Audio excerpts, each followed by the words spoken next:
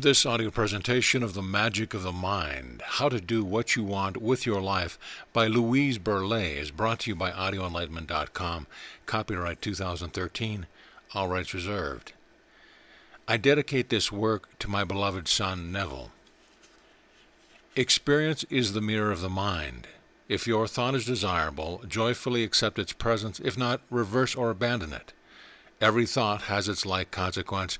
Destiny is self-created, thought by thought. Acknowledgements.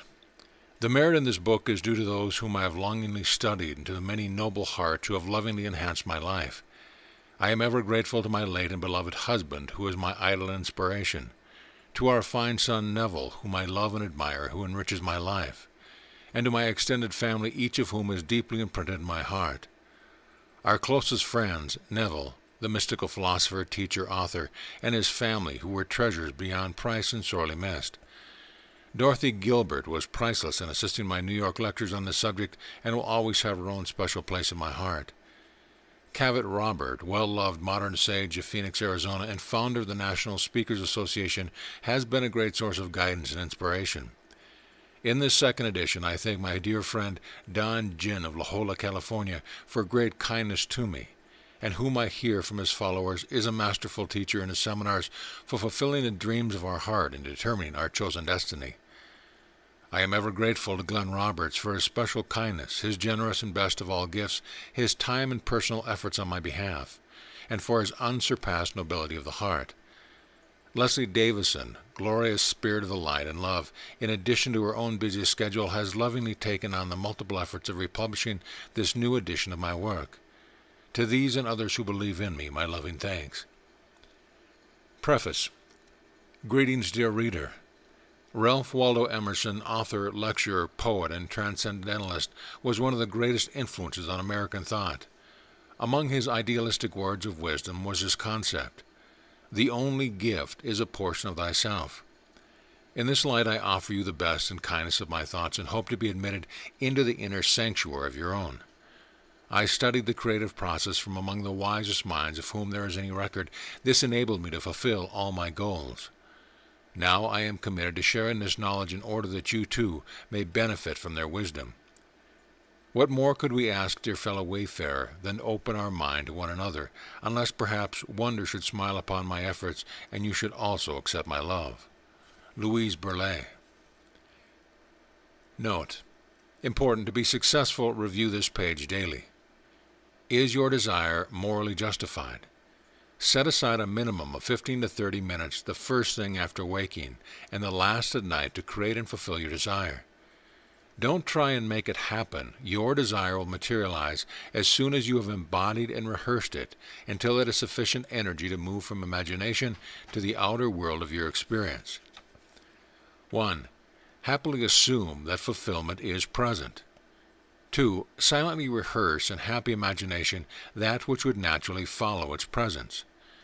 Do in your mind that which you would be doing had it already occurred. 3. Silently tell everyone close to you about its ideal condition. 4. During free moments, silently and joyfully act out in your mind its natural consequence. Feel and wear your new self-image. Chapter 1. The Creative Process. Quote, "Today's dream is tomorrow's reality." William Shakespeare. I invite you to come with me, if you will, and let us explore together the creative nature of our mind. In the subtleties of universal law lie the principles and process of creation, and we, multiple expressions of a single reality, are immersed in an infinite ocean of dynamic energy that awaits our command. Does it not follow that after survival, our first priority should be to learn the nature of the laws that govern our lives? And where better to begin than in our mind? Actually, these laws and processes have been known since ancient times, but only to a few. For thousands of years, long preceding recorded history, the wisest men of the world taught their small groups of followers that which our modern science has learned only in recent times: that the creative process is activated by our beliefs, assumptions, and self-identification, as well as imaginations in its various aspects, such as fantasy and daydreams. Shakespeare revealed this insight in his observation, "Imagination bodies forth the form of things." He knew that all forms and all things are brought into being through this natural and magical process he utilized so extensively, imagination. Whatsoever things you desire, believe you have received them, and they shall be yours, instructs a biblical passage. An ancient Chinese sage, whose name is lost in antiquity, taught, daydream in the ultimate you desire to obtain. And his revered countryman, the humble Lao Tzu, distilled his thoughts even further in a succinct advice. The best way to do is to be. Centuries later and across the world, Meister Eckhart, the German mystical theologian, expressed the same insight. Leave off doing that you may be. In other words, we should choose our role in life and act it out in our mind until it becomes established in the outer world. Whether it is a single desire or a destiny, we are advised to accept it as present in the here and now. This was well stated by the watchword of the late 1960s, be there. The late Carl Jung, world-famous Swiss psychologist, explained, without the play of fantasy, no creation has ever come into being. The creative process has been long and well understood, but only by a few. Some 500 years BC, the great East Indian Buddha taught, what we are is a result of all that we have thought. Across the world in the 19th century, English literary figure William Henley stated a similar human potential. I am the master of my fate. I am the captain of my soul. But, dear reader, this mastery cannot occur without our knowledge of its process. Though it is seldom realized, we are innately endowed with all the necessary faculties for becoming true masters of our life and destiny. So please think of it, dear friend. What would most enrich your life? What would make you the happiest and benefit all whom it would affect? If it is in harmony with the natural order of life, and you wish it, I would be honored to help you to attain it, and stay by your side, if you like, every step of the way. Let us observe together this magical process which we are richly empowered. It is composed of three simple elements. 1. An idea or definition. 2. Assumption. And 3. Imaginal experience. The laws of the mind are as precise and dependable as those of mathematics or gravity. So until each aspect of this governing law is met, there can be no fulfillment of our desire. As taught by the wisest of men, belief is surely the greatest activator of the creative process. But in the matter of the unrealized desire, belief does not merely happen. It does not initiate itself. It must grow and develop from the roots of assumption. So how, dear friend, do we invoke belief? By a discipline of repeated practice, rehearsing the happy results and consequences of our desires as though it were already fulfilled. Do in your imagination that which you would be doing were it already realized. Embody the joy which would naturally accompany its presence by sustaining this daily practice. Its energy pattern, its mental blueprint, if you will, becomes increasingly energized until it is well established, until it becomes a strongly imprinted subconscious habit. At this point, it is the nature of the process to reflect or project our blueprint from its subjective inner domain to the objective outer world of our experience. In this daily repetition, we become so familiar with the results that we are enabled to believe. The biblical teaching of whatsoever you desire, believe that you have received, also implies that if we believe in something as if having already occurred, we would naturally think and act accordingly, that we would be faithful to our belief. Is it not clear that if we are following the instructions as given, we cannot continue to pray and ask for it, but rather follow through in the silence of our mind with that which would be its natural consequence? Unlike the delusion of our senses, creation does not and cannot possibly occur in the outside world. Creation is always from the subjective to the objective. Our sight misleads us into believing that some great structure is being created in the outer world of our perception, yet we know that it was first built in the mind. That which we observe is the follow-through. There is no other way. Creation is subjective cause. The finished product is objective effect. Someone noted amusingly that there are three kinds of people: those who make things happen, those who watch things happen, and those who have no idea what happened. Actually, we all belong to the first group, those who make things happen. but with an important difference. We have made our present condition happen, some of which we may have preferred not to occur. Life does not fulfill our wishes, it fulfills our dominant thought patterns. So think of it, dear friend, is there something important missing in your life? Is there something which needs to be resolved? Is it a matter of relationship, the right job or career? Even if you do not know what you want, in the practice of disciplined silence, you can find the ideal vocation or path for which you are best suited and which you can make a meaningful contribution to life. By rehearsing a scene in which you silently celebrate your ideal occupation and engage in imaginary conversations to this effect, your subconscious will not only find and reflect it in your conscious mind, but it will be perfect for you in every way. Be sure to refer to it always as ultimately perfect and ideal. Please think of your own desire and come with me, if you will, into my secret dreams and observe the creative process in action. I was in love with the world of fine art and desired to work effectively in this field. I wanted to travel broadly on the largest ships and planes, visit the greatest cities and wonders of the world. I was eager to see the many famous museums and enjoy the original and the great masterpieces that I had studied. Yet among all these pleasures something seemed to be missing. Not knowing exactly what, I called it in my undefined wonder. Totally ignorant of the laws of the mind, I merely wished and hoped, and my desires remained unfulfilled. Finally, I began to look for the reason and learned that wishing and hoping have no power of fulfillment. At last I learned of the creative process of the mind and committed myself to a nightly practice of constructive new mental habits. In imagination, I worked joyfully and effectively in the field of fine art. In my mind, I did all that I assumed I would be doing were it already realized. I fantasized that my room was a lovely private stateroom aboard ship where I traveled far and wide. In imagination, I smelled the salt air over the ocean, saw and heard the white seagulls flying overhead. In my mind, I met lovely people, dined with several charming men, promenaded on deck with the ship's officers, and danced the night away across the Atlantic.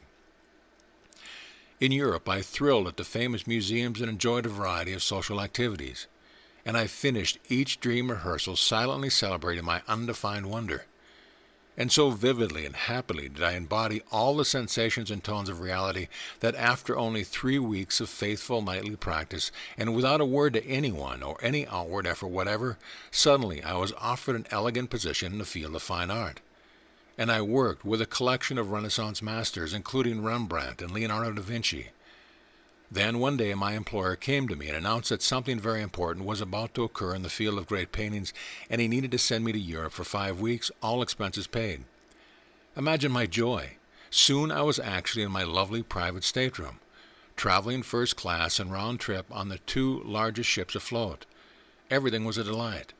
The dining room steward, with no knowledge of my creative dream rehearsals, actually seated with me with 3 charming gentlemen, 2 of whom owned important New York art galleries, and the third of whom was an Italian movie producer returning home from Hollywood. 2 of the ship's officers, in their impeccable white uniforms, unaware that I had been walking with them in my dreams, invited me for a daily promenade on the deck. One of them invited me on a tour of the ship, which included descending into the hold of narrow vertical ladders to see the mysterious engine room with its enormous motors that empowered this majestic floating city. It was a mind-expanding and fascinating to see, especially with such a handsome and attentive officer as my guide. They taught me to say ship, not boat, and make U-turns, Navy style. The evenings were great fun, and with several gallant partners, I danced all across the Atlantic. Arriving in Paris in the evening, I was lavishly wined and dined in one of the city's most famous restaurants, where course after course of gourmet masterpieces seemed never-ending. The following day I was invited to a private sit-down luncheon for 14. Knowing that it was to be another sumptuous affair of the table, my stomach protested 2 such extravagances in succession. So I tried to decline, but my gracious host refused to accept my regret, and I attended unwillingly. It is important to note that after we have rehearsed a mental pattern until it is well established and highly energized, it will objectify in our experience unless we choose to revise it. In imaginal experience, I had firmly recorded in my subconscious some undefined wonder that I assumed had already occurred during my 5-week trip. In keeping with the dependable laws and powers of cause and effect, my subconscious mind found the means to manifest this wonder. So even against my wishes, I was caused to attend the luncheon where the wonder did in fact occur, but more of this later. Among the many pleasures of my trip was seeing the highlights of Paris, London, Rome, as well as the storybook city of Venice, Marseille, and the Isle of Capri. Fulfilling the main purpose of my trip, I strolled leisurely through the famous museums, savoring many of my favorite works of art. I assure you that every detail I rehearsed in the inner domain of causes was experienced in the outer world of effects. And the continued practice of my waking dream resulted in some 50 deluxe trips from the Far East to the Far West, as well as much more important things, an ideal marriage, our fine son Neville, and a beautiful and enriching life together. Yes, experience is the mirror of the mind, and our dominant thought patterns are the blueprints of tomorrow. Quote, "We live as we dream." Joseph Conrad. End of chapter. Chapter 2. The Subconscious Mind. Quote, "Our life is what our thoughts have made of it." Marcus Aurelius. One of the greatest mysteries of our mental faculties is that of our subconscious mind. As our awareness is outwardly focused, it has no perception of its interacting counterpart functioning below the threshold of its horizon. Conjointly, conscious and subconscious form a single, unified faculty or mind. Modern science is now discovering these secrets that have been hidden to all but the greatest contemplative sages of the world who observe their function in the deepest silence of direct knowing. It is awesome that this elusive faculty spontaneously records the total experience of our lives. There are numerous documented accounts of those confronting their final exits from accidents, near drowning, surgery, and the like, who unexpectedly recovered and told of having either reviewed or re-experienced all aspects of their entire lives, complete with the emotion. The traumatic survival alert causes powerful stimulants to be released into the organism that unite the subconscious with the conscious. The myriad encoded imprints from our past, from benign to alarming, interacting in this mysterious repository, are the source of our character, moods, personalities, and the ongoing quality of our experience. Those prone to sickness, accident, and failure continue to act out their unconscious and unhealthy self-programming. Sri Yukteswarji, the East Indian enlightened spiritual teacher, wrote, "You have made yourself unwell. You indispose yourself. It is your thoughts that have made you feel alternately weak and strong. Yes, my dear, to the degree of your thoughts are in harmony with the natural ebb and flow of life, we are healthy, well-balanced, and peaceful. Conversely, our suffering is the result of thoughts in discord. Such basic and essential knowledge will one day be taught in the early years of school. It could be rightly said that the quality of our unconscious programming stored away in the vast archives of our subconscious mind is the quality of our person, our present, and our future. Happily, the opportunity is always present for us to become masters of our fate by a discipline of regrooming our thought patterns. It is a simple process and can be accomplished within a few weeks without assistance. No one need know of your practice. All that is required is from 15 to 30 minutes a day of constructive and pleasant imaginal experience until all your thoughts are of a positive and enhanced nature. We should not try to stop during something undesirable, for our attention will further energize and sustain it. We should replace it with a healthy and desirable thought pattern. Generally, we associate the conscious level of our mind together with our body as being our whole person. We have notions about a subconscious, but for the most part we are unaware that our perception and the knowledge we have acquired are but the smallest part of our mind. As with all our other aspects of our being, our mind is multi-tiered. The conscious aspect is similar to the visible surface of the iceberg, while the main body is below the level of our perception. Just as it is not necessary to be a mechanic to drive a car, neither is it required to know more about our subconscious mind than is useful to succeed with our purpose. We do not usually consider its function in connection with our desires, but it would be wise to keep in mind that it records all our mental and emotional experience just as impersonally as a camera and a recorder. That it has an automatic replay that works independently of our perception, and that our present experience or its equivalent was recorded earlier. Reprogramming our subconscious is a great way to free ourselves from an undesirable habit or to establish a new one. If it is your desire to stop smoking, over-drinking, overspending, or gambling, for example, it is unwise to try to succeed by willpower, which causes stress and discomfort and is less likely to be effective. The same is true for over or under-eating, over or overacting, or any other undesirable habit. Willpower is not the best way. As stated elsewhere, everything has its price, and in this regard, it is a very small indeed to spend as little as a few minutes a day to program your subconscious with that which is desirable. But the exercise should be regular and at the same time if possible. It is helpful to note on a calendar or write in a book each time you complete your mental exercises, as the visible record of your investment in time builds confidence in your discipline and adds energy to your project. In all your practice, be sure to check and recheck your attitude and be certain that you are viewing your accomplishments as already present, and that your imaginal experience is of that which would naturally follow. Your programming must begin at the end result. You must stand on the foundation of its having already occurred, then embody the great feeling this would invoke and sustain it throughout your silent practice time. You will amaze yourself with one achievement after another, all rooted in integrity, and all enriching your life.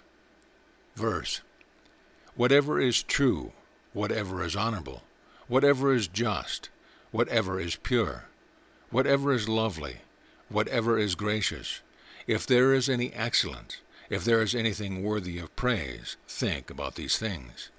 Philippians 4:8. End of chapter. Chapter 3. Sports. Verse: you cannot fail if you see yourself as successful. John Scott.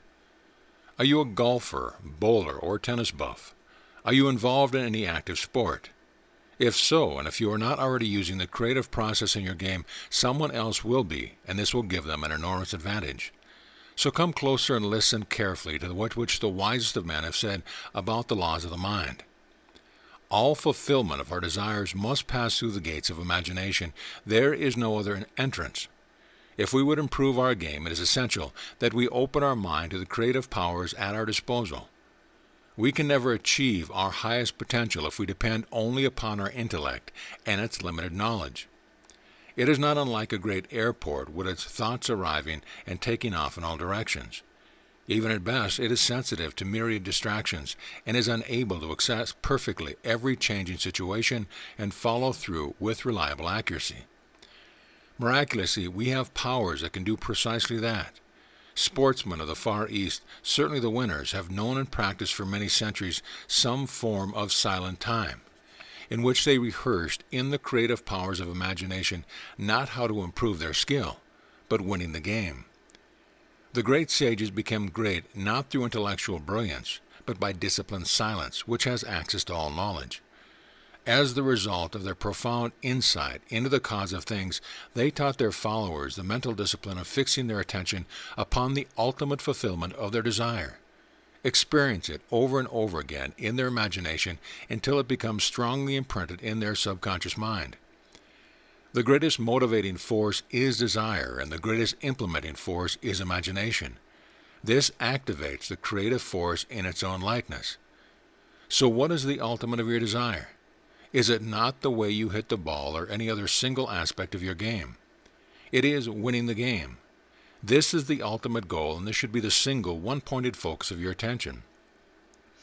By rehearsing the ultimate, you are self-programming your subconscious mind to perform in consistent perfection, whatever the circumstance.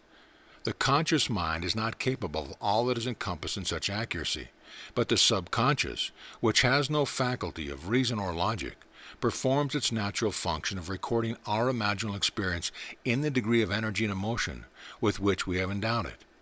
When, by repetition of our practice, this subliminal experience is sufficiently charged and energized, when it has become a strongly imprinted habit pattern, it is the nature of the subconscious to project this mental blueprint into the outer world of our experience. This is the process and source of all our experience, though most of it is initiated unconsciously. Here it is shown how to set in motion those causes which will result in our desired effect. Your silent practice should consist of happy variations on a single theme of winning the game. and you will achieve your purpose sooner if you observe two vitally important ingredients in the formula for success. 1. Rehearse all silent practice in the highest joy of which you are capable. 2. Begin at the ultimate by assuming that your desire is already realized. You have already won the game or tournament and are now joyfully celebrating your victory. If there is a trophy, touch it in your mind. Feel its substance, its weight, its reality. If it is a check, visualize it in your mind's eye, the clear figures beside the dollar sign. Feel its texture, sense the explosion of excitement. Shake the hand from which it was offered, hear the applause and the raves. See it on the printed page, hear the voices of your friends confirming your victory, and watch it on TV. In this subjective practice of winning, you will activate higher laws beyond the reach of knowledge and reason. You will transcend the hit and miss of conscious effort and vibrate on the plains of victory. One of the few greatest chess players in the world, Alexander Alkin, vanquished his opponents with unequaled diversity and manipulation and was able to play a couple of dozen adversaries simultaneously and win. This was due not only to playing the game in his mind, which is common practice, but the fact that he regularly rehearsed winning in his mind. Alex Morrison, renowned golf pro, taught his pupils to golf mentally in their easy chairs. Doing so, Lou Lore broke 90 for the first time with no outside practice at all. Verse, science does not know its debt to imagination. Ralph Waldo Emerson. End of chapter. Chapter 4, Cause and Effect. Verse, our attitudes determine our altitudes. A.P. Gothy. Dear friend, it is not enough merely to write. My purpose is to help you harmonize and enhance your life. That is, if you wish it. And if so, please allow me to come into your thoughts daily by turning to these pages, even for a single idea, before beginning your silent time. For it is very much more effective if we can find a note of inspiration to lift our spirits as we fly away with that elusive bird called imagination. Look for sources of inspiration on every side, a book, a poem, a lovely piece of music, flowers, a glorious sunrise or sunset, an entrancing sky, or anything that lifts your spirit. This sets a tone of your enriching adventure in the inner domain of imaginal experience. Let us look at some fascinating facts. Cause must precede effect. Effect is the mirror of cause. It is against all the laws of the universe that something should occur without a cause. Things and conditions cannot initiate themselves. All experiences and circumstances are objective effects of subjective causes. In our human condition, either knowingly or unknowingly, by commission or omission, we initiate the cause of our experience by our dominant thought patterns, beliefs, and attitude. After becoming aware of the creative nature of our thoughts, I set about regrooming my own mental habits. I became more and more alert to the quality of my expression and recognized them as the subjective cause of my conditions and circumstance. I saw that many of them reflected unconscious negative attitudes that I had absorbed since childhood. Expressions such as, "That's just my luck," or "Wouldn't you know that would happen?" "Oh, I knew it wouldn't work." These and others like them are powerfully destructive, for our thought patterns are the blueprints of our experience. Begin to survey your attitudes as they are reflected in your speech, and you will see the causes of the conditions of your life. Many times I found myself halfway through a negative statement when I recognized it and stopped, finishing with "No, I don't want to say that." One lady said that when replacing her negatives with positives, as soon as she recognized the destructive element of her words, she quickly added, "cancel," and reversed her remark. We must become conscious of our thoughts, attitudes, and speech habits before we can begin to replace them with those which will produce the desired effect. Even though patterns to which we have been long conditioned can be revised within only a few weeks by becoming aware and alert to their quality. Any undesirable condition is a signal that we are sustaining it by the mental habits from which it derives its energy. Unless we change the cause, the effect will continue. Please do not try forcefully to stop a habit, for attention energizes its object. This creates a stressful conflict as force is met with resistance. We should neither resist nor pursue, rather quietly and happily accept the ideal condition and proceed normally from there. If you are not already doing so, you will find it growth-promoting to observe others, their positions, conditions, and speech habits. You will come to recognize and cause and the effect. You will see people as self-programmed states of consciousness and action. This is not judgmental, but discerning. Discernment makes no judgment of the person, but perceives the circumstance as that of subjective conditioning. To one who has developed this insight, everything about ourselves shouts who and what we are, how we feel about ourselves and our degree of self-worth. Our eyes and glances, our changing facial expressions and responses, our posture, hands, gestures, tones, manner of speech, all these, plus the subtleties of all that we radiate, comprise the quality and caliber of our presence. Emerson said it marvelously, "What you are thunders so that I cannot hear what you say." Knowing this, what should be the nature of a response? We should identify with embody, as in the present, all that we admire and aspire to be. As quoted elsewhere, William James noted, "Act the part, and you will become the part." So if we would be healthy, happy, and fulfilled, it is essential that we learn the principles, laws, and processes of that all-important magical pair, cause and effect. If you will create the cause, the effect will take care of itself. In the Far East, this might be equated with the ox cart, the ox being the cause and the wheel tracks being the effect. So do not concern yourself with the effect of your desire. Rather be faithful to your daily practice and try to extend your self-identification and sense of fulfillment, with all of its joys, to longer and longer periods throughout the day, until your new role in life becomes permanently established. Are you ready, my friend, to take responsibility for the events and circumstance of your life? If not yet, you will come to see that we are self-made products of our own thought. And if there is anything we would change, it must begin with a change in our thoughts. Cause and effect equals reward and punishment. If our thoughts and actions promote life, harmony, greater knowledge, healthy progress, and prosperity, we are self-rewarded. If we violate the natural order of life and the inherent rights of others, we are self-punished. There is no more worthy endeavor than to learn the natural laws of our mind, which are impersonal and self-initiated. There is no one rewarding or punishing us for our action. We invoke the quality of the result by the quality of the causes we set in motion. It is all a matter of activating by our thoughts and actions natural laws which are in harmony with life and the well-being of all whom they affect. Knowingly or unknowingly, by commission or omission, we are self-rewarded and self-punished. In regard to experience and circumstance being the mirror of our mind, it could be reasonably asked, how am I responsible for this or for that accident, illness, or misfortune? I did nothing to cause it. The question is simple, but the answer complex, in that the cause is likely to be lost in a chain of domino effects concerning the influence of our inherited genes, our early and unconscious conditioning, and our own self-programming. Add to this our changing frequencies, wavelength, polarity, and other interacting forces. All these create a predisposition toward that which is in harmony or in conflict with the natural order of life. This week, a scientific statement was released to the effect that the buildings in Mexico City, which were demolished in the recent earthquake, were in the same frequency as that of the earthquake. The others were untouched. Unless our lives are planned, organized, and moving directly toward our goals, we are weaving back and forth across the speeding freeway of life. We must have a purpose, a clearly defined project, and keep to our direction.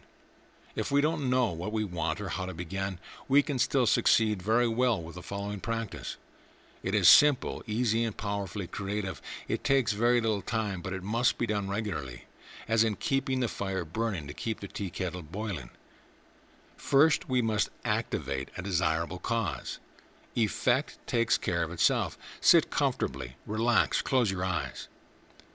1. Think of someone and visualize them in perfect harmony in every possible way.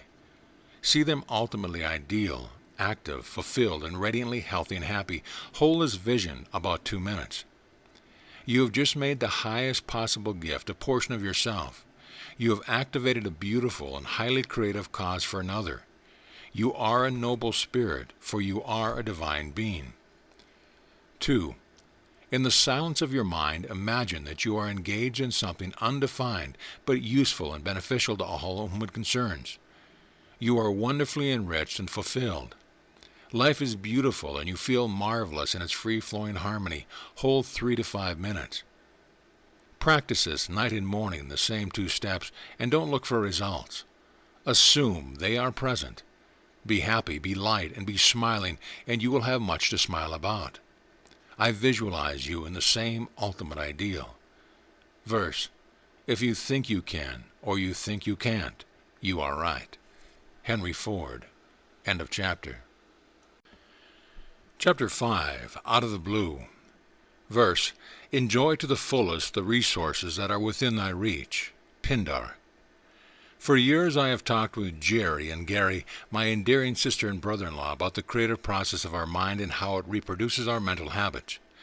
We spoke about wishing for something, but holding the attitude of its absence and lack, thus giving cross signals to the creative process in our subconscious mind, and how wishing is itself a negative, as our habitual thoughts and attitudes are highly creative and perpetuate themselves in our experience. We discussed the fact that whatever is predominant in our thoughts is a direction of our lives, and that wittingly or unwittingly we are each, thought by thought, shaping and molding the quality of our own destiny. We observed the lives of various people and saw that their attitudes corresponded with their experience. Whether happy or disenchanted, well or ill, financially affluent or depressed, we noted the cause equals effect. We remarked that young children should be taught in school the tremendous importance of the creative process of their minds and how to create and sustain a healthy and productive mental attitude.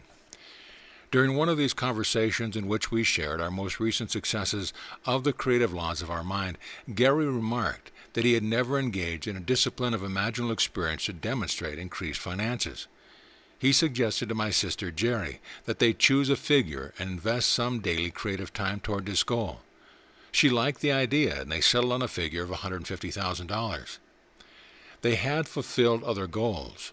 Why should the creative process not work for money as well? Knowing that this meant engaging in a discipline of well-stipulated creative time in which they must rehearse the consequence of their desire as already realized and endowed with life by feeling, they resolved to make it a very serious project. Carefully following all the rules, the most important of which was sustaining a sense of joy and celebration about the results of their fulfillment, they set out on their inward journey. The story follows as the two related it to me in happy animation. We felt that our energies were highest in the morning, so we decided to do our creative rehearsals the first thing after waking, and sitting rather than lying in order to remain awake and alert. So we began and found it to be both easy and pleasant to imagine that we were experiencing really fun things in places that we both enjoy. We got off to a good start and agreed that we would give the project our very best and faithful attention. Assuming that this additional $150,000 was already added to our investments, we chose to increase our travels to new and exciting horizons. Having enjoyed several cruises, we selected another direction and imagined that we were on a long voyage. While sitting in the big lounge chairs at home in our den, we each surrounded ourselves with the impression of an imaginary ship. Entirely forgetting where we actually sat, we experienced in sensory detail a variety of pleasant activities. We felt ourselves in our attractive stateroom and engaged in conversations about the pleasure of the trip. When we went to bed at night in our own apartment, we imagined that we were aboard ship, that we felt the slight motion of the waves, and we thought of home as being in the opposite direction of our travel. We looked for inspiration from books, music, and selected television programs wherever possible, as we found that our rehearsal of our dream come true felt more real and was more pleasurable when it began on a happy note. Realizing the benefit of directing our highest energies of the day into our creative practice, we spoke to no one about our project. We find that all our plans work out best when we talk about them only after they happen. After 1 month of daily practice, we felt that our goal had been fully conceived and that it was now forming and developing in our subconscious. We spoke very little about it to one another, just a few words to communicate our bright spirit and our teamwork. At the end of the 2nd month, we noticed a broader perspective in our attitude about our financial security. It seemed that we had grown and expanded mentally, but there were no signs of any change. We invested our time in a 3rd month, and at the end of this time there were signs, but not the ones we counted on. Both of us had begun to weary a bit, and doubts crept in as to whether or not our dream investment would ever pay any dividends. Yet neither of us wanted to admit this to the other, nor even to ourselves. Feeling somewhat discouraged, we continued our daily practice, and I found myself rehearsing new scenes to enliven the routine. Neither of us had made any decision as to how long we would continue our rehearsals, but we knew that we were not ready to give up. Now we had reached the end of our 4th month of creative imagining, with the only sign of change being that our drooping spirits. Still we withheld discussing it, as each of it felt it would be discouraging to the other. We both wondered if the magnitude of one's desires might influence the time required for it to develop into the creative subconscious and move from the subjective to the objective domain. Did money not represent its equivalent in energy? Perhaps we had not fulfilled the requirements for the money we had accepted as being already ours. We wondered how a higher or lower figure might have affected our practice. Would $1,000 have been easier to demonstrate than $1 million, for example? As we each wrestled silently with such questions, we realized that we had made a 4-month investment of daily practice time and were faced with the beginning of a 5th month. What should we do? Should we stop the rehearsals and assume that our subconscious was sufficiently imprinted and would objectify our plans in due time, or should we continue until either it appeared or it became clear that something was missing in our practice? At this point the phone rang and an unfamiliar voice asked to speak to Gary. From the tone, it was clearly long distance. Watching Gary with curiosity about the identity of the caller, I noticed that suddenly his face became flushed and his eyes widened in surprise. From his answers, it was evident that he was being asked to identify himself very thoroughly. Was it possible? Could it be? Did I dare to hope that this was a great moment of truth? Gary hung up the phone and shouted excitedly, "That's it! That's our $150,000, right out of the blue!" We both hugged, laughed, and danced around the room, exclaiming, "It worked! It actually worked!" "And we'll have the money within a few weeks," said Gary. Well, it came, and as you know, and the check was even more than we expected. After taxes, we received $167,000. But what was its source, I asked? The lottery, a tax refund, the winning of a contest or a horse race? Nothing of the kind, they answered excitedly. It was from the last source you could possibly imagine. Do you mean, I queried, that it was something that you could never have expected? Never in a million years, they assured me. All this occurred only recently, and you can well imagine that their $150,000 is now well invested, and that they are reserved on another exciting cruise to exotic places. Inspired by their successful effort, they are now working on a new project and plan to continue one after another. Man is truly in his element when he is in the process of creation. When he ceases to be creative, he declines. It could be said that life and living is the continual creative process. Gary, speaking words of wisdom, announced, "If only people knew that they can fulfill their own dreams by living in them in the present." Verse: the subconscious is the womb of creation. Whatever the mind of man can conceive and feel is true, the subconscious can and must objectify. Neville Goddard. End of chapter. Chapter 6. Man, Natural-Born Creator. Verse: success or failure is caused more by mental attitude than by mental capacity. Dr. Walter Scott, President, Northwestern University. As thought is creative and perpetuates its own likeness, we are natural and inherent creators throughout our lives. After survival, there is nothing as vitally important to our well-being as that of learning the effects of our thoughts. As this knowledge is still not widely known, most of us were taught in negatives instead of positives. It was "don't forget" instead of "remember to," thus programming two negatives and setting the stage for a poor memory. We are told, "You are going to catch your death of cold," instead of "wear your coat and stay warm." In this manner, our destructive thought patterns are passed down through the generations. This is reflected in alarming rates of illness and undesirable behavior. We should become keenly alert to the quality of our thoughts and know that they are creating their very likeness in our experience. As natural-born creators, we should groom our attitudes, which are thought patterns that have become habitual. Attitudes are emotionally charged, living, active forces that constantly reflect their qualities in our lives. We do not normally think of ourselves as creators. We do not recognize that all our mental activity is perpetuating its quality and creating our destiny.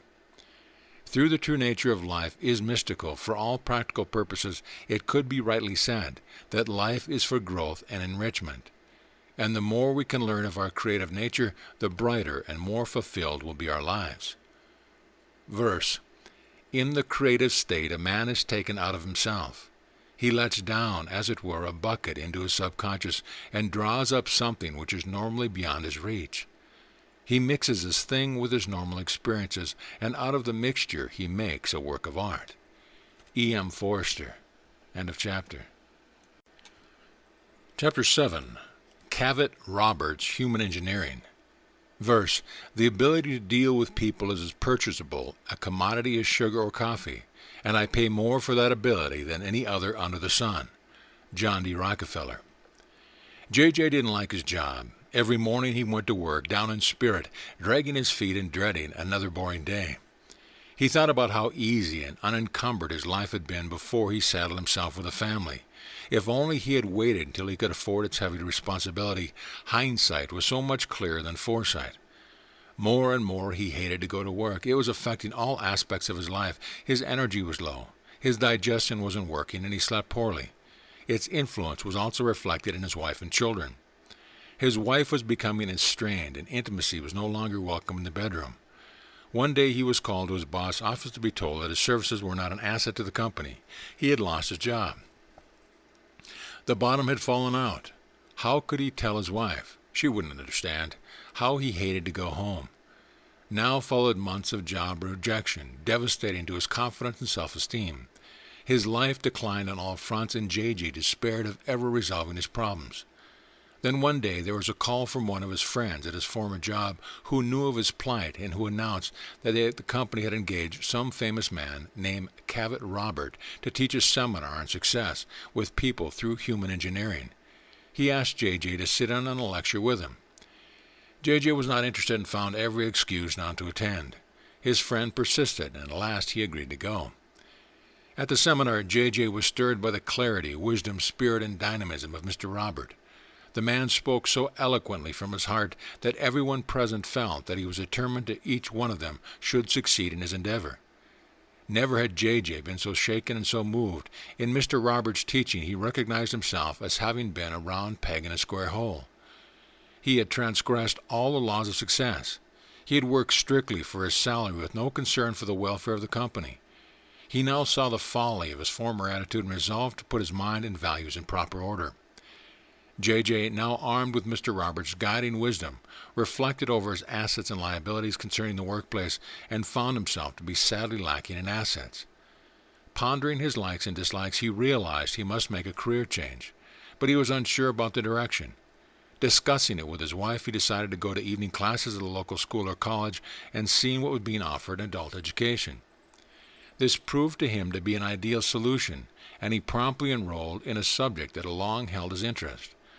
Along with his studies, he surveyed the field of possible employment and targeted a company where he set his heart on working. Now he began to gather information about the company, its projects and needs. He went to their offices and asked for brochures, which he studied carefully. He went to the company cafeteria and struck up a conversation with an employee in the serving line. They sat together, and J.J. learned valuable information that enabled him to better prepare himself to be an asset to the company. J.J. now invested all his time assuming that he was already a valued employee, and the company and his mind he worked at his job with diligence and a great enthusiasm. One day he knew that the time was right, so he called the company and asked the personnel manager for an appointment in the department of his choice. Now, equipped with a precise knowledge, a success attitude, and aware that merit must precede reward, he persuaded the person in charge that his heart was set on working for this particular company, that he felt himself to be a valuable asset to the branch of their operation, and that he expected to be a leader in his field, a winner who would distinguish his department with honor. J.J. got the job. He had not even mentioned salary, but only that he wanted to prove his conviction that he would enhance and advance the company's purpose. Thanks to his friend who urged him to attend Mr. Robert's seminar, where he received invaluable advice and guidance, J.J. worked his way to the top and is now chairman of the board of one of the country's biggest industries. Framed on the wall of his office is the following quotation: "Know what you do, love what you do, and believe in what you do, and success and money will come and play in your backyard." Cavett Robert, modern sage, international speaker, founder, National Speakers Association. End of chapter. Chapter 8. Fiction. Verse: "There is no fiction. Imagination is creative." Neville Goddard. The dictionary defines fiction as an imaginary statement or story, and imagination as existing only in the mind or unreal. But there is not yet a common dictionary definition or description of the natural laws of the mind and how fiction and imagination activate powerful forces in their own likeness. All that man creates, all progress and enrichment, as well as all that is destructive, is the product of imagination and fiction. It is strictly a matter of cause and effect. There can be no effects without cause, even though the latter may be completely unconscious. Wherever there is peace, progress, and desirable experience, it is a result of repeated imagination. All that is undesirable is created and set in motion by destructive imagination and its habit pattern. The nature and quality of thought is the nature and quality of experience. An interesting and highly important aspect of fiction is that the creative forces it sets into motion are not necessarily carried out and experienced by the author, although this is most likely. But somewhere a reader, director, performer, or someone deeply involved with the storyline will experience its desirable or undesirable consequence. There is a vast evidence of both these results. Studies have been made of those who are habitually involved with unsavory, sinister, or violent themes, and their lives have been shown to reflect various conflicts with the natural order of life. Conversely, those who are involved with life and harmony promoting themes reflect these elements in their experience. This book could be filled with the direct and detailed consequence of various fictional disasters, but this is not its purpose. Reference will be made to only one classic and familiar example, that of a book of fiction in which was described in minutest detail the place and circumstance of the sinking of a luxury liner that struck an iceberg in the North Atlantic. Its name and pronunciation could easily have been mistaken for that of the Titanic. Fiction is a detailed series of images projected upon the impressionable screen of consciousness. There is no inconsequential fiction. Thought sculpts and shapes its likeness into the fiber of our lives. Verse: "'Tis strange but true, for truth is always strange, stranger than fiction." Lord Byron. End of chapter. Chapter 9. Secrets of the Heart. Verse: "Love conquers all things." Virgil. Marlene saw her marriage in seriously troubled waters. What had happened to all the sweetness and caring that had so enriched their lives? Where had the laughter gone and the playfulness when her husband used to tease her and pick her up and swing her around? Mark no longer did these things. He was a changed man. He had grown selfish, she thought, and insensitive to her needs and pleasure. No, he was not the wonderful man she had married. Their household was extremely stressed, and their 3 children reacted to the tense atmosphere and unruly and chaotic behavior. It had become a vicious circle. Where would it end? She saw her frustrations in them and knew that their poor performance in school was due to the extreme unhappiness at home. Both she and Mark were disenchanted with one another, even deeply resentful, and she knew that each felt strong that their love had died as a result of the other's fault. From Mark's point of view, he spent his life supporting a family from whom he hadn't the least appreciation or consideration. He felt he was taken for granted as a provider, nothing more. He looked for excuses to come home late. There was no pleasure in having dinner with the family. Marlene only nagged and complained, and the children had become unruly brats, not a pretty sight. Marlene knew, but chose not to think about the fact that divorce was looming on the horizon. Yes, she was resentful. She had a promising career when they were married, but she had been relegated to a cook, housekeeper, scrub woman, mistress, shopper, and limousine service. And there was more. She had no time for herself, no way to grow, no sense to reward, consideration, or fulfillment. She had been had by life, and she was bitter. Mark showed her no affection unless she wanted to make love, and then it wasn't love, just a sexual release. Yes, to be sure, she had lost all interest in the bedroom. To Mark, Marlene was no longer the girl he had married. She was unrecognizable. He thought of how eager she had been and how she was more likely the one to initiate their lovemaking. He compared this to the last intimacy when he was about to enter the gates of paradise. She announced matter-of-factly, "You forgot to drop your suits off at the cleaners." With these distracting words, Mark had removed himself to the den where he had slept for the last 6 months or more. One day Mark came home late from the office and tossed a large envelope on the table with the announcement, "We both know this marriage is on the rocks. I've had our attorney drop the divorce papers. You will have the house, your car, and money for child support. I want out." Marlena knew that the marriage was on the rocks, but she wasn't prepared for the shock of confronting it face to face. What would happen to the children? What and how could she tell them? How would they react to such a tearing and traumatic separation? Wouldn't they blame her? If not now, then surely later on. Undoubtedly they would suffer the most. That was the usual scenario, was it not? She felt traumatized. She couldn't speak. Each felt let down. Their marriage vows had not been honored, and each was convinced that the blame lay at the feet of the partner. Both suffered, but there was no communication, and their emotion continued to erode. Every evening Mark asked if she had signed the divorce papers. Marlena, experiencing the shock, resentment, and bitterness, remained silent. She could not bring herself even to open the envelope. Bad as things were, she felt that a divorce would be even more intolerable.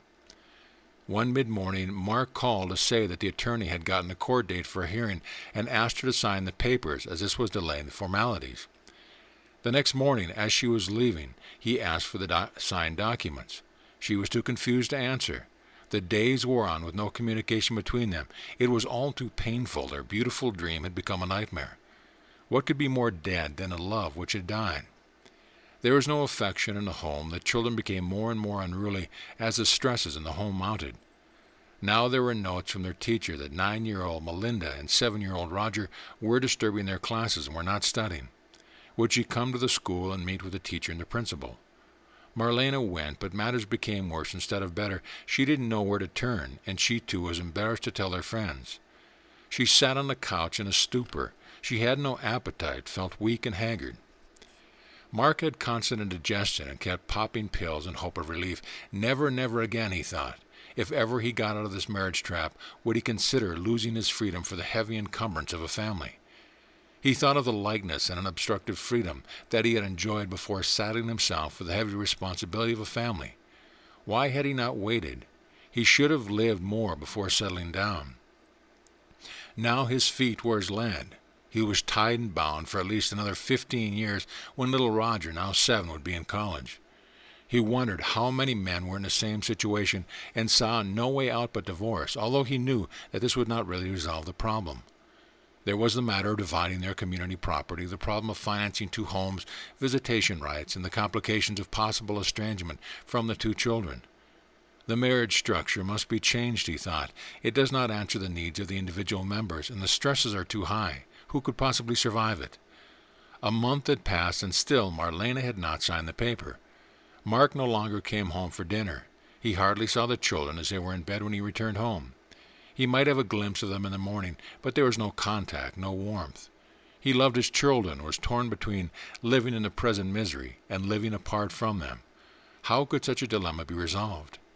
One morning as Mark left the house, Marlena turned on the TV to distract her confused emotions. On Channel 9 at 7:30 a.m., a program called There Is a Way was just starting. The title caused her to linger. Dr. Dale Botzol of Palm Springs introduced a guest who spoke about creating sound relationship. How she hoped there might be some answer to her problem. She listened for a half hour, but at the end she was in such turmoil that she could not recall what was said. Yet she felt a bit of relief. She then became a regular viewer, and day by day she gained further clarity as she listened to a different guest 5 mornings a week. To her this was a lifesaver. Here she found information and advice that she could use in very practical sense.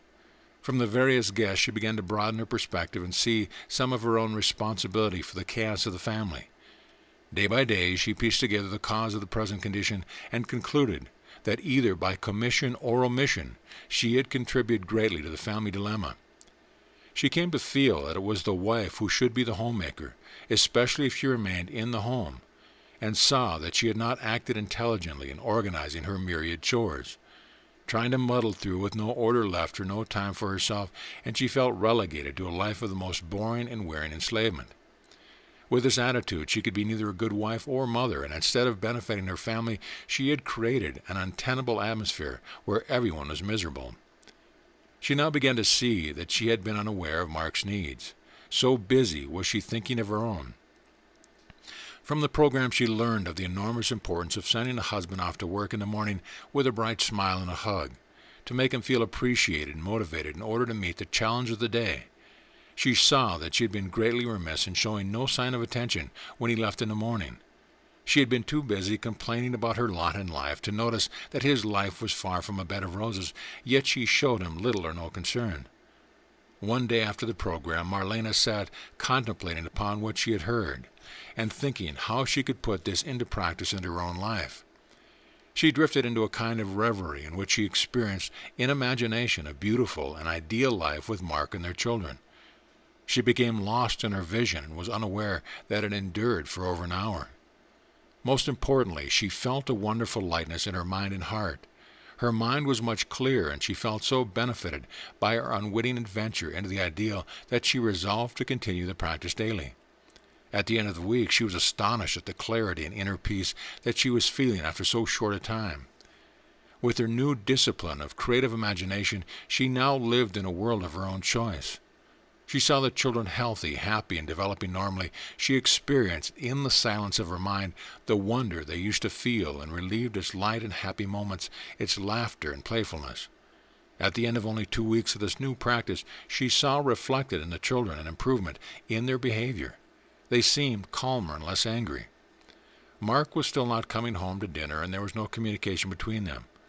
Marlena, recognizing her ignorance and allowing their family life to decline to so devastating a condition, determined that she would restore it to its original health and harmony. She would make every effort to regain Mark's love. She would think only of giving and not at all of getting.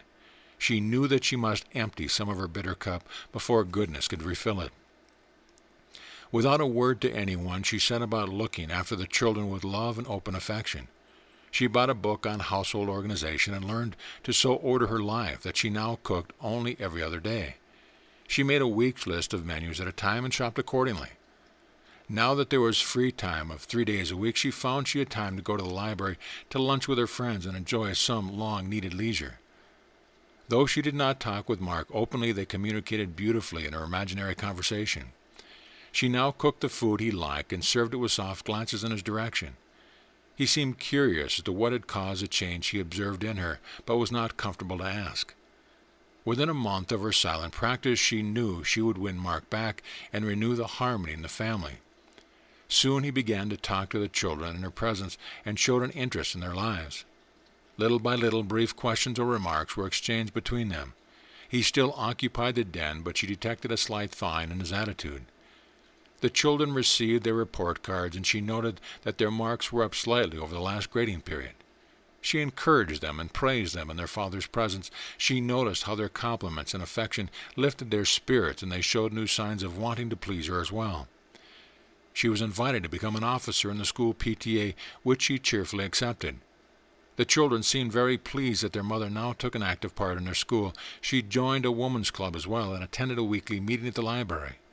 Her mind was filled with interesting new growth projects, and life again had meaning. Marlena suggested to Mark that he might find pleasure in joining some men's club. He looked into the matter and chose one, and he resumed the golf that he had abandoned. Still, there had been no open reconciliation between them. But now that each of them had added new interests in their lives, there was more to share. Continuing her daily discipline of creative, silent time had completely changed her views and attitudes. She felt and looked as a new person. She reflected over her seemingly chance discovery of There Is a Way, and how the engaging Dr. Betzel and his interesting guest had helped her to find her way. She became a faithful and active follower and participant. Though Mark didn't know it, she would tell him one day that it was this that had brought her about the change in her and the priceless benefit to the children. Where once she had been in rock bottom, she now felt that she was close to the top of a rock, back to the emotional health and happiness. Encouraged and inspired, she continued to rehearse a variety of scenes and activities which in her mind she and Mark enjoyed together. She practiced greeting him at the door with a cheerful hug and kiss as he left or arrived, asking about his day, offering him some light refreshment, sitting with him for a cozy chat before dinner. She told him nice or amusing things that the children had said or done, and her interest and pleasure in her new activities. She imagined they again enjoyed snuggling in bed together, and there was a bond of tenderness and warmth between them, that they had showed open affection before the children. She saw him as the attentive and loving parent that he had recently become. She knew that her inner practice was showing in her very presence and all that she did. She was aware that he watched her in silence, trying to understand the tremendous change he saw and felt in her. He did not ask, and she did not offer any explanation, feeling that deeds were more eloquent than words. Already a few months had passed, and although Mark's response had very noticeably thawed, spring had not yet sprung. But Marlena was certain that it was just around the corner and would soon be in full bloom. She groomed herself with the meticulous care of their dating days and treated him with warmth, courtesy, and grace. Instead of retreating to his den, Mark now sat with the family and watched television or helped the children with their homework. He was not talkative, but he appeared to be more and more comfortable. She knew that he was waiting to see if her new manner would last. She resolved that it would. One day Mark came home with flowers. He did not offer them to her, but put them in a vase himself and set them on the coffee table. Marlena remarked that they were beautiful and smiled her pleasure. A couple of weeks later he brought her a book that he said she might enjoy. She soon realized that it was a love story, and she knew that he too was thinking of the two of them in its happy ending. Still he did not approach her. There had been no touching for almost a year. She chose not to intrude into his emotions, but rather to be loving and attentive, and allow him to initiate some gesture of desire for her again. One evening Mark brought home a video cassette of a film that he had seen during their estrangement, and put it in a VCR after the children went to bed. It was a beautiful story with a tender and happy ending which brought tears to Marlena's eyes. She rose to find a tissue. Mark followed, drawing her to him and holding her firmly and lovingly in his arms. Marlena's soft weeping erupted into sobs. So much emotion had passed between them, so many hurts, so much resentment, so many errors in judgment, both stumbling in the darkness of unknowing. He had no one with whom he felt comfortable to talk. All remained pent up in his disenchanted emotions. How painfully both had suffered. Now she knew that it was all self-made. Mark was as deeply moved. She felt a tear on his cheek as he dried her eyes with his handkerchief. When she could, Marlena whispered, "Forgive me, forgive me." And he answered, "Please forgive me too. I knew something was wrong, but I didn't know what it was or what to do about it. Thank God you brought us back together." Mark kissed her forehead, her eyelids, her cheeks, and ever so tenderly her lips. That night he moved from the den back to the bedroom. Both had learned that love and beauty are the byproducts of selfless giving to others. Verse: love seems to beautify and inspire all nature. It raises the earthly caterpillar into the ethereal butterfly, paints the feathers of spring, and lights the glowworm's lamp. It wakens the song of birds and inspires the poet's lay. John Lubbock. End of chapter. Chapter 10. Belief and Assumption. Verse: the whole world is hiding in our thoughts in a seed form. Baba Hari Das. It matters little whether our beliefs are factual or entirely false, for belief and assumption are highly creative. One might rightly ask, how can I practice believing something which my reason and senses would deny? Am I not merely fooling myself?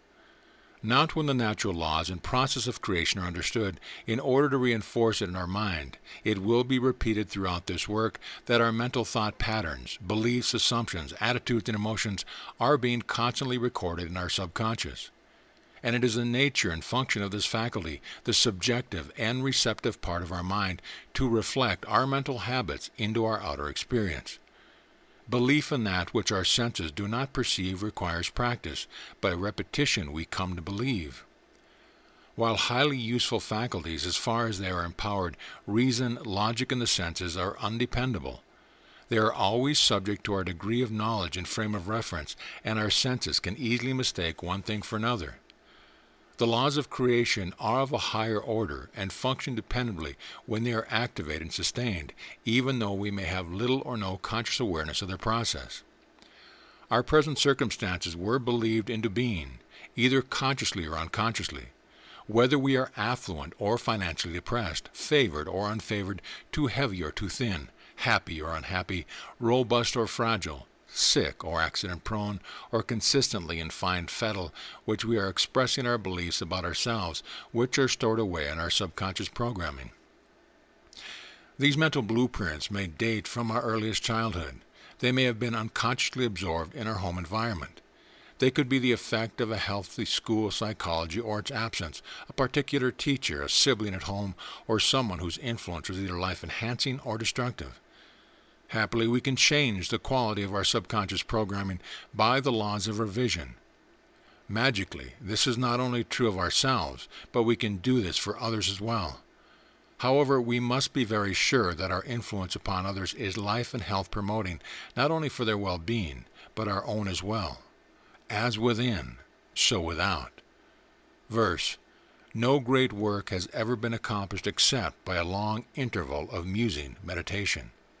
Walter Bagot, end of chapter. Chapter 11, Unconscious Influences. Verse, solitude, the safeguard of mediocrity, is to genius the stern friend. Ralph Waldo Emerson. Alan Kay was in line to become the president of one of the country's giant industries, but he had been passed over 2 years in a row. It was an important position and paid not only a very substantial annual sum, but offered a yearly bonus as well. Alan was so angry, frustrated, and stressed that he began to have the most severe migraine headaches. Alan had never brought this up at any of the board meetings, thinking that his seniority and outstanding competence would assure his position at the helm. Alas, he had guessed wrongly. Now there were jealousies and resentment, and Alan's health was showing the effects. He became more and more stressed, and his headaches became intolerable.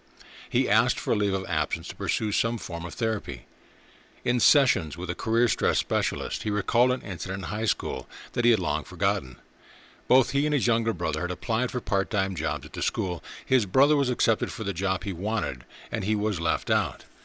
He had never stopped resenting his brother. As college students, they were not close, and throughout the intervening years, they had continued to be estranged. The specialist helped him to see how unresolved resentment from his early teen years had been undermining his health, all the while its influence had caused invisible fractures in his character and personality. He was told that his migraines were caused at least partially by the unconscious stresses of this unresolved emotion. It was explained that the problem would not go away by ingesting pain medication. It was up to him. No one could do it for him. He must revise the high school incident with his brother in creative imaginal experience to include a happy ending. For several weeks, Alan faithfully practiced his revision exercises, and his stresses became noticeably diminished. His headaches were less frequent and less severe. He began to feel a great inner relief, a lightness and new sense of well-being he had not known for many years. His therapist recommended a 15-minute meditation both morning and night to clear the cares of the day, and Alan found this to be of enormous benefit. After 3 months' absence, Alan resumed his work free of headaches and free from his unconscious resentment. He is now the president of his company. He and his estranged brother and their 2 families are now close. Alan's mental habits have been brought into harmony with the natural order of life. One of his innovations as president of the company was to establish a stress center where employees could have sessions with a psychologist before minor symptoms became acute, and a child nursery where working mothers could bring their young children and be able to work peacefully, knowing that they were well cared for. The 2 additions paid for themselves and far less absenteeism. Alan now knows that experience and circumstances are the mirror of the mind, and he keeps his thoughts peaceful by his daily silent time. It is of the greatest importance that each of us, for even 5 minutes a day, establish a discipline of stilling our thoughts and following and allowing our forces to return to free-flowing harmony. Even a week's practice will prove its worth in greater clarity of mind and an increased sense of well-being. Should we feel any resentment, it is wise to forgive, regardless of the circumstance. With this attitude, resolution is possible. Otherwise, trouble compounds. We should become ever more alert to the quality of our thoughts and words, and excellent and effective ways to screen our speech with. Is it desirable? If not, there is wisdom in silence. Where it is a matter of identifying with the negative, you must be especially cautious. Expressions such as, I am tired, exhausted, ill, unhappy, financially depressed, in need, etc., are creating in your life more of the same thing. Whatever the circumstances, these attitudes and expressions will worsen the condition. They must be eliminated from your mental habits by replacing them with desirable thoughts. There is no possibility of improving a situation while concentrating upon the undesirable. You should be aware that every condition is the effect of a cause, and if you would change a condition, you must first change the cause. To think and speak about something undesirable is to energize and create or sustain it. To deny it the energy of our attention and direct our forces toward an ideal solution, as though it were already present, weakens the undesirable and strengthens our fulfillment. Remember that we are enchained to the effects of our mental habits. As our experience is the reflection of our self-programming, we have very little free choice. So we must be cautious about the quality of our thoughts, for it is the cause of our conditions and circumstance. Will you join me, dear friend, in screening our thoughts and words with the mental guardian? Is this desirable? And if not, let us turn at once to the positive, to all that is life, health and harmony enhancing. Verse: While there is peace and silence, there is neither anxiety nor doubt. St. Francis of Assisi. End of chapter. Chapter 12. Word Power. Verse: There is a weird power in a spoken word. Joseph Conrad. In keeping with the natural laws of the mind, our dominant thoughts tend to create and sustain their likeness in our experience. We express our ideas and concepts in word symbols, which invoke their vibratory equivalent within our life force field. Thus, our every spoken word is influencing the quality of our lives.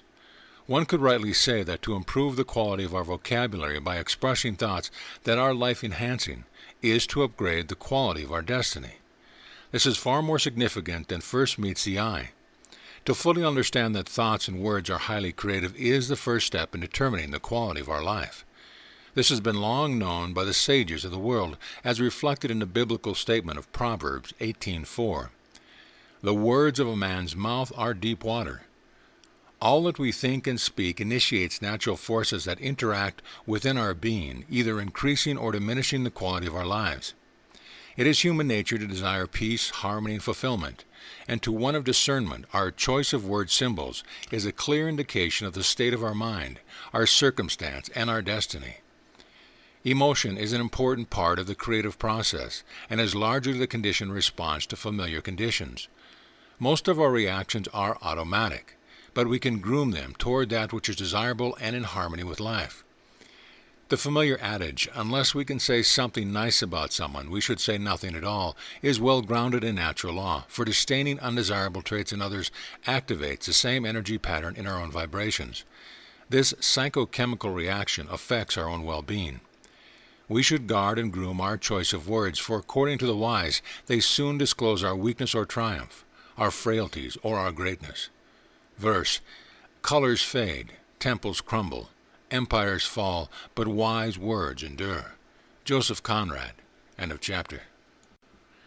Chapter 13. Traditional Roles. Verse: Things do not happen in this world, they are brought about. Hayes. Mary B.'s father had long been in the field of aeronautics, and throughout her childhood he had given her toy planes and explained the function of various parts. She had grown up with a passion for this field and chose it as her major in college. Having completed her studies with honors, she also received her master's degree in the field. Excited and eager to enter the workforce, she followed her father's advice and proceeded in the proper manner. But to her dismay, and for no reason which she could not discern, she had not been engaged by any of the many firms where she had applied. Despairing of ever finding work in her field, she was not only losing her bright spirit and her confidence, but seemed to be going through a whole personality change. Her father knew that she was better qualified than some of the men who found employment, and understood that it was a matter of her trying to break through traditional roles of a strictly male-oriented industry. Mary knew it as well, and they had talked of it at times, but he had advised her not to dwell upon the negative of anything she desired, as this tended to make things worse. So she pressed on, pursuing her goal with determined vigor. Yet there was no change. Mary was bright, spirited, and very pretty. More often in her regard, the term used was beautiful. She had a pleasant personality and worked well with others. Why could she not get a job? A new opportunity arose, and she went for another interview. This time the personnel manager was a woman, and it proceeded a little differently. After learning of her well above average credentials, she was asked if she had applied elsewhere, and if so, what had been the reaction of the interviewers. Mary explained that everyone had found her qualifications impressive. They often kept her at length and seemed genuinely interested in employing her, yet nothing ever came of it. She asked for an explanation. To Mary's surprise, she heard the last thing she could have expected. She knew that hers had been a man's field, and that men might resist setting a precedent opening the doors to women could jeopardize their jobs. But she was not prepared to hear that her problem was that of being too beautiful. Her figure, she was told, would disrupt the whole department. Men would be watching her willowy hips and sweater-molded bust line instead of their work. The lady had added, instead of an asset, you would be a liability to the company, even a disaster. No one in their right mind is going to take the responsibility for putting the lamb in with the wolves. Oh, they're all great fellows, but you must understand that a beautiful young woman would distract the men from their work. I'm sorry, but I see no way to consider your application. Mary's heart sank, and she was about to rise and leave when it occurred to her that she could make herself less attractive by the way she dressed and groomed herself. So she asked not to be taken out of the file of possible candidates and requested another brief appointment 2 weeks hence. The lady felt that she had made up her mind, but Mary was so warm and personable that she agreed and noted among her appointment. Mary had a plan. She would wear a looser pantsuit that did not flatter her figure. She would wear no makeup and flatten her hair back to a short ponytail. And she would wear unnecessary heavy black-rimmed glasses to further make herself as invisible as possible. She was sure this would work. For the following 2 weeks, Mary practiced imaginary scenes and conversations confirming her employment with the company. In her mind, she praised the work of her colleagues. She asked their advice and showed warm appreciation for their help. She found ways of being useful to them and established a friendly but professional working relationship. So completely did she think of her efforts as being a highly effective asset to the company that she gave no thought to her salary. To her delight, she had recovered her spirit by giving of her effort for the benefit of all concerned. When she kept her appointment with the personnel manager, she was met with, "My word, you are unrecognizable. Most women dress up to look better. This is the first time I've seen one dress down to look worse." "I'll take a chance with you," she added, "but if there are any complaints about you being a liability to the department, you will have to move on." As a result of her self-programming of being already happily employed, and in her fantasies doing that which she would be doing were it already realized, she transcended the negative energy currents and vibrated into a higher orbit. Mary has now been with the company as a valued employee for almost 7 years, is a highly motivated and much appreciated by her colleagues. In retrospect, she saw that she should have done her preparatory work in creative imagination before her first interview. She should have rehearsed its consequent activity in the ideal before ever making an appointment. She now knew that she had done so, she would have been working long before she succeeded in getting her first job. With this valuable lesson, Mary has since used the creative laws of the mind in all her projects and has become remarkably proficient in all she undertakes. She shares this knowledge with others and reminds them of the importance of the laws of assumption, that by assuming our desire to be already realized, then doing in the silence of our mind that which would naturally follow, we actually create the condition. In other words, we have initiated the cause which sets the effect into motion. Mary also learned that no matter how traditional something may be, that the repetition of creative thought patterns can transcend and transmute established patterns. Verse: "Every man's destiny is in his own hands." Sidney Smith. End of chapter. Chapter 14. The Pairs of Opposites. Verse: "Balance is a thing to strive for." William Ross. In observing the creative nature and processes of the mind, we find that all manifest existence and experience derive from the interplay of equal but opposite force. Mind is the architect, imagination the process, and the pairs of opposites the building blocks. Normally we think of opposites as entirely separate and removed from one another. Actually, they are inseparably united, and vary only in degree. Hot and cold, up and down, happy and sad, love and hate, rich and poor, comfort and pain, young and old, health and sickness, each of these represents interacting forces that are unconsciously activated by our thoughts, attitudes, and self-image. The degree to which they are experienced is determined by our state of equilibrium and centeredness. To be in harmony with life, we must be balanced between the pairs of opposites. At first glance, we would assume that we should identify with the positive end of the pole, happiness instead of sadness, comfort instead of pain, wealth instead of poverty, etc. Yet this is not being centered. To concentrate solely on happiness would be off-centered, and life in its natural flow would reestablish its balance. Happiness should be a byproduct, not an end in itself. One cannot remain in an ultimate state of joy and excitement. It would be out of sync. The degree of the rise above the line of equilibrium is a degree of the fall below. Such an effort could only result in peaks and valleys. There is no healthy peace of mind at either extreme. To be in harmony with the natural laws, we must groom our thoughts to flow easily and smoothly through life. The main highway is through the center of the pair of opposites. Centeredness is a place of beauty where a sense of well-being underlies all that we feel and do. We feel good about ourselves and reflect this to others. Our thoughts smooth and prepare the way. How do we approach and establish this centering between the opposite poles? Throughout untold centuries, the best way has been found to be that of a daily habit of at least a few minutes of silent time. Many executives and people of great responsibility now close their office doors and ask not to be disturbed for a specified time while they focus their attention upon a quiet and lovely scene in the country, or imagine that they are lying on the grass under a beautiful shade tree, or perhaps counting their breath up to 5 and back again. Some keep soft and soothing music playing in their office and in their cars when they drive. The benefits of staying in balance and flowing with the tides of life are beyond measure. Everyone is attracted to beauty, whether it be in nature, a person, or a broad field of art. Beauty is harmony, balance, equilibrium, that which speaks to the subtleties of the soul. It is the center path between the pairs of opposites. The same laws obtain throughout all manifest existence. It is the balance, the equilibrium between these two forces that sustains the planets in their orbits, the galaxies in their position, and every infinitesimal fragment in its place in the great cosmic procession. Though the eye cannot perceive it and its complexity dazzles the mind, the science of the great and the small are finding in the orchestrated rhythms of the infinite a factual phenomena long called the music of the spheres, and the choreography of the all-pervading dance of the celestial parade.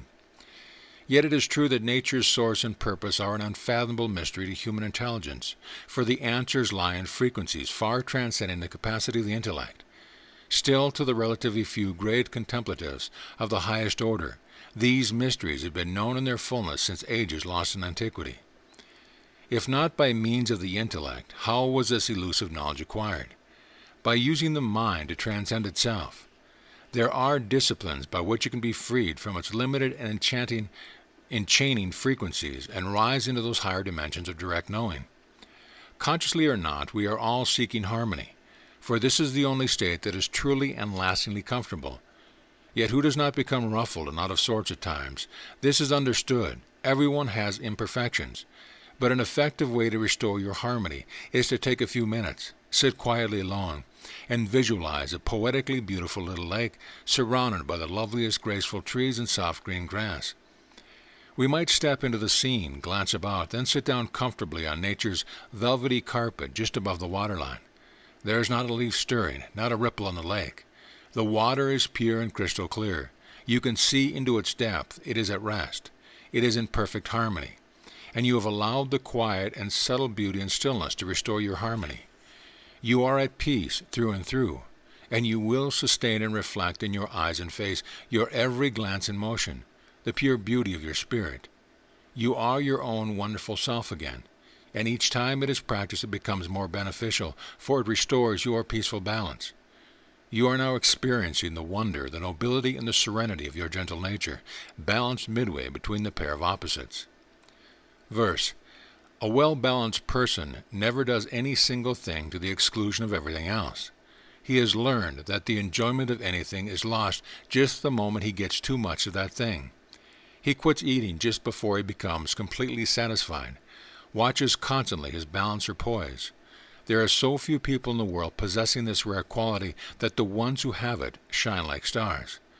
A.B. Zoutevern. End of chapter.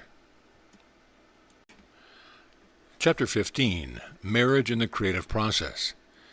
Verse: the ideal marriage is not one in which two people marry to be happy, but to make each other happy. Roy L. Smith. Two young couples, the closest of friends since high school, were planning a double wedding. But in view of the high divorce rate, they decided to make a study of the reasons for failure and to explore the means of reducing the risk factor.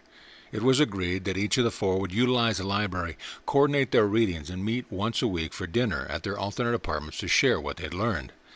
In their first session, the notes of one member revealed that love is blinding to those who have not yet experienced all the mounting difficulties and hardships of raising a family. All couples appear to believe that their devotion will surmount any and all problems that could arise, that their love will endure forever in its same beauty, and that in reaching their autumn years they will walk happily into the sunset. Studies show that no amount of advice can convince either party that these beautiful visions are all too seldom realized, and that a great challenge lay ahead. The two young couples recognize themselves in this scenario. From the notes of another, they learn that lack of information and inadequate preparation were the principal cause of disenchantment following the honeymoon. The study pointed out that there is rarely a saint and a villain, but rather both parties contributing to the erosion of the relationship. A third member read a long list of the basic problems particular to marriage that result in great suffering for all members of the family, and which give couples either avoid or resolve. The report gave the basic reasons for marriage as that of protection for the expected mother, the care of the young, the assurance of both role models in their upbringing. These principles seem basic, valid, and worthy. Why were they not working? Why were they so difficult to implement? The study of the fourth member disclosed that the problems resulting in a growing epidemic of divorce and its devastating consequences are less the fault of both well-intentioned partners than that of the heavy responsibility and hardships imposed by the marriage structure itself. Each of the four was astonished and dismayed at the seeming insurmountable obstacles that most couples encounter.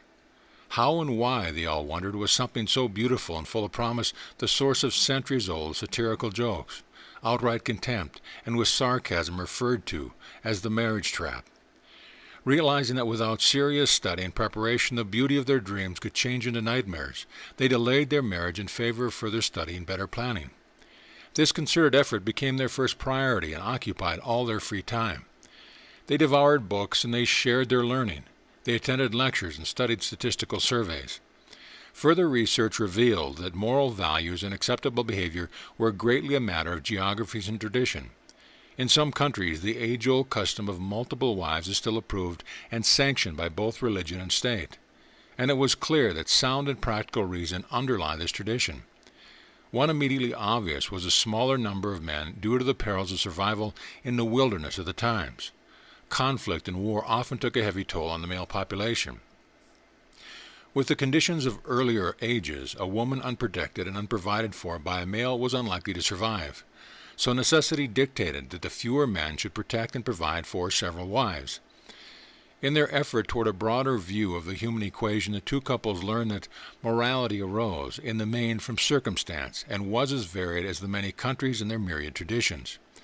They learned that inhabitants of the northernmost regions of the earth had practiced an age-old custom of welcoming a far-distant traveler who had survived the perils of blinding and freezing snowstorms, the hungry polar bears or avalanche, by honoring him with food, shelter, and the favors of his wife.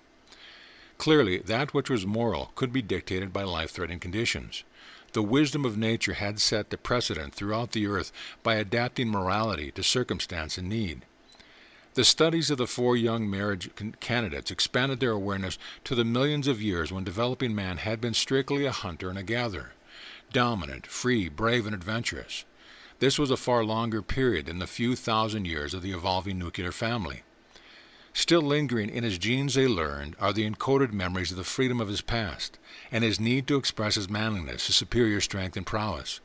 This is clearly evident in his attraction to the daring sports of boxing, wrestling, football, racing, skydiving, circus and rodeo feats, the martial arts, and similar pursuits.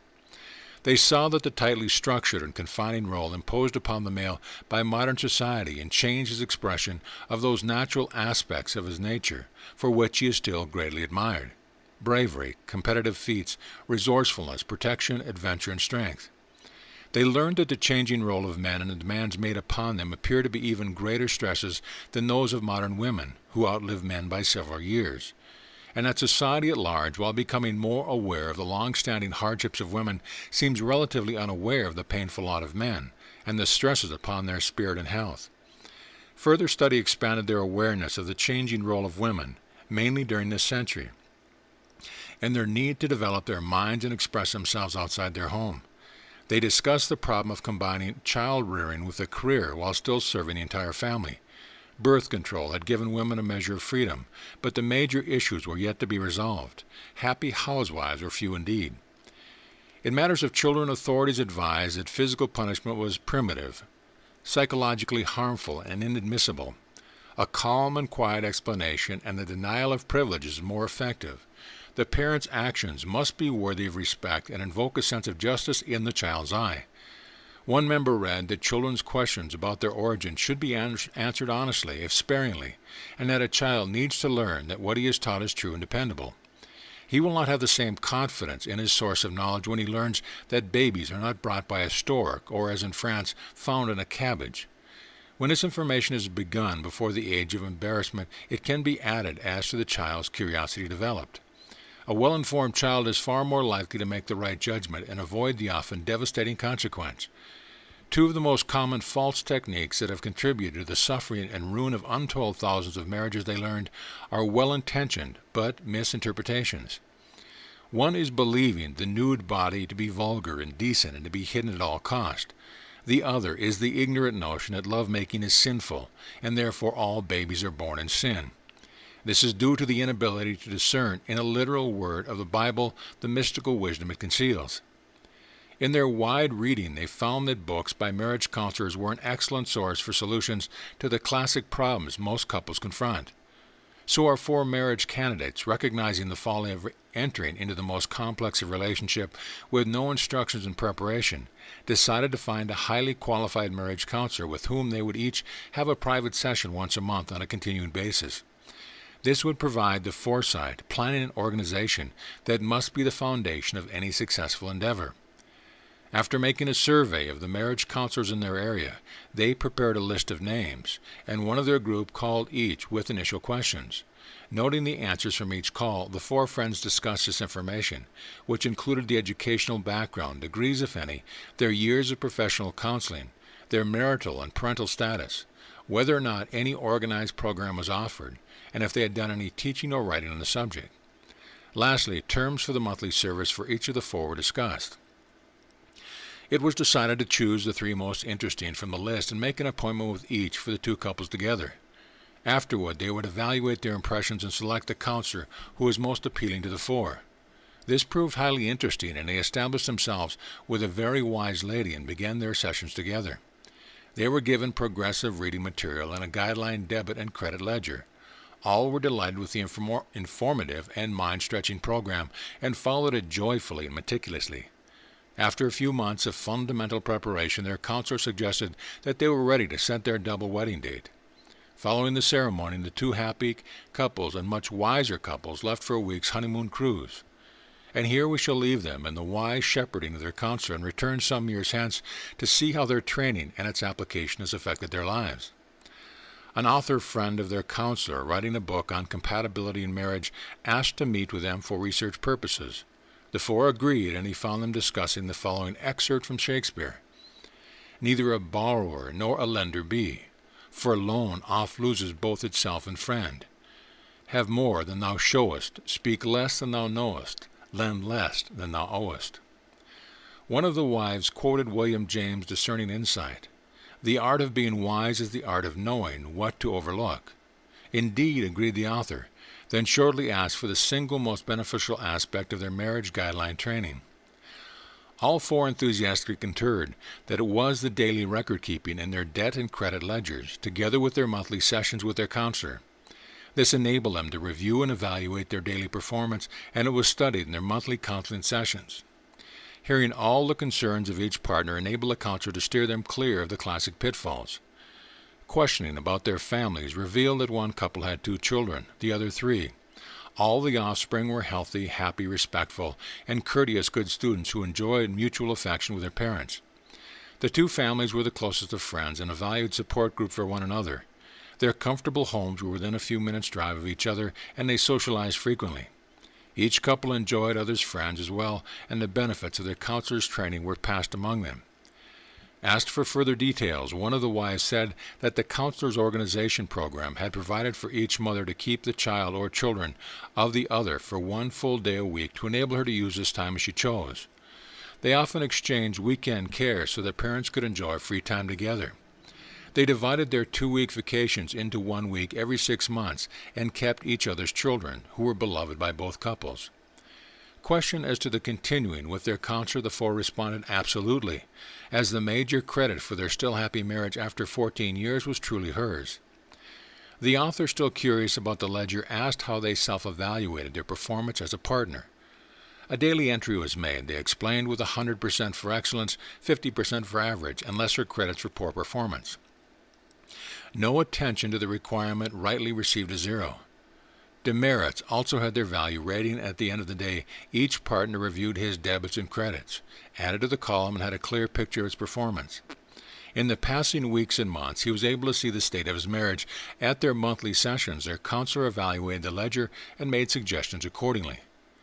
Wisely guided in all the major aspects of their lives, the greatest emphasis was placed upon the continuation of the behavior of both parties as it had been during the honeymoon.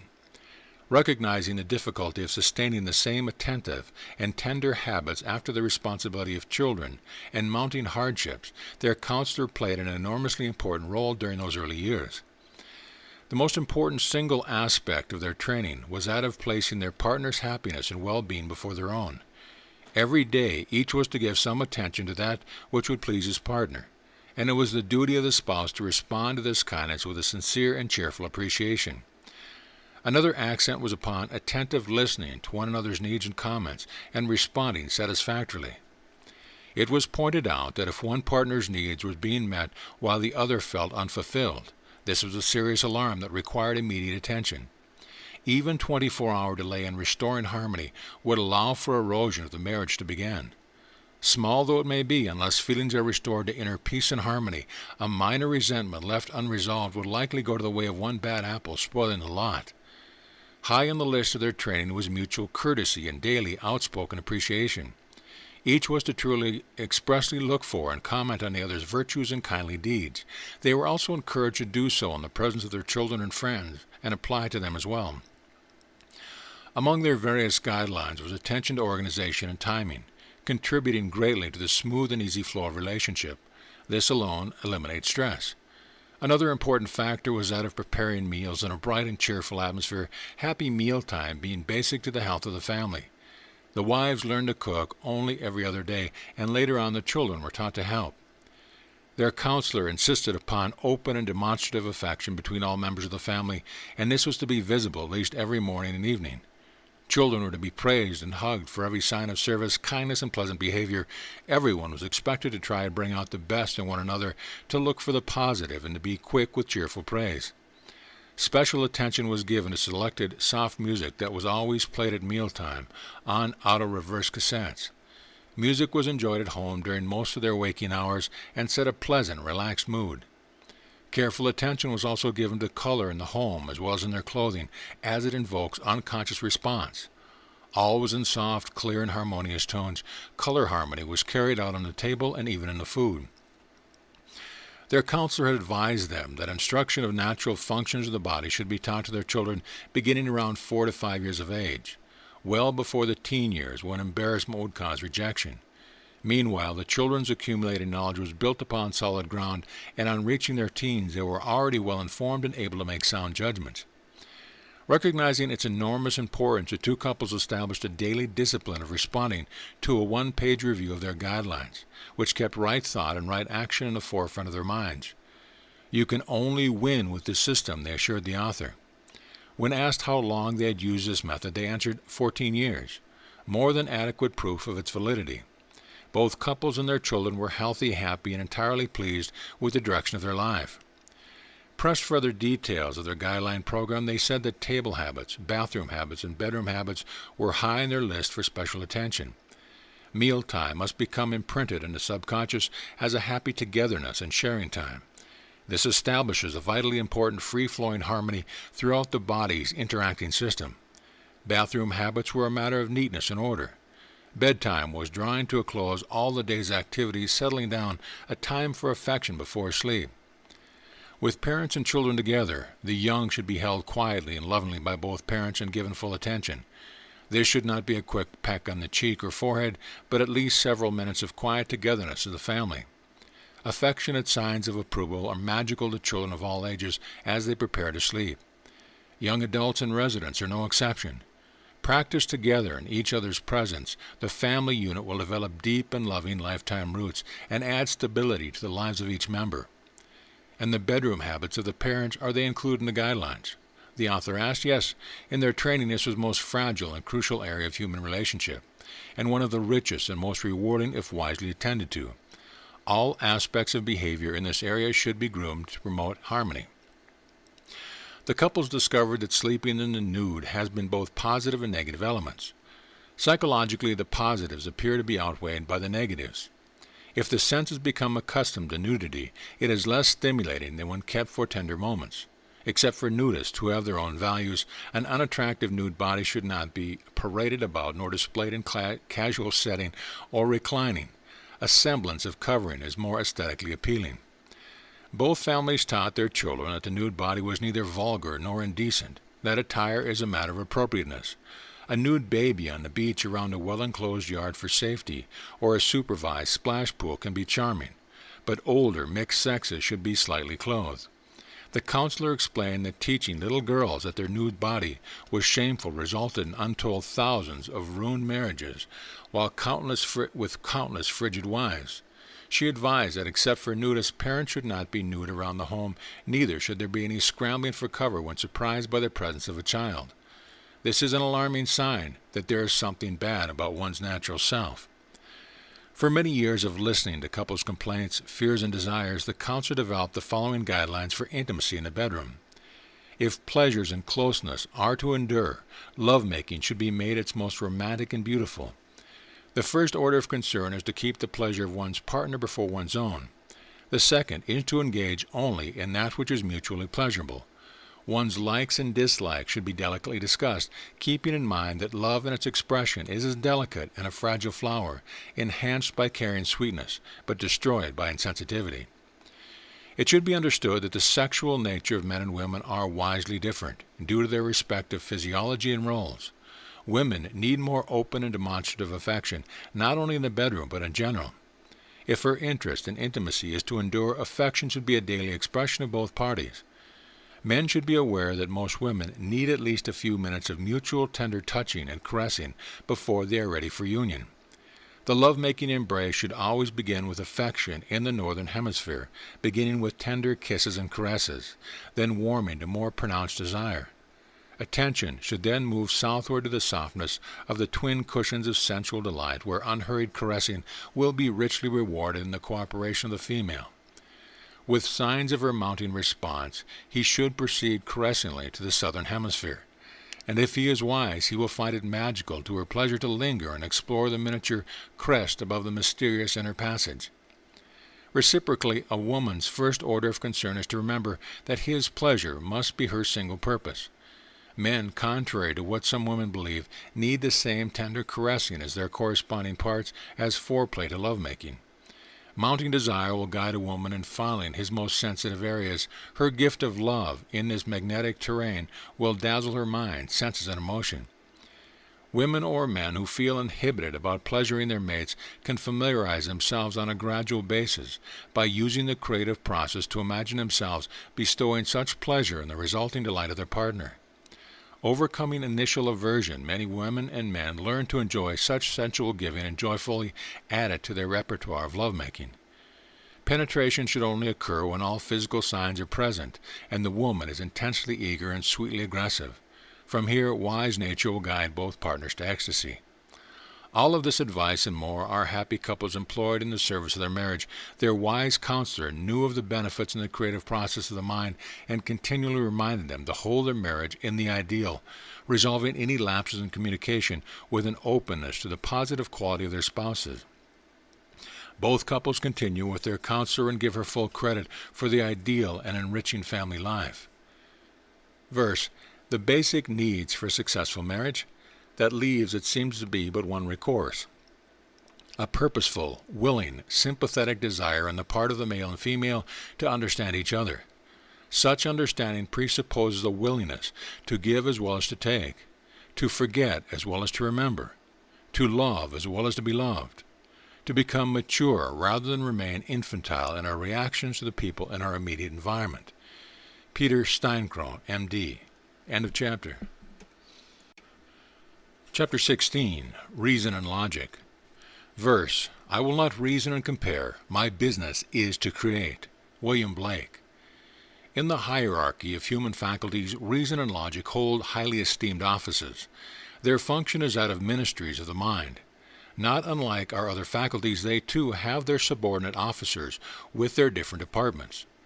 In their own domain, they are highly valid and would be hard-pressed to function without them, but it should be remembered that reason and logic are only as sound as the extent of our knowledge. As knowledge expands and widens, reason must be revised. All too often we allow it to block our path to higher achievement. We reason that our desire requires finances well beyond our means, that we are too young, too old, too early, too late, or the myriad other excuses born of our limited knowledge and reason. Nothing has delayed our progress and fulfillment as much as our limited reasoning. In making our judgment, there should be only two considerations. Is the desire possible to the natural order of life, and will it benefit everyone whom it affects? If the latter is affirmative, then reason should be bypassed in favor of acceptance. We have a green light, and there are no obstacles on our path except those which we create. How can we be certain that our desire is within the harmony of the natural order of life? Here, reason is invaluable. It tells us that it is untimely to begin a career in ballet in our autumn years, or to attempt to teach philosophy before reaching our teens. It reminds us that all manifest existence has its own natural progression and is consistent and dependable. All too often the question of how to closes all doors before us. The phrase, how can I, is out of place when we have clarified the two considerations. Is it possible, and is it morally justified? The ways and means are not our concern if we proceed by the natural laws of the mind, for the mind has means of which we are unaware.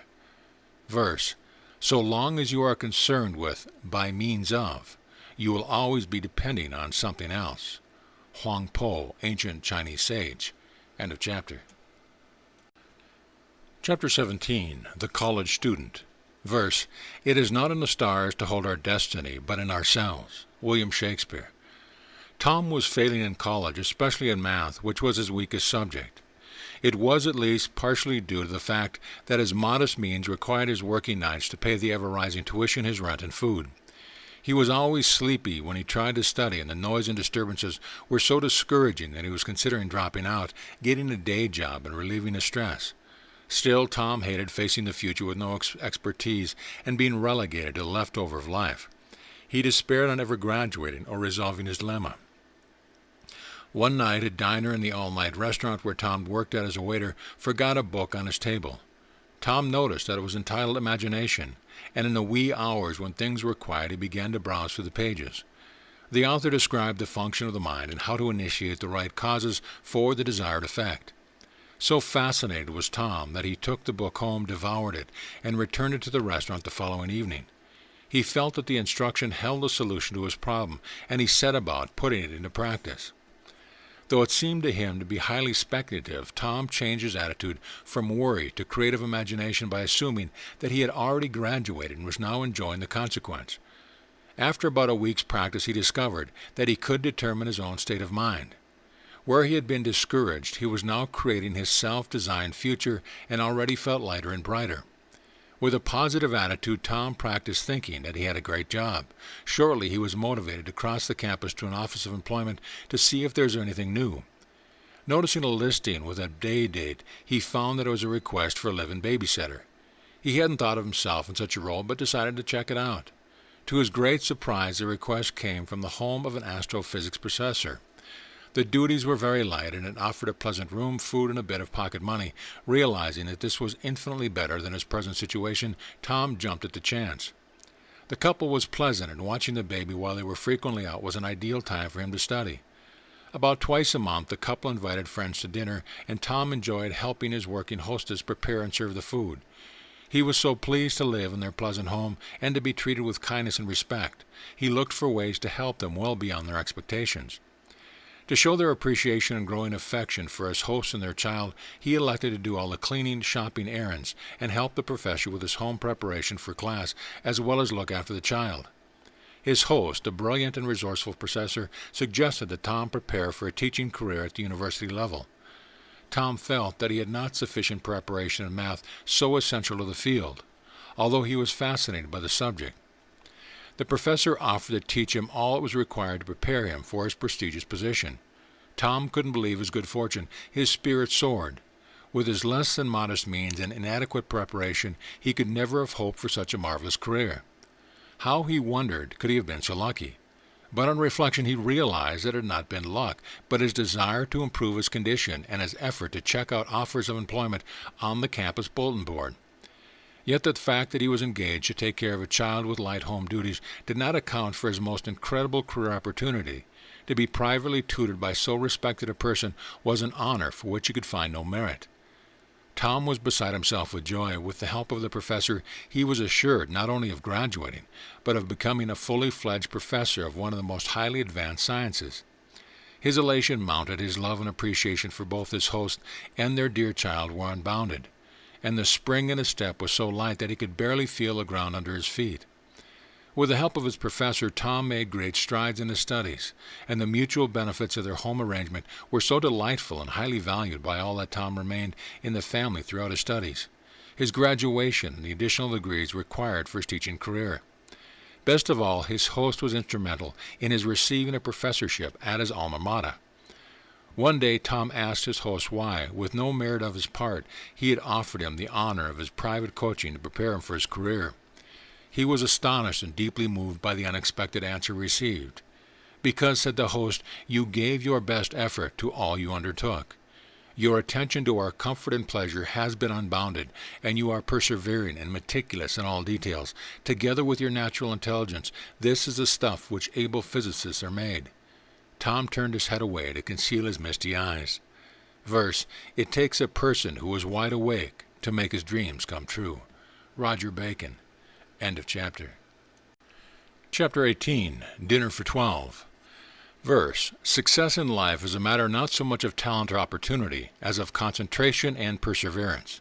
C.W. Wendy.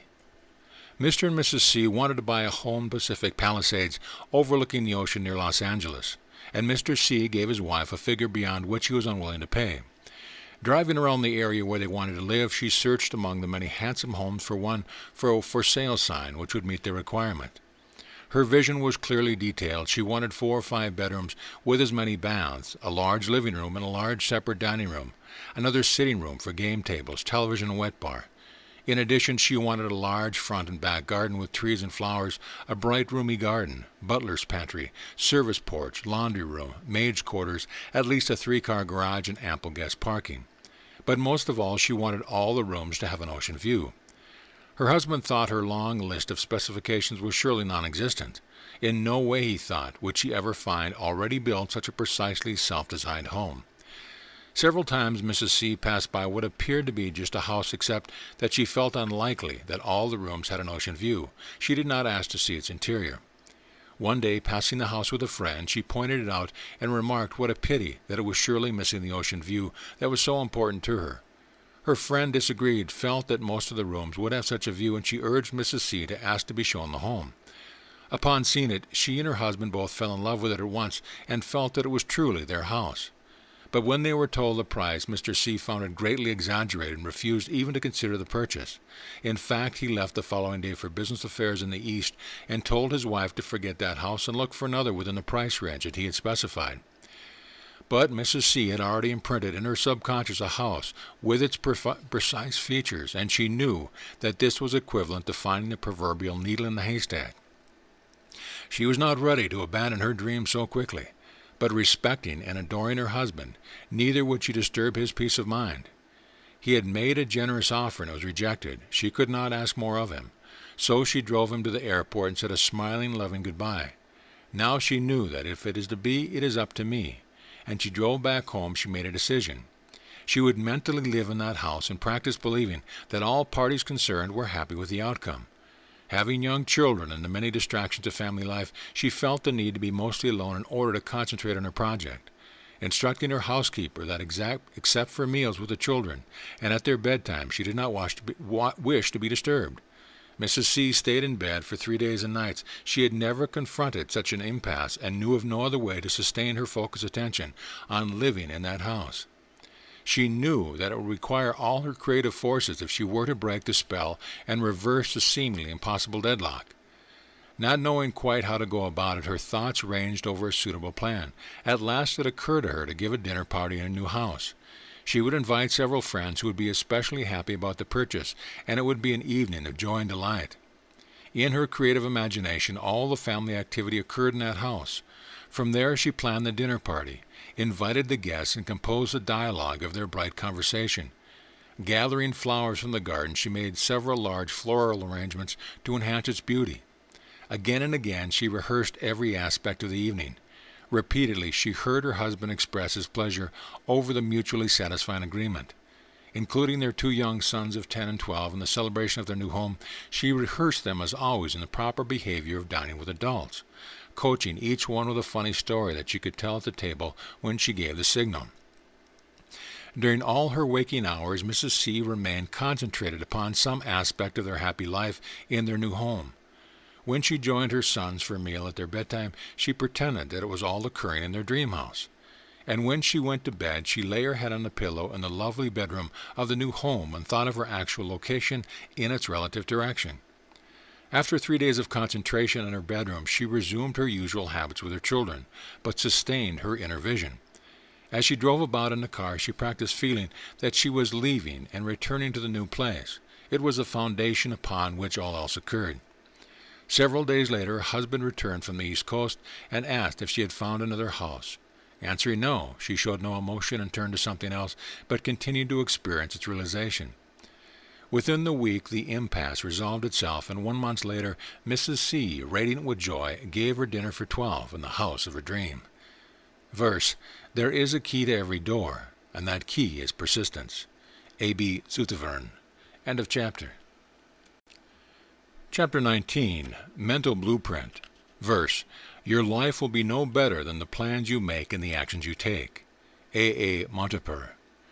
The family doctor advised Mr. and Mrs. B that the Southern California climate near the ocean would greatly benefit the health of the elder of their 2 young sons. So it was decided that the couple would soon fly out to the West Coast to look into the project. They hoped to find a suitable rental for a year while deciding upon a house to buy. During the month before leaving, Mrs. B rehearsed a nightly scene in which she imagined that she was in California and that the East Coast was far away.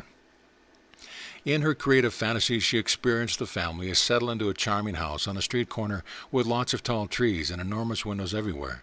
She saw and experienced the 4 of them swimming in a lovely garden pool surrounded with flowering plants. In her mind, she looked out upon the blue Pacific and walked with the family down to swim in the ocean as well. She saw their elder son in vigorous and robust health, and everyone harmonious and happy. At the end of a month of this practice, they left for Southern California and immediately contacted a real estate office near the ocean. They were told that there was only one listing with their specification and were taken to see the house. Mrs. B could not believe her eyes when the agent stopped beside a corner house with lots of tall trees. She was further astonished to find the outer walls were almost entirely glass, and that the living room windows opened as a huge sliding wall on both the ocean and the pool side of the large room. The dining table was in the center of this wide opening, and the feeling was that of living in an open garden surrounded by tall, enclosing shrubbery and flowers. Facing the west was the great blue Pacific just below, and towards the east was a lovely pool amidst flowering plants and a high wall. Both were enormously pleased with the prospect of moving the family there at the approaching end of the school year. On the first day at the new house, the boys were so excited they couldn't wait to get into the pool, but neither knew how to swim, so Mrs. B started teaching them at once. Within 3 weeks, they both swam like fishes and were joined by the neighborhood children, all of whom had the time of their lives. They also swam in the ocean, where the elder son became strong, healthy, and robust. This is an excellent example of predetermining the future by creating a mental blueprint and living in the subjective experience of its fulfillment until it objectifies into the outer world of the senses. Verse, you are the architect and builder of your own life and destiny. A.A. Monteper. End of chapter. Chapter 20. Revising the Facts. Verse, knowingly or unknowingly, man initiates his own circumstance. The author. Brian J. was told by his doctor that he had a terminal case of cancer and at best might have 3 to 6 months to live. Believing the good doctor, his condition promptly made a dramatic decline, and he was expected to make his final exit any day with a friend whom he had not seen for years came to visit. Brian was pleased to see him and remarked that he looked considerably younger than when he had last met several years ago. His friend answered that it was all due to a change in his thoughts and attitude. He explained how he had seemingly reversed the aging process by the practice of healthy self-programming. Brian announced that it was too late for him as his doctor just confirmed his terminal condition. But his friend, recognizing that he knew nothing of the laws of the mind and the principles of cause and effect, began to explain the powers of belief. Brian was greatly impressed to learn that there are several clinics in the U.S. that practice a completely different form of health care that includes disciplines of the mind, diet, exercise, love, and laughter, and that each was directed by a doctor who had revised his practice from traditional medicine to celebrating the glorious harmonies of life and involving his patients in his positive attitude. Brian asked how one could get information about such doctors. By calling the AMA and asking about natural health care in clinics, his friend explained, adding, "I'll be glad to do it for you if you like." And he did. At the same time, he learned that chiropractors are often knowledgeable about such places and activities, and that some health food stores have literature on the subject. In short, his friend helped him to find just a holistic clinic, and in less than a week, he was enrolled in the center's healing program. When his own doctor examined him some time later, he was awestruck to find him thin, but with no trace of disease, and remarkably happy that only a miracle could account for such a dramatic transformation. Brian now helps others to recover, and he has a bright new lease on life. When asked his age, he answers that age is a matter of mind, and if you don't mind, it doesn't matter. Verse: "What you did yesterday creates today's circumstance." Thomas Blandy. End of chapter. Chapter 21. Health. Verse: "Your medicine is in you, and you do not observe it. Your ailment is from yourself, and you do not recognize it." Sufi Hazrat Ali. There is vast evidence that the quality of our thoughts, attitudes, and our self-esteem is the quality of our health and experience. This has long been known to those who have untold centuries have understood the law of cause and effect, that condition equals cause. To give regular attention to the undesirable in any form is to attune the subtleties of our life forces to destructive energies. We need only to observe our state of mental and bodily health to see the result of the causes that we have set in motion. There is no medication that can heal a condition while its cause continues, and cause begins in the mind, either knowingly or unknowingly. It is impossible to be well and to be focused on sickness. It is equally true that man experiences the quality of his dominant thought. If you would be harmonious and well, dear reader, it is essential that you fill your mind with all that is pleasant, constructive, and desirable. There are noble causes and deeds, heroic acts, and touching sacrifices for the good of others in abundance. The media overflows with all that is sordid and violent, but there are better choices for your time. It is naive to believe that you are not affected by that to which your mind is regularly exposed. Do not allow yourselves to tell others your bad news, for this will generate destructive vibration within you and lower your spirits. When family or friends attempt to tell you anything tragic or sinister, politely answer that you are practicing new mental habits and ask them to tell you instead something happy and desirable. Be prepared with quiet and pleasant answers, look for humor at every hand, and be your own master by remaining pleasant and cheerful regardless of the situation. If you are dead set on getting even, forgiveness is the only thing that works. Holding a resentment does not even the score. It leaves you shortchanged. No one can disturb us unless we allow it to enter into our emotions. We have a choice. Concentrate on remaining calm and harmonious at all times. If at all possible, try to be of service to others. It is highly effective to give it to our mind that which we desire. It is a disservice to yourself if you are in need and concentrate upon this, for it will sustain your condition. Thought reproduces its own likeness in our experience. So it is imperative that we fill our mind with healthy and happy thoughts. As R.W. Emerson wrote, the measure of our mental health is a disposition to find good everywhere. Yes, it is our thoughts and attitudes that cause us to feel tired, ill and weary, or light and spirited. If in our state of exhaustion someone were to bring us miraculous and thrilling good news, our mind would immediately transcend all awareness of fatigue and soar into carefree joy and wonder. It is a proven fact that persons with a painful illness, too weak even to stand, were either relieved of their symptoms or tremendously improved after being exposed to lengthy and hilarious laughter. Very seldom have I experienced any illness, but many years ago I had the flu. I had a high temperature and was barely able to breathe. Everything ached terribly. A friend and her New Zealand boyfriend came to visit. As a naval officer, he had collected amusing stories from all over the world, and he told them energetically. At first I was too ill to laugh. They held no humor for my aches and pains. He continued, and I began to smile faintly. Little by little I was so distracted from myself that his humor caused me to burst out in explosive laughter. I assure you that before they left that evening, 2 hours of constant laughter had completely healed my illness. I felt light, free, and happy.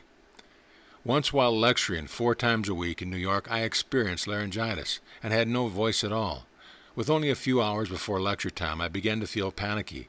There was no one to replace me, and some of my followers had come from far out of the city.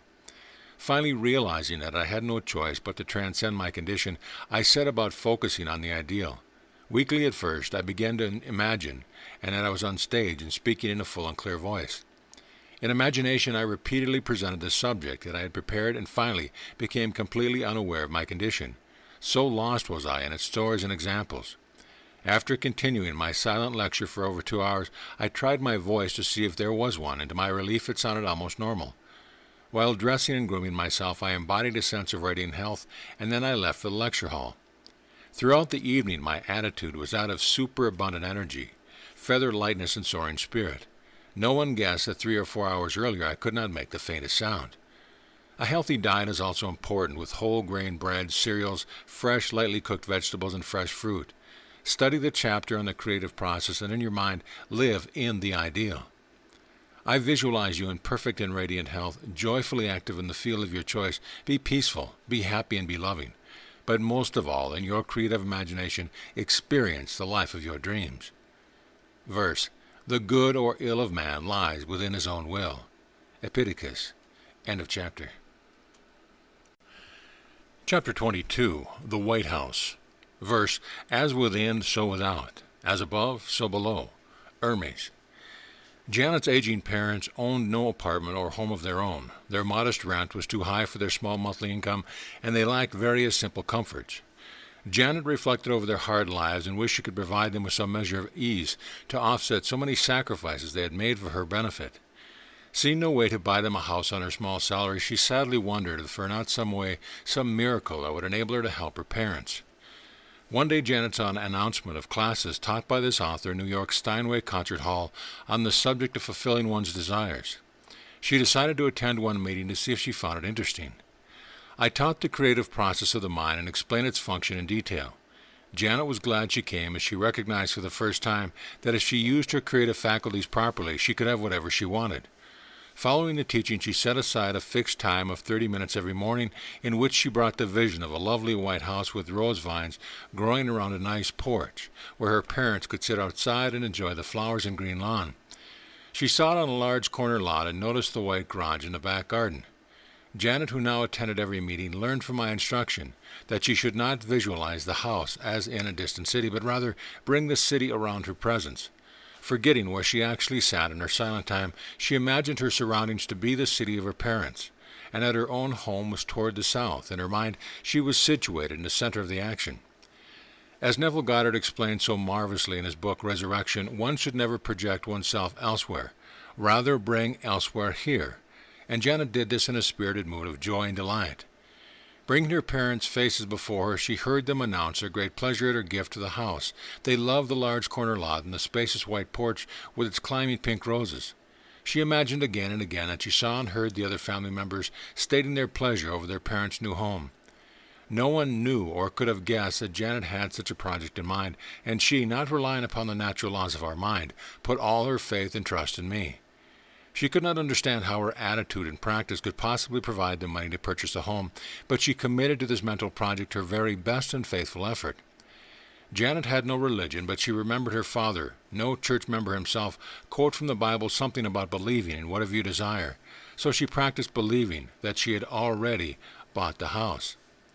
She found that after every practice the house became more and more real. It seemed to take on a substance and move from an idea in the mind to a house in the city. She was fascinated by her growing confidence in the matter, and now believed that just such a house actually existed.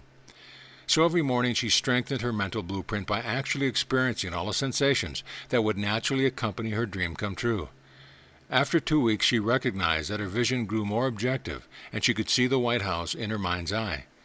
Details of the house began to take form, and she could see and feel them becoming more and more reality.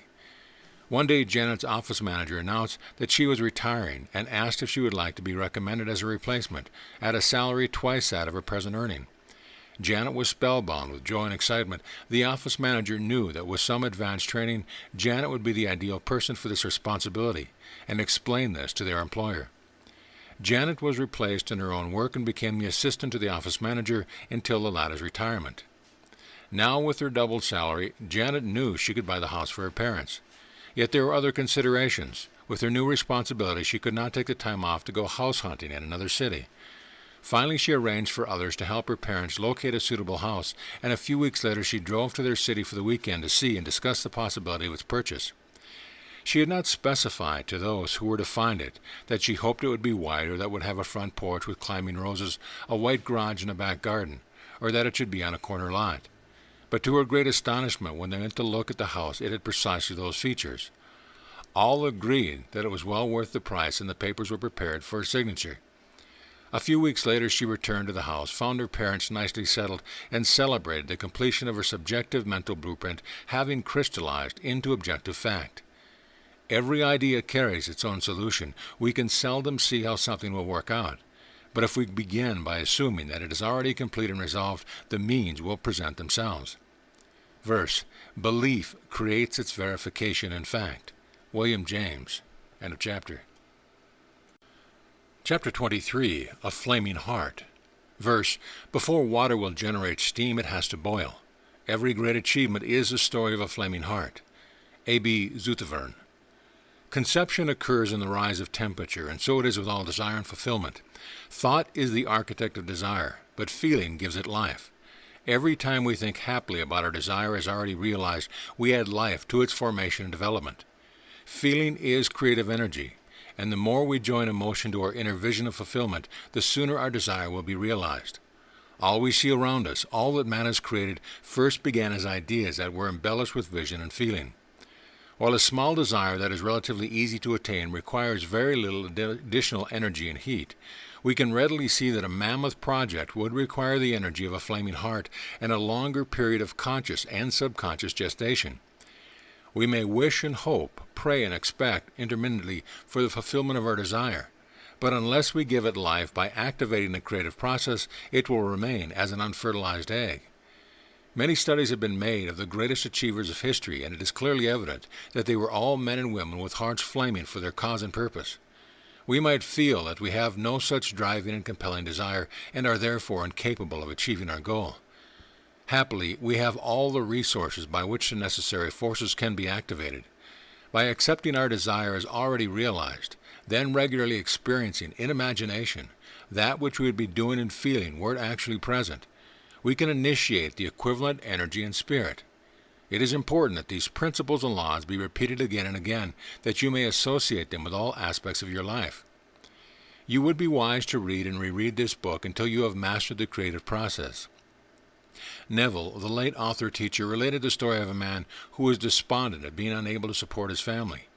Although he was unemployed and had no funds, when he heard of the wonders derived from Neville's teaching, he borrowed the modest fee for the class in his book Resurrection, and read and reread it for weeks. In order to sustain his inspiration, he carried it everywhere with him. He told Neville that he read it until he memorized every word. As a result of his daily practice of imagination, he became the head of a real estate firm and the owner of various valuable properties. This is a classic example of combining daily imagination and its byproduct, a flaming heart. Verse, your achievement shall be in proportion to your desire. Evelyn Underhill. End of chapter. Chapter 24, About Face. Verse, we are spinning our own fate, good or evil. William James.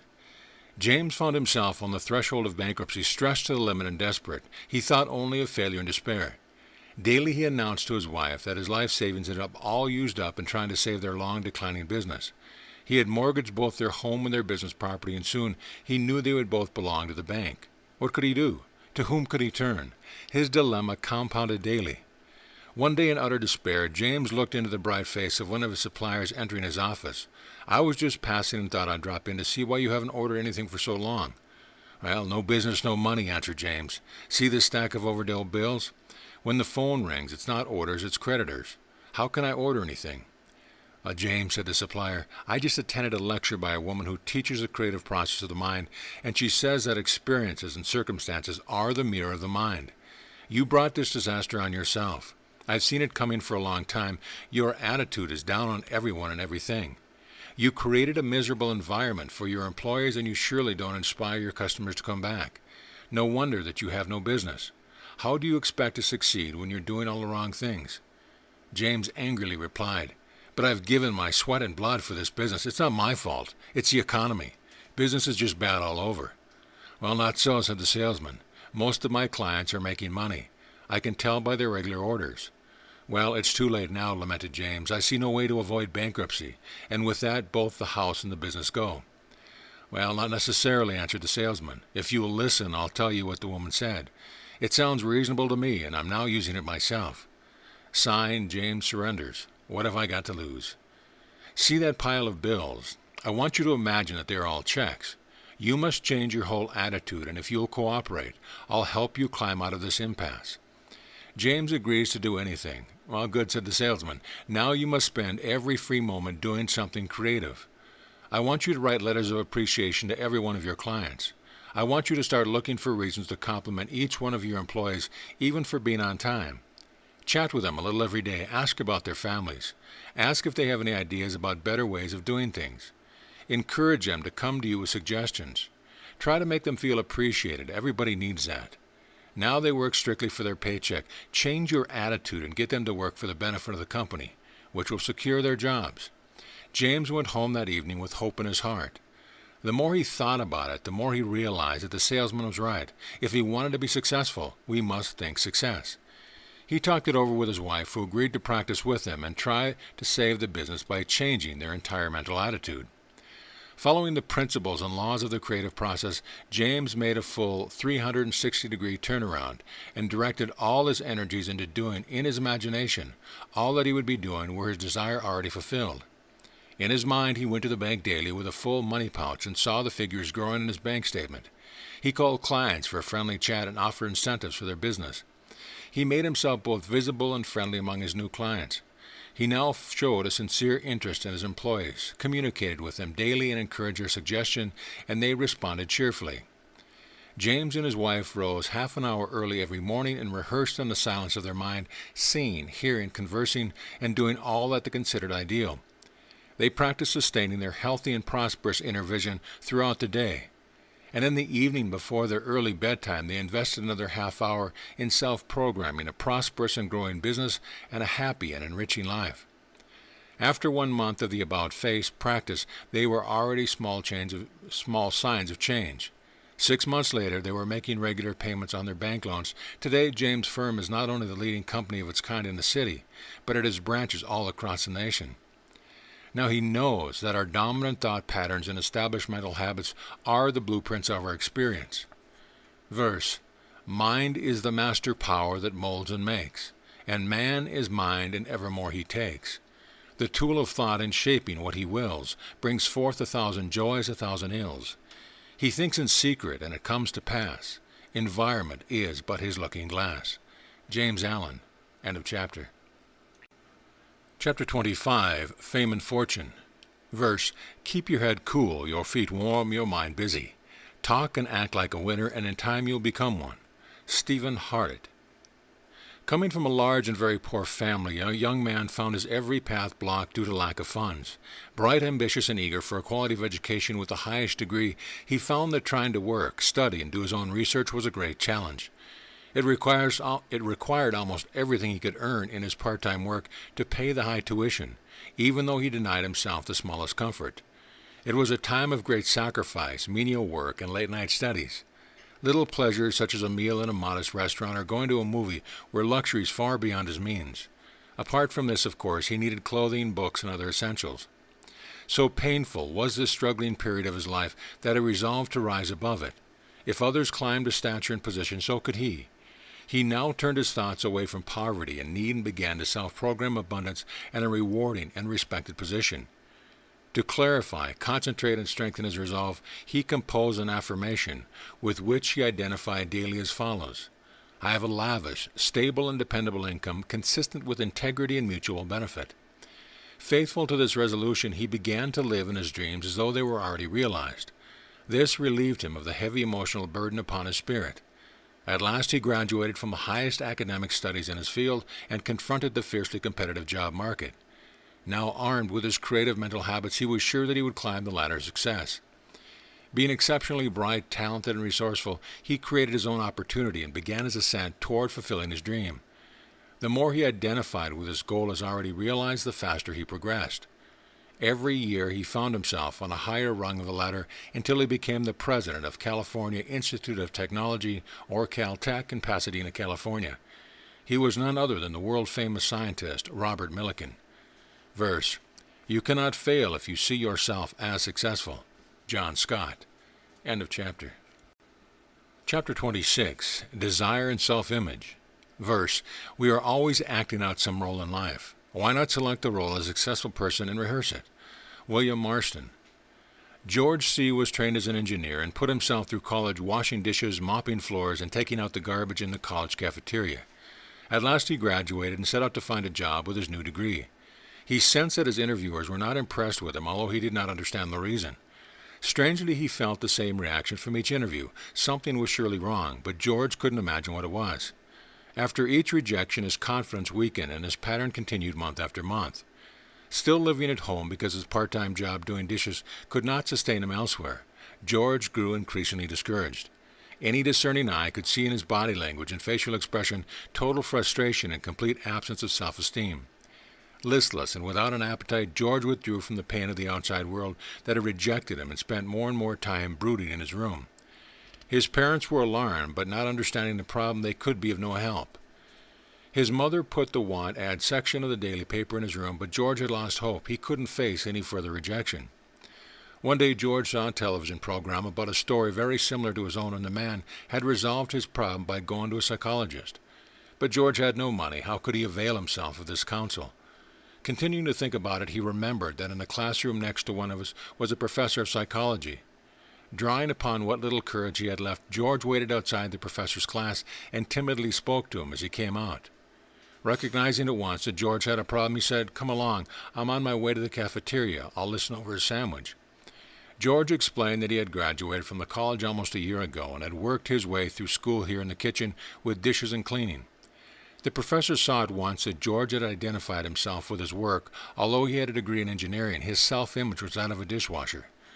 Washing dishes was a worthy occupation, explained the professor, but he was presenting himself in his engineering interviews with the demeanor and attitude of his cleaning job, giving cross signals to his prospective employers.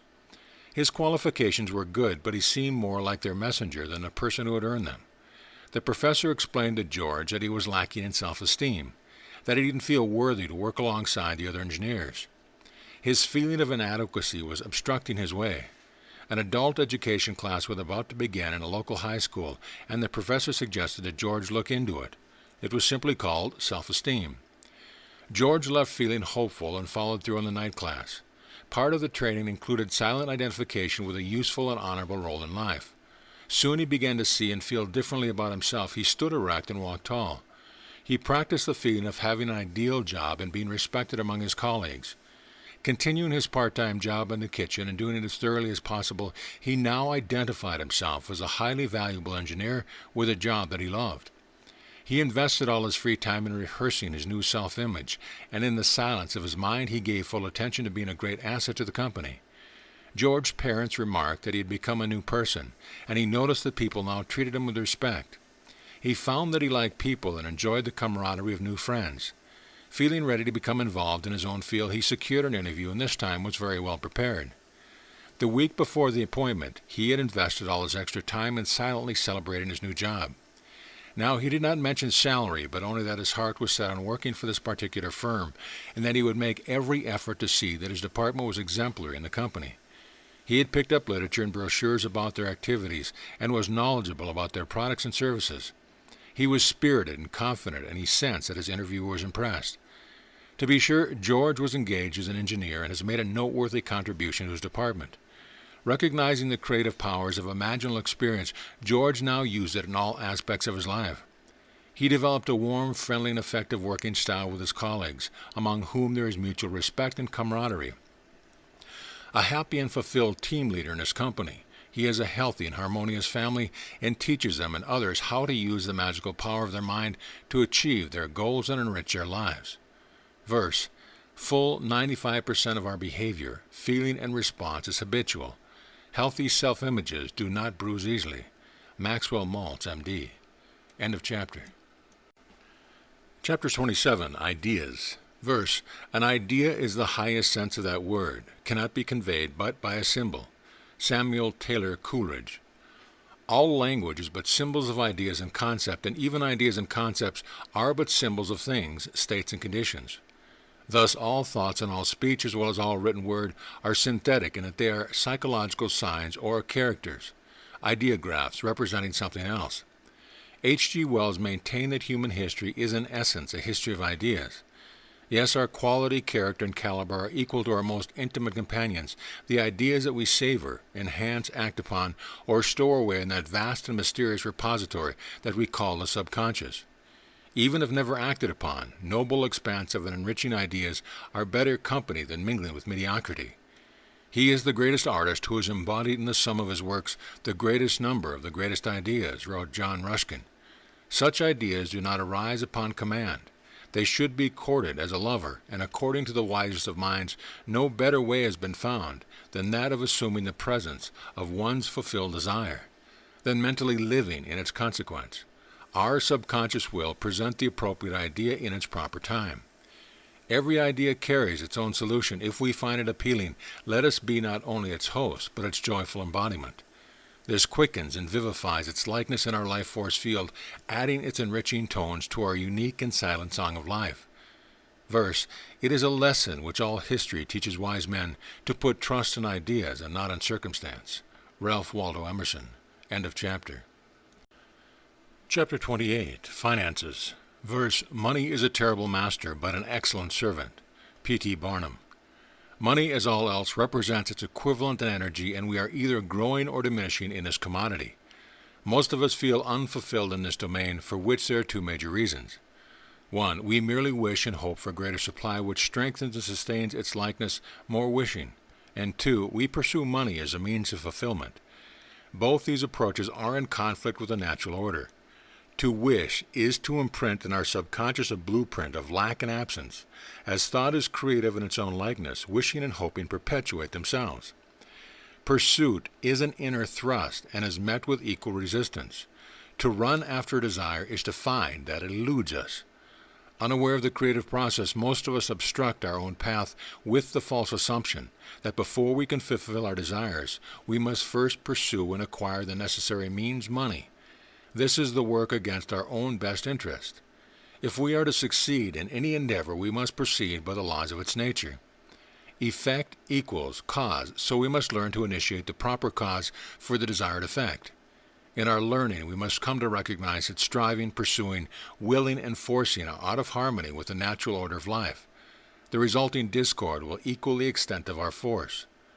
Naomi G. learned of our superb endowment of creative faculties, and deciding to put it to test, she chose as her goal the acquisition of $100,000 net.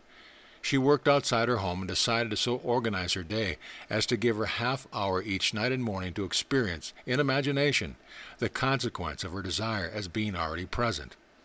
By ignoring and transcending her state of lack, and in imaginal experience thinking, feeling, and acting as she would, if her desire were fulfilled in the present, she established a mental blueprint with the creative faculties prepared to reflect in her outer experience.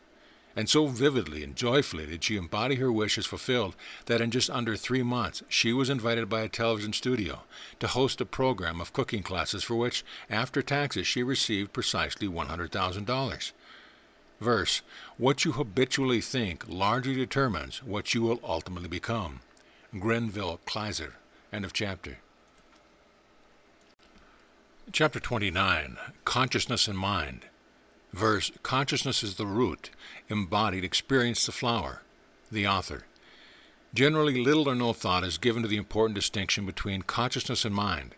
We know that our mind, in its vast complexity, is the accumulated knowledge of our multifaceted brain. We know that it has a beginning and therefore must have an ending. There is clear evidence that it begins to form even before our birth. The mind is formed in relation to its human genes and its environment, and functions within a range of intellectual frequencies particular to our so-called physical plane of being. It is individual and unique, and it is also multi-tiered. Consciousness is a dramatically different matter. Having no beginning, it can therefore have no ending. It cannot accumulate, diminish, nor in any way change or respond to any form of stimulus. It is all-pervasive, inseparable, and impersonal, yet it is the source, the foundation, the background for individuality and personality, as well as all else. It experiences neither birth nor death, and is unaffected by either. Consciousness has no faculties, therefore no means of assessment, reason, or reaction to our experience. It has no involvement in our likes or dislikes, our pain or pleasure, our life or death. These things are not of its nature. It is as impersonal as the light of the sun or that of a lamp. It has no distinguishing capacity. Yet without it there could be neither man nor universe. Another term for its nature is infinite awareness, and so elusive is its presence, it is not perceived by our mental faculties from which they and all others' existence derive. So accustomed is the mind in its outward focus to perceive and distinguish the surrounding phenomena, it does not recognize conscious awareness as a precondition. It would seem that awareness and perception are one and the same thing, or at least that they are fused into one and the same thing, but this is not the case. Even when our mind attempts to perceive the distinction between itself and consciousness, the latter is so subtle it seems nowhere to be found. Here lies the difference between the intellectual approach of seeking knowledge from the objective plane, and that of learning to go directly to its source in the subtleties of the subjective domain of silence. We of the Western world have not been taught that all knowledge is accessible by both directions. Though the scientist who works in his lab and the sage who sits alone in some remote area in deep silence may each come to the same understanding, the sage has the greater advantage, as he can reach knowledge far beyond the capacity of the intellect. Conscious awareness could be likened to an infinite and invisible field of countless idea seeds or seed concepts which rise out of this subjective physical state to flower in an objective outer world of so-called substance and experience. It is a fascinating and miraculous process, and not at all as it appears. Thus we see that consciousness is not a part of our mind, but its true source, its root, its origin, its foundation. Yet they function together as a unit, and though consciousness is the base, nothing can reach its elevation. Sometime in the not-distant future, educators will be aware that there is nothing more fundamental or useful than to study and teach the laws of silence. The greatest minds of whom there is record became great not by developing the intellect, but in learning to use it to transcend itself. The two should go hand in hand, both are needed. It is interesting to observe the vast differences between the mental development and conscious awareness of three major groups of human evolution.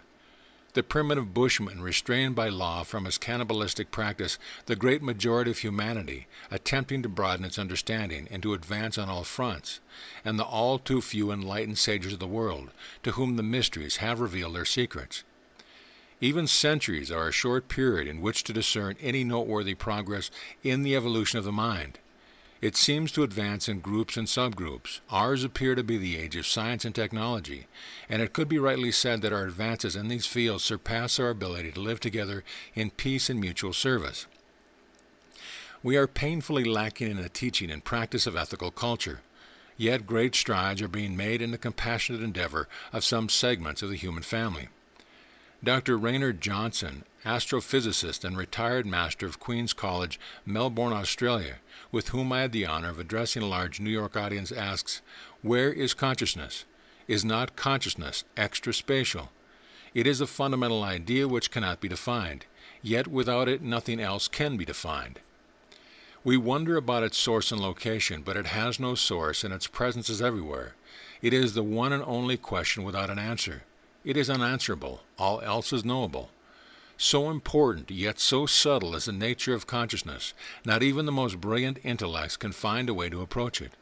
It has long been discussed by the most learned of men, but with no conclusive or satisfying results. Each side remains with its opposing views. The problem lies in our mental frequencies. They are much too weak to penetrate into the lowest and highest dimensions of manifest existence. Yet we each have the capacity to transcend our intellect and experience the very essence of the mysteries.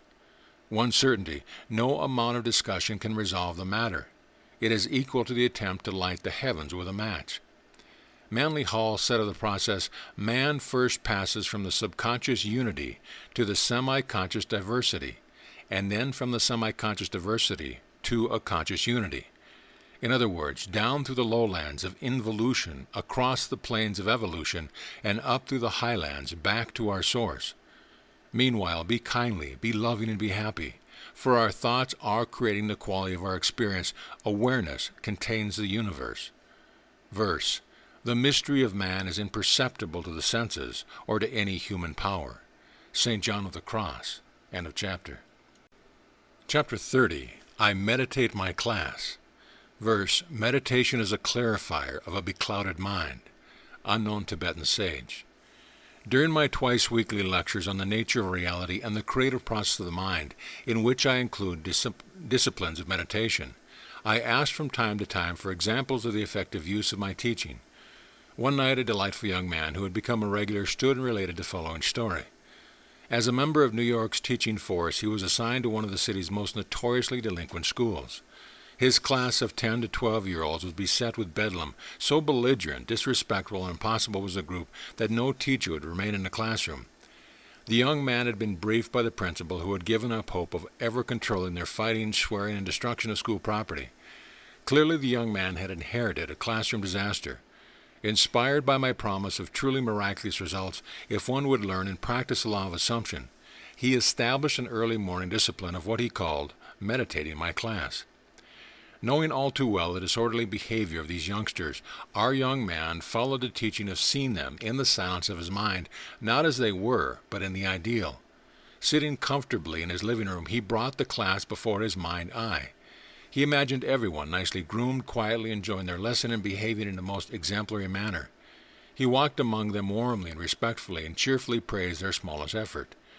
Recognizing that their unfortunate lives, often without a father, contributed to their lack of respect and suppressed desire for affection, he decided to become a silent, caring father to the class. Following his meditation, he would leave for school. Within 1 week, he noticed small changes in their behavior and attitude. Encouraged by his initial improvement, he persisted in his approach. Gradually, the children responded to his respect, his sincere and personal interest in each of them, and his praise and affection. Instead of remaining in front of his class in an attitude of authority and presenting the lesson in a cold and academic manner, our young man walked among the aisles, touching the children on the arm or shoulder in a warm and friendly fashion. His cheerful regard and sincere interest in each member of the class was new to their experience. He looked for even the smallest reason to praise them. Knowing that he must find a way to gain their interest, he sat on the front edge of the desk and told them stories worked around the lesson. The class loved his storytelling and began to enjoy some aspect of school for the first time. Day by day, as he earned their respect and confidence, they began to work, not for themselves, but to please their teacher. Week by week he continued meditating his class, but before leaving for school, experiencing it in the ideal. In his mind he saw them enjoying learning together, and everyone was happy. Holding to this image, he saw a steady improvement in their attitudes and their efforts. Within a few months, there was to be a school-sponsored bus trip to the nation's capital, so their teacher told them fascinating stories about the city and important people and events in its history. Before the date of their leaving, they had acquired considerable knowledge and were eager and well prepared for an exciting learning experience. As a result of repeatedly imagining in detail happy and spirited but well-behaved children, the trip was precisely that, and everyone had a great time. In fact, the teacher report to the principal brought a special acclaim for their class and honors at the end of the school year. I submit to educators from preschool to the highest level of study that by following the example of the bright young man in this story, they can create in their own environments an atmosphere of pleasure and learning that will enhance the lives of both instructor and student. And this can be enriched to a lifelong appreciation of the teacher as well as the effective results of the knowledge acquired. I remember with dearest affection my 5th grade history teacher. It is doubtful that in these early years she had any precise knowledge of the creative process of the mind, but she used it superbly, for it is an innate endowment. Perhaps the most important of her outstanding qualities was that of showing, by her smiling expression, the tone of her voice, and her general manner, that she liked us. This is magical to students and elicits their desire to please their instructor, whether it is a class of children or adults. It acts like sunshine and fresh air to the spirit. Her attitude attracted the full attention of the entire class, and except when she asked for a response, we were still and silent, our minds alert and eager to absorb her every word. So fully concentrated was each student upon her instruction that we remembered everything she had told us, and the grades for the frequent tests she was required to give were always high. In fact, most of us earned top grades.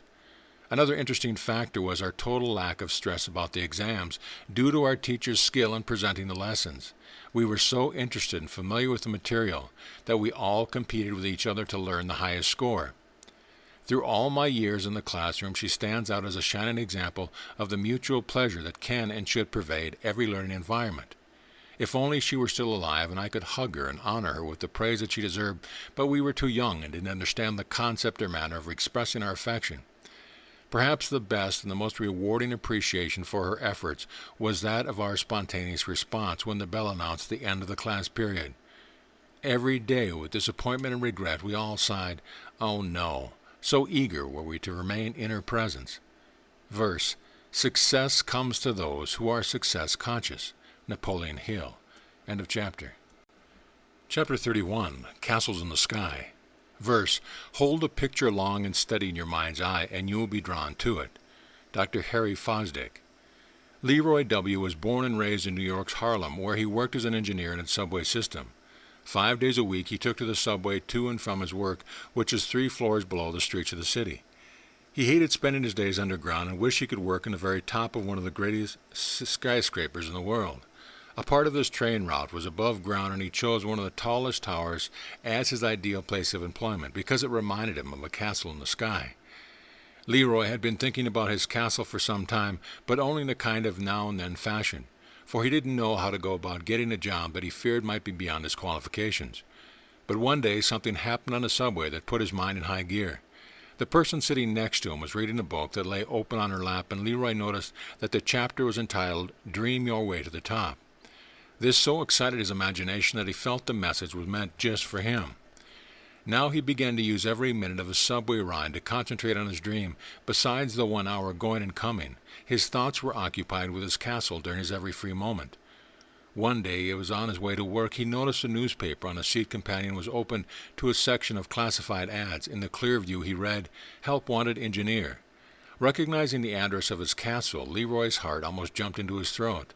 As he tried to see the telephone number to call, the man hastily folded the paper, rushed toward the exit, and disappeared. But Leroy had seen the address. Nervous and fearful that someone else might get his job before his lunch break, he dashed over to the building and asked an attendant where to find the office of the engineer. In a moment, Leroy was facing his hopeful new boss. He explained that he was on his way to work and asked if the job could be held open until he returned during his lunch break. The engineer said he expected to interview at least several more applicants before making a decision.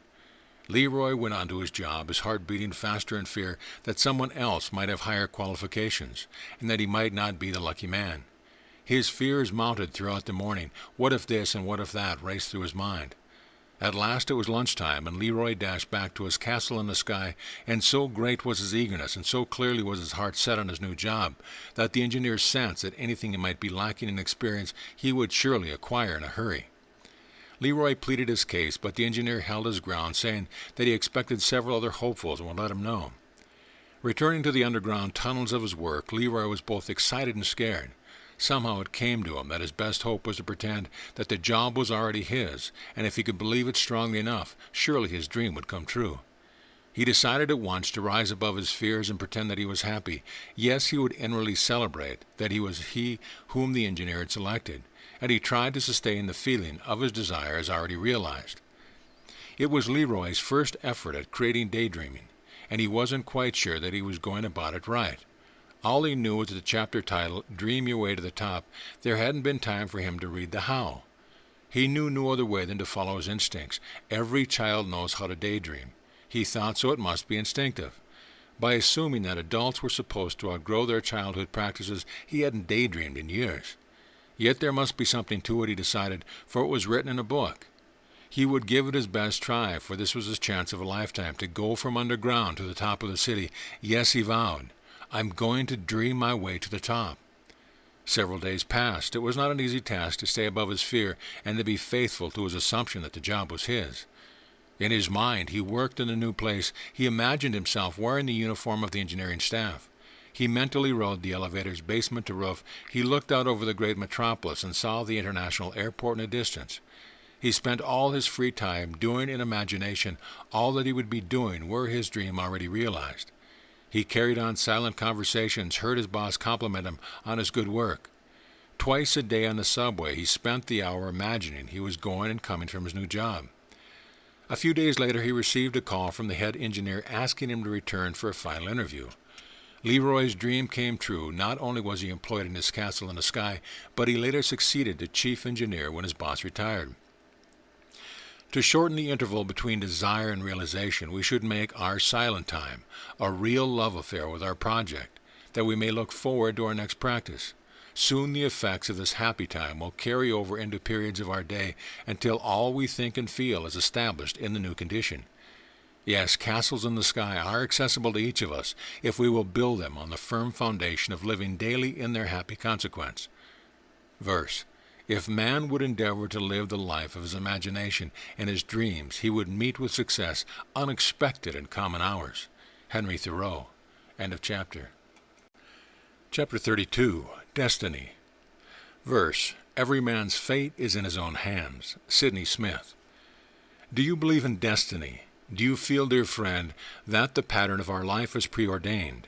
Is it already designed and laid out?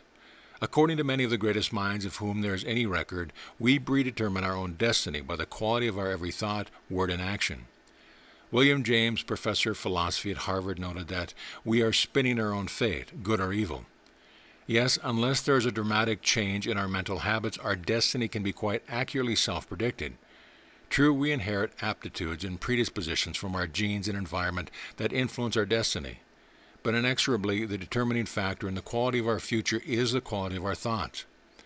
If our attention is focused predominantly upon that which is life-enhancing, both our present and our future will reflect the harmony of the natural order of life. This, of course, is true of its opposite as well. In order to understand fate and destiny, it is essential to have some insight into the universal laws of cause and effect which govern all existence. Cause is not self-initiating. It requires an activator to set it into motion. Things and conditions do not create themselves. To believe in fate or predetermined destiny implies that someone or something has charted the course of our lives, which would be a very naive assumption.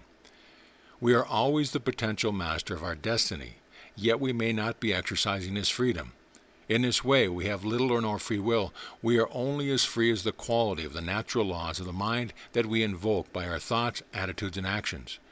Except for the encoded traits of our inherited genes and environmental influences, our life at birth is an unwritten book. It is our choice that fills in the pages. Verse: man has no other destiny than the one he forges for himself. Jean-Paul Sartre. End of chapter. Chapter 33. Good and Bad Luck. Shallow men believe in luck. Ralph Waldo Emerson. Recent advances in technology have revealed that the principles and laws of the mind are as precise and dependable as those of mathematics. It is interesting that those have been known to the sages of the world since ancient times, not from intellectual brilliance, but from persevering discipline of silence and concentration. Abstract truths are more elusive to the academic approach. The contemplatives long ago found answers that are as yet unknown to science. Even primitive tribesmen knew of the precise movement of various celestial bodies invisible to sight.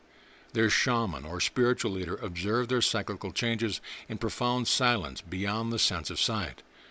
A recent television documentary showed this still to be true in today's world.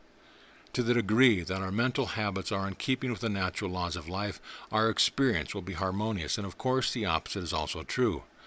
The cause of much of our experience, however, are deeply buried in our subconscious mind, well beyond recall. But it is clear that consciously or unconsciously we initiate the cause and quality of our lives. There is no mystery about the person who has a record of success and whose life is richly fulfilled. He is evoking the appropriate laws for the desired effect. The state of our subconscious conditioning is particularly evident in our relationships and in the workplace. Statistics now show who is accident-prone and who has the highest rate of absenteeism. Some large organizations now screen applicants for these favorable or unfavorable subconscious traits. To the discerning eye, people are seen as states of consciousness acting out their subliminal conditioning. If the quality of our lives is consistently pleasing, we should continue with our established thought patterns. If not, we would be wise to review and practice the teachings in the chapters on imagination. In so doing, we will predetermine our own happy experience and a fulfilling destiny. Verse: Luck is fickle, fortune is self-made. The author. End of chapter. Chapter 34, Good and Evil. Verse: The good life is one inspired by love and guided by knowledge. Bertrand Russell. What do you think of good and evil, my friend? Actually, no such things really exist. As explained in the chapter, The Pairs of Opposites, they are differing degrees of harmony and discord. It is strictly a matter of evoking, either wittingly or unwittingly, those laws which result into that which life is enhancing, or their opposites, those which are in conflict with the natural order of life. If they benefit all whom they affect, we call the action good. If they enrich some and harm others, we call the result evil. And of course there are myriad degrees between the two extremes. When we understand the natural laws of the universe, we see clearly, as stated elsewhere, that the nature and quality of the cause is the nature and quality of the effect. They cannot be separated one from the other except by the laws of revision or transmutation.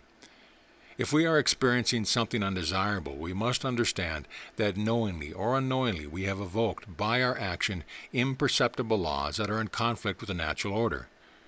We have all made this error repeatedly, or we may have allowed someone else's unwise judgment to influence our own. People want very much the same thing. Some know how to fulfill their desire, playing by the rules, while others, ill-equipped with this knowledge, use the only means in which they are aware. In short, good means in harmony with the laws of life.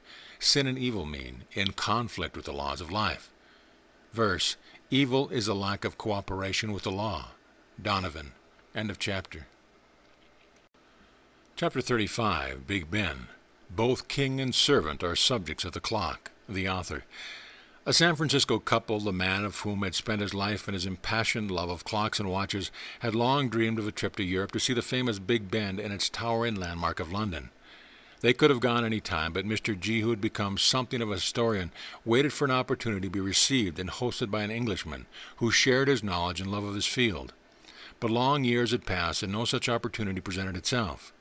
It was the habit of Mr. and Mrs. G to read to each other after dinner and then discuss the subject.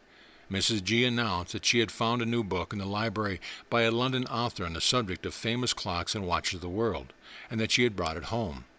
This was their first contact with a contemporary author who lived in the city of the Great Clock Tower. That night, after their reading, it occurred to Mrs. G that they had never done anything but wish and hope for their dream to come true. She remarked that they should probably be doing something creative to make it happen. So it was decided that every evening after dinner they would read from the London author's books about clocks and then engage in a discipline of creative silent time. Settled in comfortable armchairs, they each began to imagine that they were in the city of London.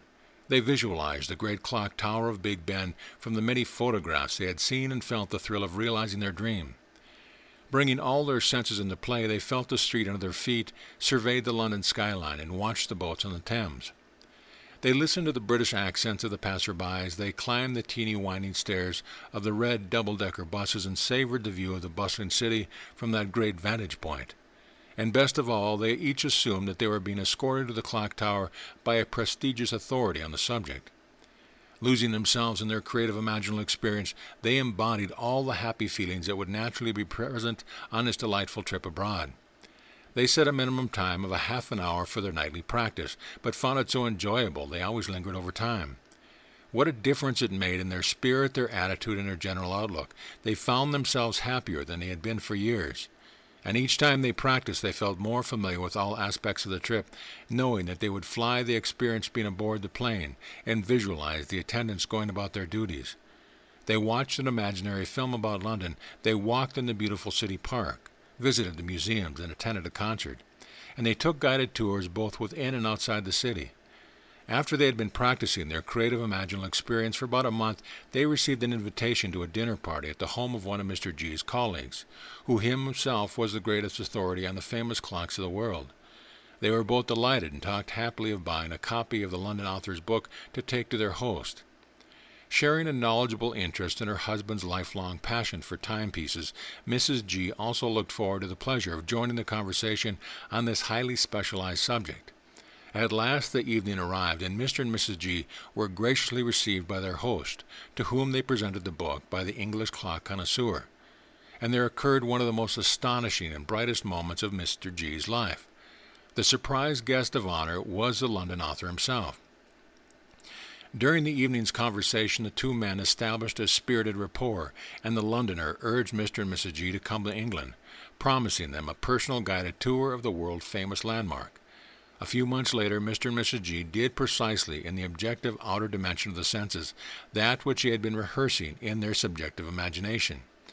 Not only did their new friends honor them with a guided tour of the great clock tower, but they gave a lovely dinner party for them so that they could meet several friends, which to their mutual benefit. Mr. and Mrs. G walked to the lovely London parks, took the double-decker bus around the city, visited the museums, went to the theater, attended a concert, and enjoyed several guided tours. All that they had rehearsed in their creative domain of imaginal experience truly became a reality. On returning home, Mrs. G went to the library, browsed among the books on creativity, and to her delighted surprise found a variety of interesting titles on the subject. She and Mr. G added an expanding dimension of the mind to their nightly reading.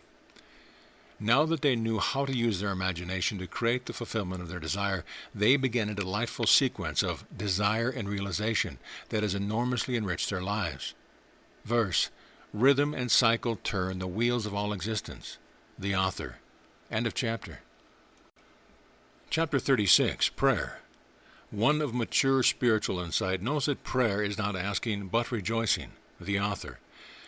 There is much said about prayer and its value, but little about its true nature and process. There can be no true understanding of prayer without considerable knowledge and insight of the natural laws of the mind. We know that many prayers go unanswered, while the wishes and deep yearnings of many non-religious people seem more frequently fulfilled. He who prays addresses his request to some assumed higher authority, who is believed to perceive, assess, and either grant or deny his plea. If it is granted, he feels that it is a grace. If it is withheld, he believes himself to be unworthy. Some 500 years before biblical times, the Greek poet Pindar wrote wisely, I have many swift arrows in my quiver which speak to the wise, but for the crowd they need interpreters.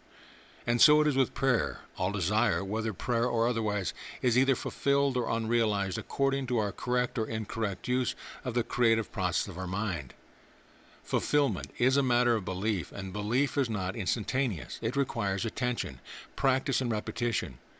Belief in the truest sense means faithful assumption that that which is yet unperceived actually already exists. In some Bibles, the translators have rendered the text, whatsoever things you desire, believe that you receive and you shall receive. In others, it is translated as, whatsoever things you desire, believe that you have received and you shall have them. The latter is correct as far as it goes, but there is no clear instruction on how to proceed. It is incongruous to believe but continue to ask. The process of belief is as follows. Our desire should be embellished by thought into a detailed mental blueprint. It is the function of our subconscious mind to record our total experience. Thus our blueprint is on file and the creative process has been activated. In order to strengthen and sustain belief in that which is not yet realized, daily practice is required. If we are practicing belief correctly, we must look not with the eyes, but through the eyes, and see things not as they are, but as we desire them to be. In other words, we must practice thinking, feeling, and acting as though our desire were already fulfilled, and do in our mind and heart precisely that which we would be doing were it already manifest. This is applied belief, keeping the faith. This daily practice should be a joyous celebration. This is true and effective prayer. Verse. Prayer is the art of sustained imaginal experience. The author. End of chapter. Chapter 37. The source of knowledge. Verse. There is one mind common to all individual men. Ralph Waldo Emerson. As our faculties of cognition are focused outward, we wrongly assume that knowledge must be pursued in the outer objective world. But the greatest minds of record have long known from their disciplines of concentration that all knowledge is structured in myriad frequencies of all-pervading consciousness. Knowledge is everywhere, all about us, in the air, as it were. I know from my own long hours of disciplined concentration, in which I experienced various levels of direct knowing, some sought, some spontaneous, that the quality of inner perception is infinitely superior to traditional academic learning. Not only is it possible to find the answer or solution to a given question by acutely focused, one-pointed attention, but one can actually become an experienced state itself. As consciousness is singular and inseparable, and as it is all-encompassing, whether it is earth, air, sea or mountains, sun, moon or stars, each can be experienced either separate from, fused with, or beyond personality. This can be achieved, but not in a manner of pursuit, by cheerfully and respectfully identifying with the phenomena in a peaceful and enduring practice. This can and does occur, but we must be willing to pay the price of invested time. As in all endeavor, one needs to prepare accordingly. The first step is to learn to still our wandering thoughts in order to remain one-pointed in our concentration. And this is not as simple and easy as it might seem. Few there are who can avoid intruding thoughts for even 60 seconds. Thoughts stir and ruffle the clarity of the mind as waves or ripples obscure the depth of a lake. An excellent mode of practice for becoming master of your thoughts, if it attracts your interest, is that of setting a regular quiet time of a certain length. Select a chair or sitting posture where you can be comfortable for at least 30 minutes. An hour or more is better. Choose a time and place where you will not be disturbed and begin with a cheerful attitude. Count your breath up to 5 and then return to 1, continuing this repetition. Do not try to avoid intruding thoughts. This is crucial. The more you resist them, the more attention attracts them. Rather, court a sense of joy and self-praise when you succeed for however short a period. As thought and attention perpetuate and sustain their own likeness, your attention must be on the pleasure of success now. After you have learned to keep the mind still by counting, then lay this crutch aside and remain easily still and silent, free from thoughts for ever longer periods. Soon you will be ready to begin your inner journey. At that time, in a propitious mood of joyful, even loving reverence for the object of your attention, embody the state or condition. Sustain and endure it in this identification, in the feeling of lightness and pleasure. If thoughts of your practice arise at other times, you should reinforce your attention with feelings such as, "Isn't it wonderful?" It is highly important to be faithful to your assumption, and ultimate fulfillment is present here and now. And during some part of your practice, you should rehearse experiencing that which you would be doing were it already realized. This imprints the subconscious mind which, having no faculties of reason, produces your desired results. Observe your sense of well-being carefully and adjust your practice time if indicated. Grooming your emotions to a constant sense of harmony and pleasure should accompany your practice. We know that answers and solutions are sometimes revealed in a dream or while we are relaxed and thinking of something quite different. The famous Austrian composer Franz Schubert said that his compositions were remembering melodies that were unknown to him or anyone else. To learn of the inner pathway to knowledge is a worthy end in itself, and would certainly justify a disciplined practice for that purpose.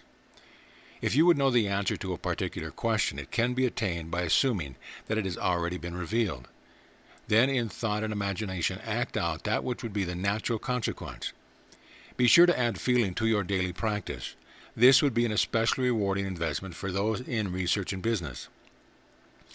As science is among the most dedicated, persevering, and noble of arts, I thrill at the joys it will evoke when it is learned that there really is a pot of gold at the end of the rainbow, accessible in those peak experiences of direct knowing. Verse: we have found that there is a capacity for acquiring knowledge that transcends the sensory facilities. J.B. Ryan, parapsychology researcher, Duke University. End of chapter. Chapter 38. Camaraderie. Verse: to know is nothing at all, to imagine is everything. Anatole France. Billy B's father loved to play golf, and by the time his son was 5 or 6 years old, he began talking to him about the fundamentals of the game. For his 10th birthday, his father brought him a child's club and putter, and they practiced in the backyard, where together they kept a putting green as smooth as sheer velvet. Billy likes to remember how his father stood over him, showing how to hold the club, how to keep his left arm straight, to follow through, and to keep his head down. He liked it from the beginning. He loved the stories his father told him about the famous players and many fascinating things that occurred in the tournaments. Soon his father started taking him to the driving range on Saturday morning to hit balls and to putt. After an hour, Billy left to join his friends, while Dad and his friends got down to serious business on the green. Throughout high school, none of Billy's friends golfed, but before graduation, he was better at the game than most of his father's golf buddies, who invited him to join them for 18 holes on Saturday morning. Billy was fast catching up with his dad. The first year of college, there was a lot of work, and Billy had less time for golf, but in his sophomore year, he went back to his weekly game with his father and friends. A couple of Billy's classmates thought they would like to try their swing at the ball, so Billy started coaching them in his backyard where he had begun. Soon they were meeting at the golf range to hit balls and were bitten by the bug. Enthusiasm spread, and another student joined their trio, then another 2. Now there were 6, and each was eager about their weekend game. Great camaraderie on the course, cars, girls, dating, money, and studies in that order. Life was a bright adventure, and they each felt like winners. All 6 graduated the same year and hoped to join the workforce in the same area, but 2 of the fellows could not find jobs and worried about their future. Each of the 2 considered going to another part of the country where they had relatives. Everyone was saddened by their imminent separation. Billy had an idea. He had been reading about the creative power of imagination and suggested that they all meet twice a week at his place and join forces in seeing their 2 friends happily and ideally employed. One had no faith in such an abstraction and left the city. The other felt it wouldn't hurt to give it a try. The 5 met, and no one knew quite how to go about implementing the process. Wishing and hoping hadn't worked, so that couldn't be the way. Sending out resumes and making phone calls had been no more successful. At least they were eliminating the wrong approach. Finally, one of them remembered reading somewhere that the best way of fulfilling a desire is to approach it by the same principles as that of acting. Acting is pretending, which activates the creative process. Another remarked that good actors must rehearse daily in order to feel themselves in their roles, and they recognized pretending as the way to believe. And wasn't it belief that caused things to happen? Yes, they would practice pretending that they each had great jobs. Billy set the alarm clock for 20 minutes and all was silent. At the end of their creative practice, one remarked that he felt quieter and more peaceful than he could remember. Then all said that their mind kept wandering, but when it came to their attention, they brought it back to their purpose. The fellow who needed a job said he somehow felt more confident and lighter about the whole matter. Altogether, they were all pleased with their first retreat into the silence of creative imagination. 2 weeks later, after 4 sessions, it seemed that a great job almost fell into Billy's friend's lap. He hadn't even known about it. While standing in an open telephone booth, he overheard someone in the next booth say that he must put an ad in the paper to fill so-and-so's replacement. Our young man's heart beat a little faster. When the man hung up the phone, our recent graduate asked the type of work to which he had just referred. He was awestruck to hear that it was the very field in which he had just graduated. He took the man's card and called for an appointment. 1 week later, he got the job and began at a salary above that which he expected. Now, 16 years later, all are still fast friends.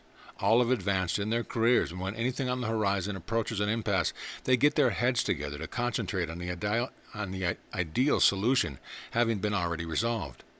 This led to their using their natural creative endowment in all respects in their lives. They discussed and practiced it with their wives and taught it to their children.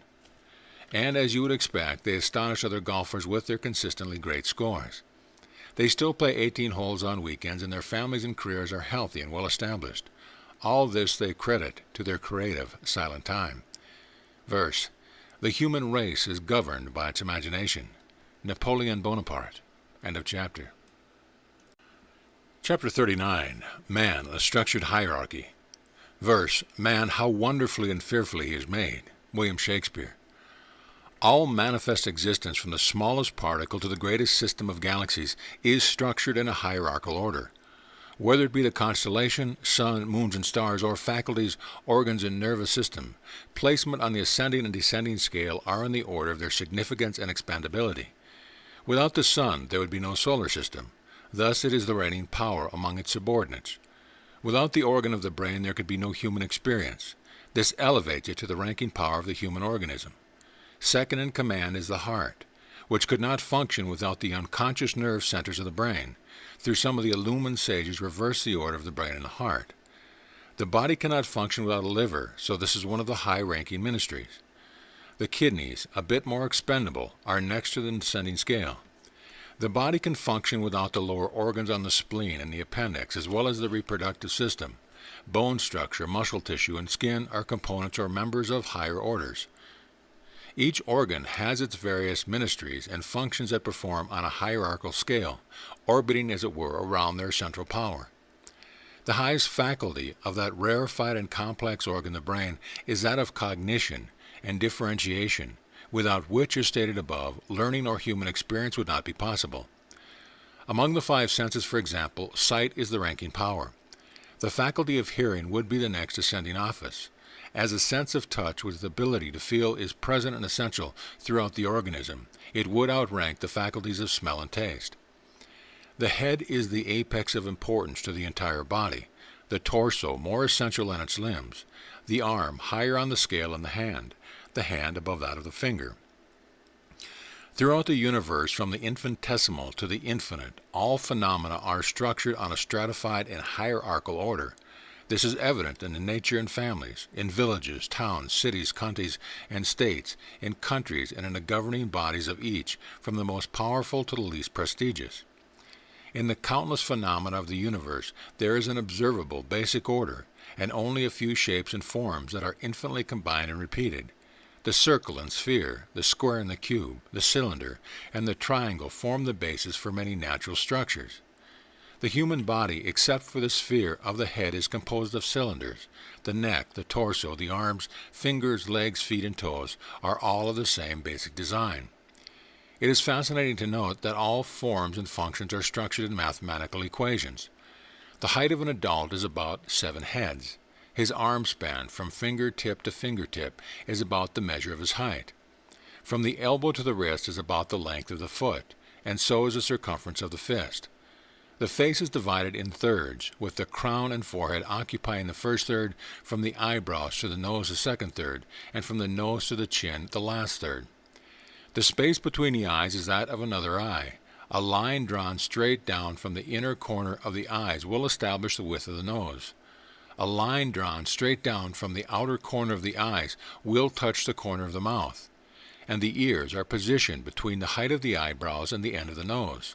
All other body measurements correspond. The development of man in his present state is a result of millions of years of change and adaptation. According to medical science, a human embryo of 4 to 5 weeks has the form of a fish, with a broad tail and traces of gills, a carryover from the long sojourn up to the transformation of marine life. Shortly it loses these and other aspects of its ancient formation and develops into its more evolved human form. There are many characteristics of our early development that link us with other primates, evidence of our climb up the ladder from our cave-dwelling days, and our tribal life in the wild include multiple births, our facial and body hair, and our dental molars, used for tearing meat before the age of utensils. Our brain, organs, glands, and bone structures are to science clearly in transition. According to some doctors, the adenoids, tonsils, appendix, and spleen are parts nature is in the process of phasing out. Even the vast hierarchical tree of the cosmos is itself subject to the laws of change. Nothing is still. All is in rhythmic cycle and motion. Poets sometimes refer to it as the cosmic dance or the dance of life. Man is a multidimensional being, structured in a sequence of diminishing density and opacity from without inward. Since ancient times, mystics and contemplatives have called these planes astral, etheric, subtle, or causal bodies, although there is some variance on their organization and function both in ancient and modern literature. All phenomena emerge from concepts, principles, laws, and process, and pass down the scale of involution as they take on energy, form, and progressively more substance. Science is still in its infancy in the study of these elusive aspects of our nature, inaccessible to the microscope and scalpel, yet knowledge of them in various parts of the world predates the advent of writing. Yes, hierarchy prevails from the lowest to the highest forms of life, from the microscopic to the infinitely vast. Verse: Man himself is the crowning wonder of creation, the study of his nature, the noblest study the world affords. William Giles. End of chapter. Chapter 40. Miracles. Verse: To me every hour of the light and dark is a miracle. Every cubic inch of space is a miracle. William Shakespeare. In truth, there are no such phenomena. Miracles, mysteries of the supernatural, are but results of laws with which we are not yet familiar. Once something is repeatable or thoroughly understood, it is no longer miraculous or mystical. In every generation for thousands of years, there have been a few sages who understood and mastered the laws of so-called miracles, as is surely true today. But having undergone long years of disciplined training, a true master will not be found walking down the avenue in a business suit, nor engaged in any popular endeavor. If he is well grounded and attuned to the natural order of life, the worldly pursuits of fame, fortune, possession would hold no attraction. And if an authentic master could be found in some remote retreat or isolated hideaway, he would not exhibit his powers, nor even allow them to be known. With regard to money or reward, the ideas are meaningless. They are not among his values. He is fulfilled and peaceful with few possessions and no special comforts, sitting alone in some unfrequented little corner of the world. Though he is master of laws yet unknown to science, he has no desire to use his powers and could not be persuaded. His answer would be silence. That which the inexperienced and uninformed would not recognize is his indescribable inner wealth of being consciously one with all existence. Being not merely aware of the highest virtues and treasures of existence, he is able at will to embody their differentiated experience. Not merely aware of infinite energy, light and sound, he is able to transcend all traces of human existence and actually become infinite energy, light or sound, either separately or collectively. He is not only loving, but love itself, not only blissful, but bliss itself. For him, time and distance are illusions, dark clouds in the mind. Past and future are non-existent. The only time is the eternal now. If he chose, he could attune his conscious awareness to any place or dimension in view, and experience or become the subject of his interest. Still, he would have no desire to display his power. In fact, he would be very sure that no one knew except his spiritual teacher if he had one. One might ask, of what value or benefit can such a secluded life be to the needs of society? This is a natural question, but the questioner asks from his limited, unenlightened knowledge. The master acts from his infinite wisdom and insight. Another valid question might be, why does the master not use his power to perform miracles of healing and relieve suffering? Though it is difficult for our limited intellectual knowledge to comprehend, the role of a sage is to enlighten, to teach the laws of cause and effect, which enables us to make wise choices. It is the purpose of the specialists of the world to help resolve undesirable effects. The hard-earned wisdom of initiating only that which is desirable and harmonizing is of a far higher order. To paraphrase a biblical quotation, the darkness cannot comprehend the light. It might be rightly said that Jesus performed miracles and healed the sick. However, he did this only on occasion as an instrument of his teaching. His major role was that of enlightening their minds and purifying their hearts. We want powers, but we have little awareness of their tremendous price. I dare say that most of us would find ourselves appallingly poor in meeting their requirements. It should be clearly stated that there is no wisdom in seeking power and even less in using them.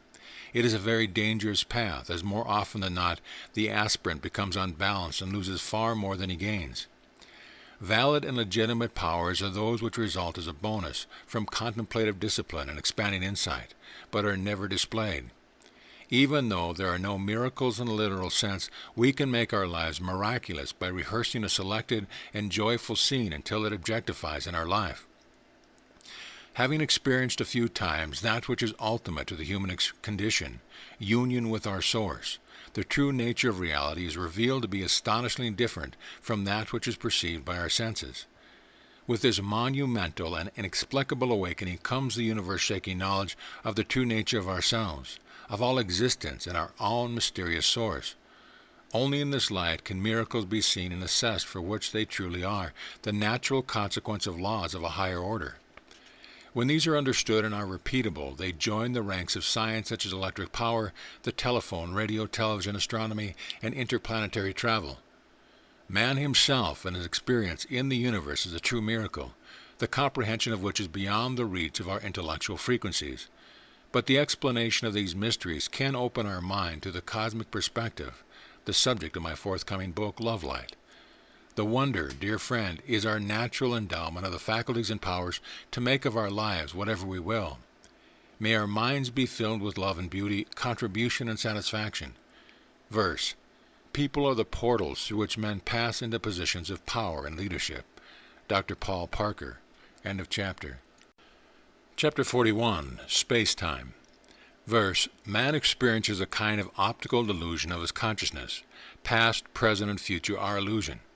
Don't be deluded by the appearance of things. Albert Einstein. Our sensory faculties are entirely unable to discern in our environment the uncommonly subtle, the infinitesimal, or the infinitely vast. The delusion of time is passing, and space is something that are deeply rooted in our perception. Generally, they evoke no curiosity, and we take for granted that things are as they appear. To the deeply analytical mind, this elusive pair has long been an enigma, and it has elicited volumes of hypothesis and conjecture. Still, modern science is not satisfied with its answers. Somehow they do not seem to fit the equation. This is not a new quest of research. The same puzzle and confusion has for thousands of years disturbed the sleep of those who would solve its mystery. Yet then as now, the answer was in their midst. How is this possible? Who among us is so outstandingly learned, so intellectually brilliant as to have solved this monumental riddle? As is sometimes the case, we are asking the wrong question. One need only to have asked the contemplatives, those scattered few to whom the mysteries of the nature of all existence have been revealed in their disciplines of long and profound silence. There is evidence that true insight into the greatest mysteries long predated the earliest extant writings on the subject. Mystical legends, verses, and songs were passed down for millennia before the advent of writing. There are quite a number of such records preceding biblical times, and the Bible, itself a compilation of mystical writings from cover to cover, explains these elusive truths in profusion, but they are concealed in order to protect the unprepared seeker. Though many scientists still wrestle with the problem of space-time, they are enlightened seekers in every generation who have experienced the highest mysteries in transcendent union with our source. It has long been known that time does not pass. We mistake for its passing the movement of form, the changing from light to dark, the revolving seasons, and the seemingly elapsed time between events. Space is equally elusive, but these are essential illusions. Without their appearance, it would be quite impossible to function as organized and interacting societies, though some isolated groups still have no need of either calendar or clock. Actually, time is non-existent, and there is no separation between past, present, and future. But in order to experience the human condition, they must appear as distant one from the other as a linear ribbon of motion.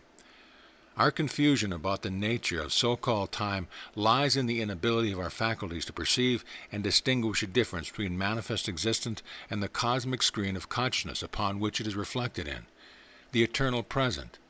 Dr. Rainer C. Johnson said, "Space and time become elusive concepts in the microcosm, the changeless amid the changing, the eternal in the midst of time, the one amid the many." Time is an endless documentary of events being projected upon a movie screen, while our perception is that of only one frame at a time. It is the same with space-time. The part cannot be properly identified as separate from the whole. The mystery is actually much greater than it appears. We are trying to fit the round peg of an unknown into the square hole of a scientific equation which is itself deluding. The enigma lies in our false assumption that things are as they appear. Once we have identified the elements, their arrangements, process, and association, we feel that we have resolved the problem and are on solid ground. But we have failed even to ask the most important question: what is its true nature? We do not even see the need for this question. Are not the phenomena and its composition sufficient? The answer is, not if we would know the most significant truth about the object of our study. My humble apologies to science, about which I know little. My insight lies not in intellectually acquired knowledge, but from a discipline of profound silence, in which limiting mental frequencies are transcended, and the true nature of reality reveals itself, far beyond any trace of personality or even the universe. It is the same principle as that of a spacecraft blasting out of the constraints of the Earth's gravity and into the freedom of another orbit, except that it is a spherical expansion rather than an empowered liftoff. One of the revelations resulting from union with the highest source of all existence was that of a multidimensional universe. This is also true of ourselves. More significantly, we and all else are a mysterious miracle in action. Clearly, in matters of the earth plane, we must proceed by its governing laws, but they will serve us only in its lowest dimension of destiny. Abstractions, such as space, time, and the nature of reality, require observance of the law and of their dimension. Here the direction is from an objective effect to its subjective cause, and further still to the nature of its source. In keeping with the laws of this dimension, we must think and speak of time as past, present, and future. But the long-trodden path toward the mysteries of the subtle plane and the nature of reality is that of the opposite direction. The lone journey from the surface mind into the retreating depths of silence, of the uncharted way from the blinding darkness of the day toward the true light through the inner portal. The wisest minds of whom there is any record had little or no formal education. Their wisdom did not derive from intellectual brilliance, but from revelation of direct knowing in their long disciplines of the deepest silence. Ideally, the scientist and the contemplative should dialogue. Highly valuable and beneficial results could result from this exchange. To understand the answer to space-time, the most direct route is the backward turning method, using the mind to transcend itself in order to reach into the highest frequencies of direct knowing. Verse: time is the image of eternity. Plato. End of chapter. Chapter 42. Revising the past. Verse: a change of impression results in a change of expression. Neville Goddard. Though our reason would find it incredulous, by activating laws of revision, we can change the influence of that which has already occurred. As explained elsewhere, all our mental activity and experiences are recorded in our subconscious mind. Unless revised, they continue to influence our ongoing presence. If their nature and quality is life-enhancing, we feel a sense of well-being. If they are in conflict with natural law and order, their energy patterns create stresses, blockages, and discomfort. Happily, we are naturally endowed with the faculty of revision, which can redirect and harmonize the forces resulting from past experiences. The following example will illustrate the process. Neville Goddard, the late mystical philosopher, author, and teacher known publicly only as Neville, relates in his book Resurrection the story of a young child whose face was seriously burned. According to her well-qualified doctor, she would be badly scarred for life. Her parents, beset with this traumatic grief, accepted this as final and sank into despair.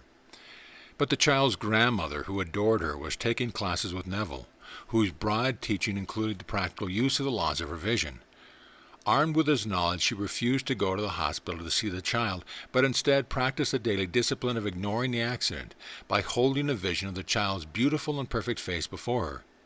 She groomed her thoughts and emotions to a sense of the highest joy and celebration as she mentally watched her play and amuse herself with her toys. Both morning and night, the grandmother sat quietly and experienced the love and wonder of seeing the child's exceptionally beautiful face and skin. Throughout the day, she reinforced the vision of perfection with the happiest of thoughts and emotions. She neither accepted or rejected the doctor's view of permanent disfigurement. Instead, she activated the powerful creative force of imaginal experience with her vision of the child's ultimate beauty and perfection. Aware that the higher her sense of joy, the more masterful the effect, she refused to talk to the distressed parents about the matter. When they called, she quickly changed the subject, saying that she was doing something positive and did not wish to discuss it. They did not understand and thought her cold and insensitive. After a shorter than expected stay in the hospital, the child's mother called to say that the bandages had just been removed, and the doctor was awestruck at seeing a perfect face with not a trace of a scar. He announced that only a miracle could account for the perfection of the face. The magical power of the creative process, which can change not only our present and so-called future, but even out of the past, lie in unbroken concentration upon joyous fulfillment. Once something has occurred, we cannot remove the fact that it happened, but we can modify the result by activating laws of a higher order. As all existence is structured in a multidimensional universe, so are the laws and forces of each. Yet we need not possess the knowledge of a scientist to invoke the laws of our nature. Naturally, the more knowledge, the more control, and the higher the success. Thus is the noble art of science. But is it not interesting that thousands of years before the emergence of science, these laws were known and understood? As wisdom is a higher order of knowledge, the greater the wisdom, the less the higher laws were invoked. Due to the lack of general knowledge, the effects of their intervention were and often called miracles. However, to one in control, it is a matter of expanded awareness. There are many cases where medical science has attributed healing to the realm of miracles, as that branch of science is not yet familiar with principles and laws of the superior order, though they are fast expanding their frontiers. But the purpose of this endeavor is to point out that all existence is objectified mind, and that by changing the focus of our attention, conditions are altered. If we accept things as permanent and unalterable, they will remain so.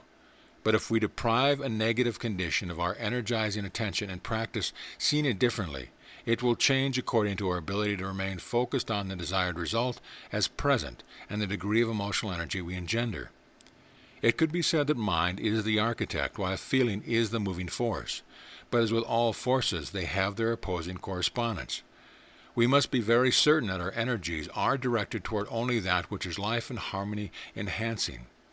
Heaven help the one who attempts to use the natural laws to harm others, for the quality of our thoughts is the quality of our experience.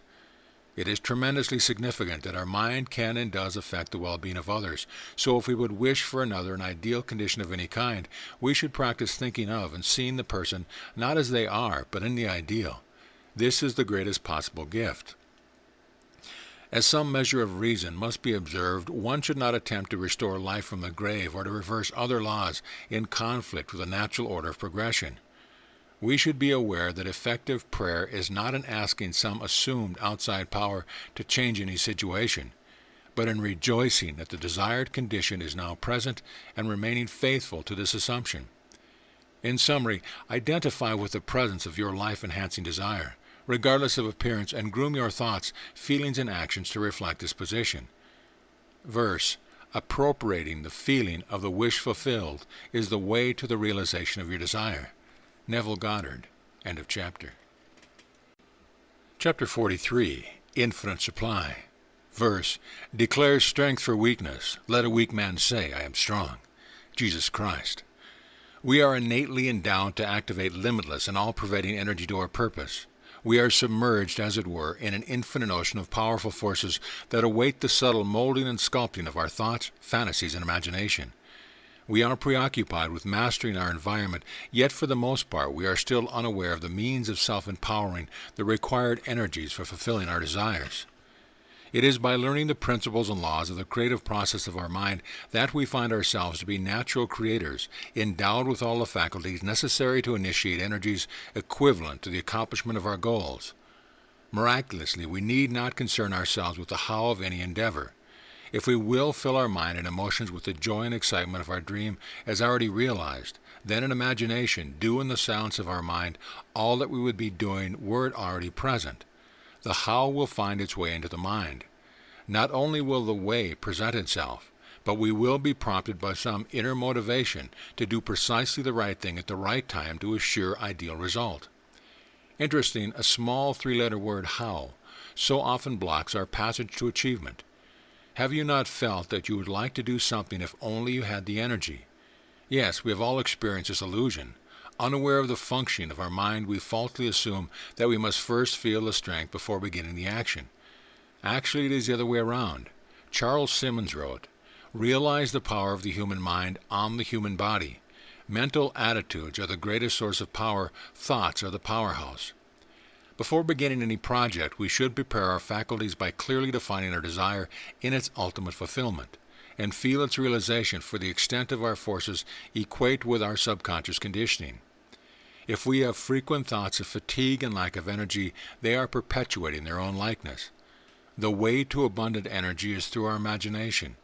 If we will experience in the silence of our mind that which we would like to be doing and make a habit of this practice, our energies will be equivalent to the magnitude of our desire.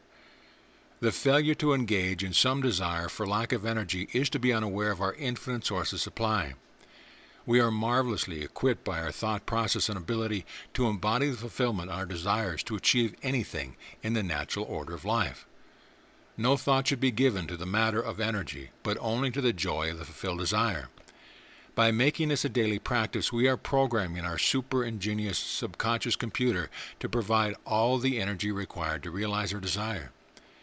To belabor our lack of strength for doing that which we would like to undertake is to give cross signals to our source of supply, which neutralizes the response.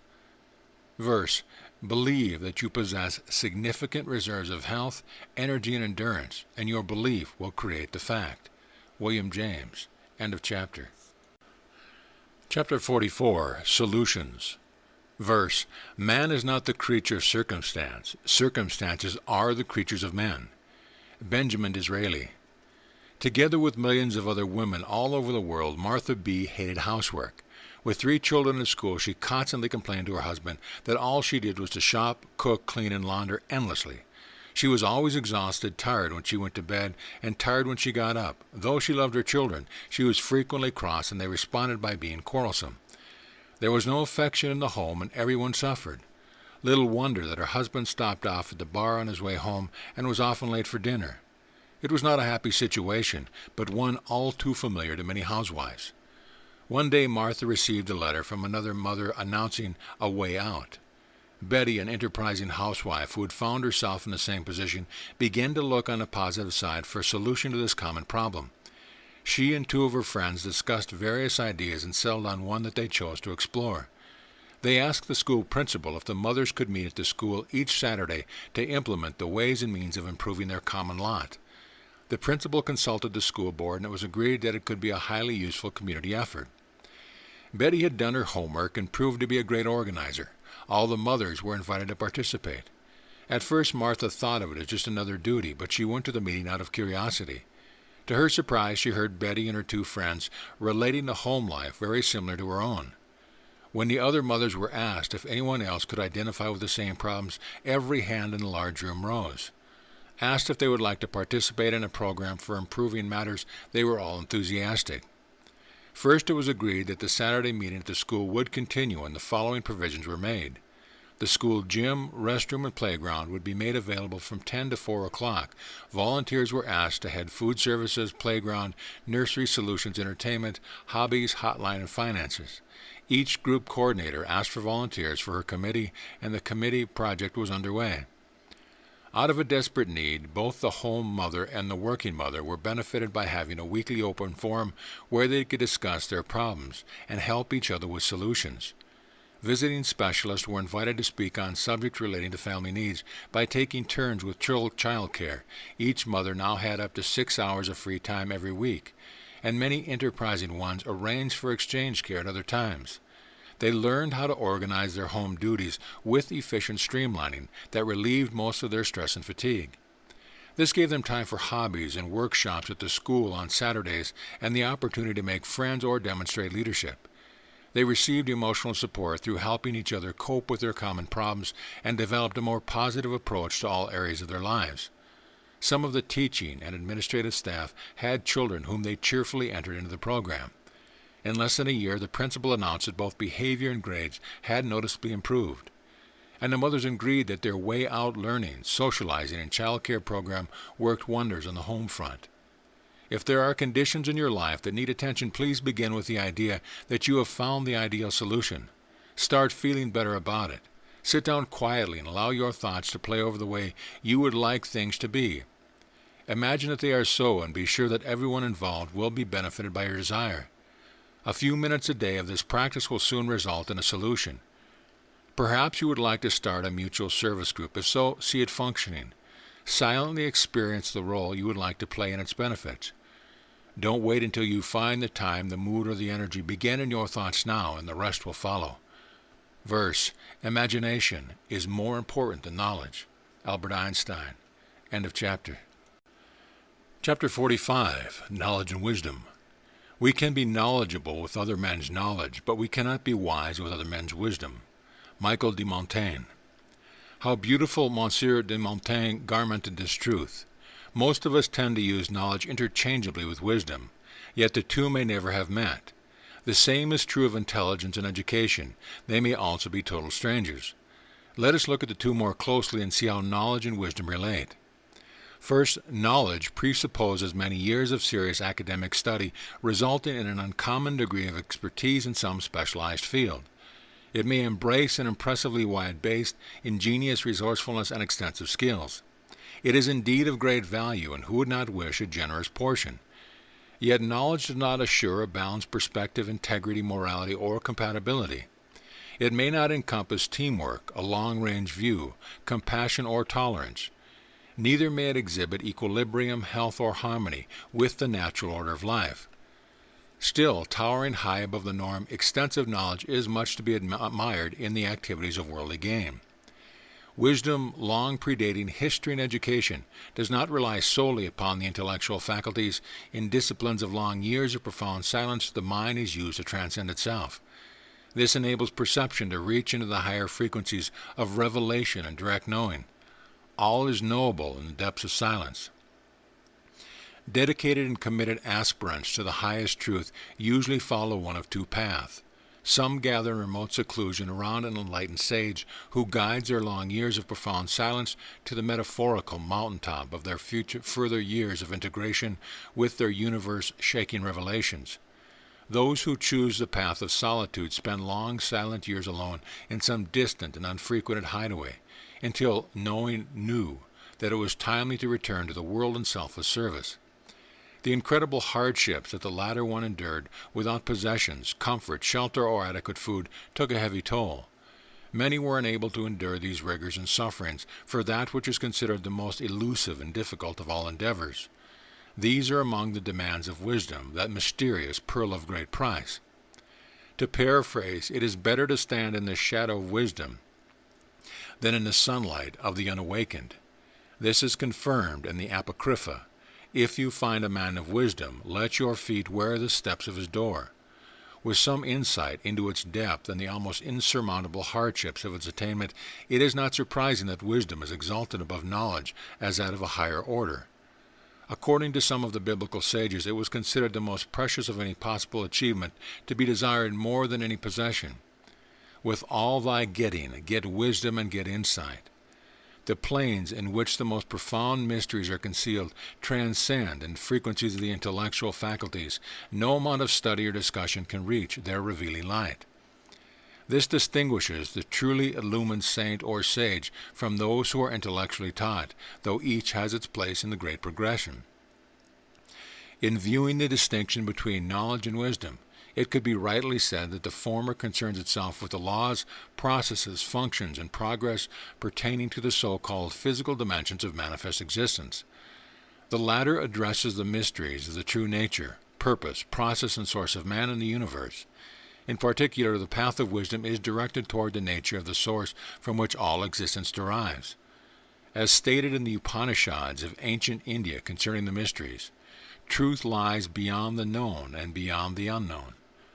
Among the signs of wisdom, we should expect a smooth and quiet harmony between the light of insight and its manifest expression. Its evidence should be less in words and more in quality of being. The man of wisdom would selflessly and modestly exhibit all the virtues, making himself available to those who would follow his guidance. He would be exemplary in all his conduct, treating everyone and all living things with kindness and respect. He would have no possessions beyond perhaps his simple clothing. He would accept neither money nor gifts, other than a token flower, a piece of fruit, or possibly some handmade gift of love, such as a warm shawl or a cushion for his comfort. There would not be a trace of ego or arrogance or jealousy or envy. His single purpose is the well-being and advancement of his followers toward delight. He is at once wise and simple and laughs spontaneously at natural amusement. He sees beauty, poetry, and the dance of life beyond the faculty of sight. He hears the music of the universe beyond the sense of sound. He experiences oneness with all manifest existence beyond any human faculty. Though there might be no visible display, he would be not only loving but love itself. Lao Tzu, one of the greatest examples of wisdom refined into simplicity, said, "By some he was considered to be a simpleton, which was in fact his only merit." Having walked together through this brief glimpse of knowledge and wisdom, I leave to you, dear friend, to discern the significance between the two. Verse, "Here the heart may give a useful lesson to the head, and learning wiser grow without his books." William Cowper, end of chapter. Chapter 46, Destiny in a Making. Verse, "The unbeatable combination, the man of head and heart." H. Hine. A remarkable example of the creative process of our mind is the story of Joseph, a little Eastern European boy whose mother died when he was only 5. At 11 he was fully orphaned. Having no one to care for him, he supported and educated himself from that time forward. Fascinated with books and eager to learn, he mastered German, French, and English while still a young teenager, and devoured the classics of these 3 cultures in addition to his own. But above all, he dreamed of living someday in that faraway wonderland called America, the home of his dearest and most intimate friends, Mark Twain's Tom Sawyer and Huckleberry Finn. When he grew up, he managed to get as far as Paris, and while walking the streets of the city to conserve bus fare, he passed daily by a new excavation site where the famous Coty Cosmetic Company was preparing to build its new headquarters. Day by day, with empty pockets, he would stop to watch the work in progress. To brighten his mood, he began to imagine that the entire project was his. As the handsome building rose, he secretly identified himself as its proud owner. This new thought pattern so lifted his spirits that he soon improvised on the shoestring the most modest of business ventures. Always dreaming far beyond all reason and logic, he now identified himself as a highly successful international manufacturer, and his affairs grew and expanded many times over. While continuing his education in night classes at Paris's Sorbonne University, he lived greatly in his fantasies and his daydream. One day, moved by the muses of inspiration, he inquired about larger new quarters and was astonished and excited to learn that the Coty Cosmetic Company was now consolidating its operation in the suburbs of Paris and was about to put on the market the handsome building of his earlier dreams. Now, having acquired substantial finances, he bought the building at once and paid for it in cash. On moving in, he celebrated that his penniless dream of ownership had crystallized into fact. Continuing his waking dream, Joseph acquired other buildings on both sides of the Atlantic. His business affairs expanded into international scope, and he now maintained 3 homes on 2 continents. This unprotected orphan child had developed himself into a respected position in several foreign countries and enjoyed a full and enriching life, all because he lived in his imagination, his fantasies and dreams of the day. I know this story very well indeed, for when we met at a formal luncheon in Paris, this handsome and distinguished man engaged me in happy conversation, and then excused himself and disappeared briefly. Later he told me that he had gone to ask our hostess to seat him beside me, and there began a beautiful and exciting storybook romance. However, Joseph, having fulfilled his lifelong dream of living in America, was settled in New York while I was happily situated in Los Angeles. When we each returned home to opposite sides of the continent, there began a steady westward stream of flowers, telephone calls, and letters, punctuated by occasional visits. Now, another of his enduring dreams was that of an ideal marriage, and he had decided almost from our first meeting that I was to be that ideal mate. He urged me to move to New York, but you can well understand my reluctance to exchange California sunshine and year-round roses for the icy winds and snow of New York. I resisted, but Joseph persisted, and in time his noble and endearing character drew in my affection. So I went to New York, lived at the Barbizon Hotel for Women, and attended nearby Hunter College. When first I arrived in the city, I saw from my hotel window a veritable fairyland of snow-white splendor. Walking through the dazzling spectacle of Central Park for the first time, in the enchantment of softly falling snowflakes, I was unprepared for a scene that was so spellbinding that it appeared unreal. Every tree, bush, and growing thing was costumed as for an ethereal ballet. With raiments of snowy white jewels that sparkled and shimmered in the morning sunlight, strolling hand in hand with my love, we visited the zoo, the large poetic fountain, and the boat lake, all arrayed in splendor. It was majestic.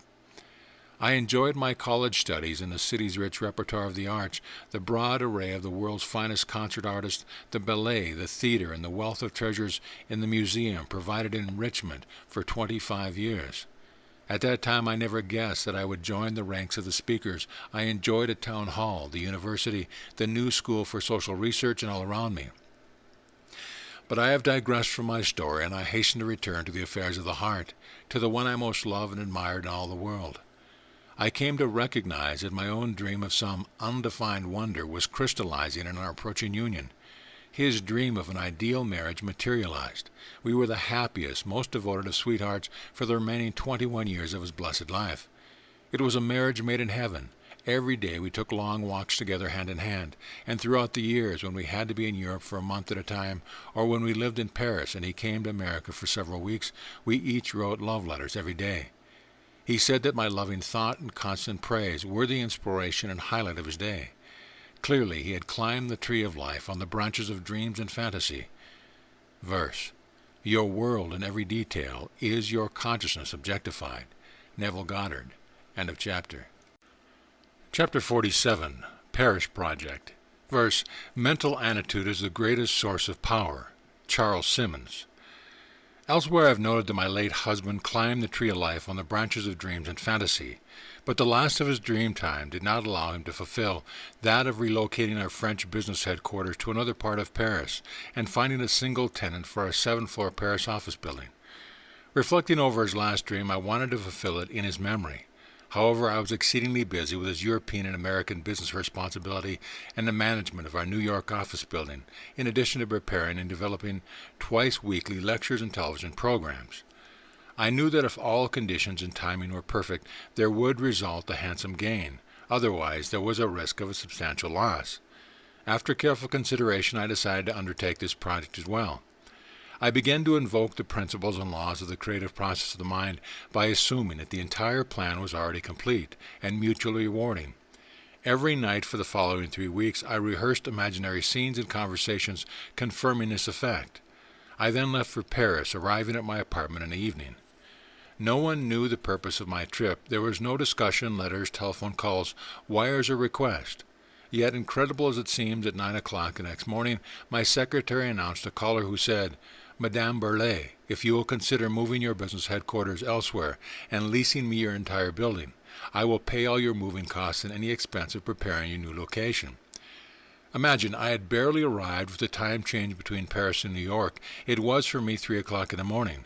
So with less than one full night's sleep, already the most important part of my plan was accomplished. I then asked the real estate agent next door to find us a new location, requesting, among other things, one spacious floor with lots of big windows, together with a private apartment for my frequent visits. He said the apartment will make it impossible to find. There is no such thing. After much persuasion, he said, "Very well, madame, when you need all of this." I answered with some embarrassment, as I knew that such things move very slowly in Europe. Within 3 weeks, I must be back to my lectures in New York by then. Well, the agent leaned back in his big chair and laughed heartily at my naivete. "Surely," he went on, "you can't be serious. Give me 6 months and I may be able to help you." I thanked him cheerfully, and I said I was sure he would have something to show me by the afternoon. Within a couple of hours, he took me to 2 locations. The first I rejected at a glance, but the second I knew was custom-made from my creative dream rehearsals. Facing the street was 100 feet of enormous arch windows 12 feet high. The place had all my specifications, including a lovely private apartment, so after a thorough inspection and evaluation, we went directly to the owner, where we concluded the affair. The agent stood awestruck. Never had he seen so quick a decision or earned his commission so easily. The multifaceted project was complete, not in 6 months as the agent had projected, but in less than 8 hours. And it was conceived and developed from a mental blueprint that I had designed on the opposite side of the Atlantic.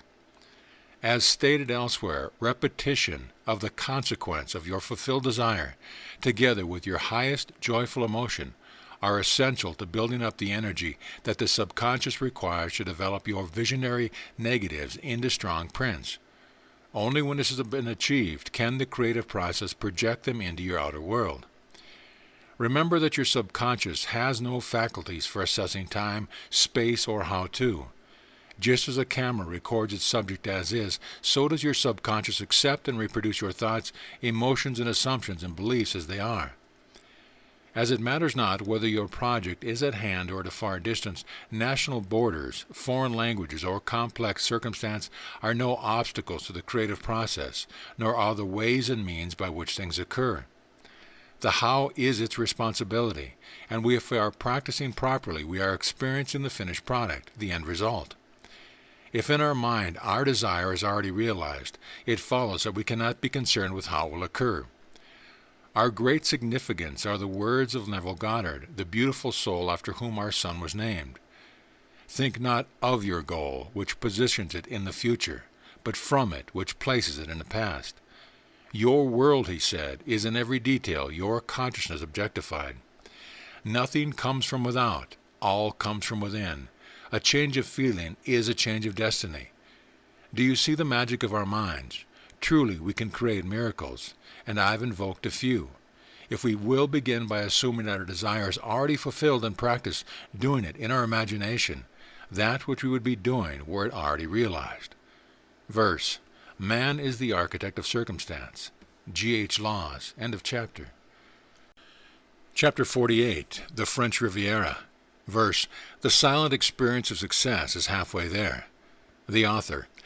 After spending several weeks in Spain, I decided to pass the remaining weeks of one summer in Cannes, France, and prepared to leave by car.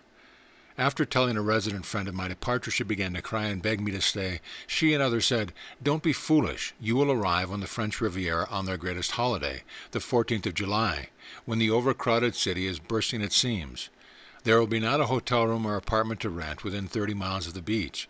You will be forced to sleep in your car if you are lucky enough to find a place to park." I knew I must do some serious creative imagining that night if I was to find suitable accommodation in Cannes. I mentally rehearsed in vivid and happy detail the pleasure of a beautiful apartment on the top floor of one of the loveliest buildings ringing the Cannes Bay. It looked down on the blue Mediterranean, where I swam daily and promenaded along the picturesque beach. So incredibly real was my practice that the next morning I cheerfully and confidently announced that I would be leaving in an hour. The friend who lived near was inconsolable, so I said, "Pack your bags and come along." She answered, "But my 14-year-old son, I can't leave him alone." "Well, bring him," I answered, realizing the two would complicate my plans, so off we went to the famous and elegant playground in the jet set of the Western world.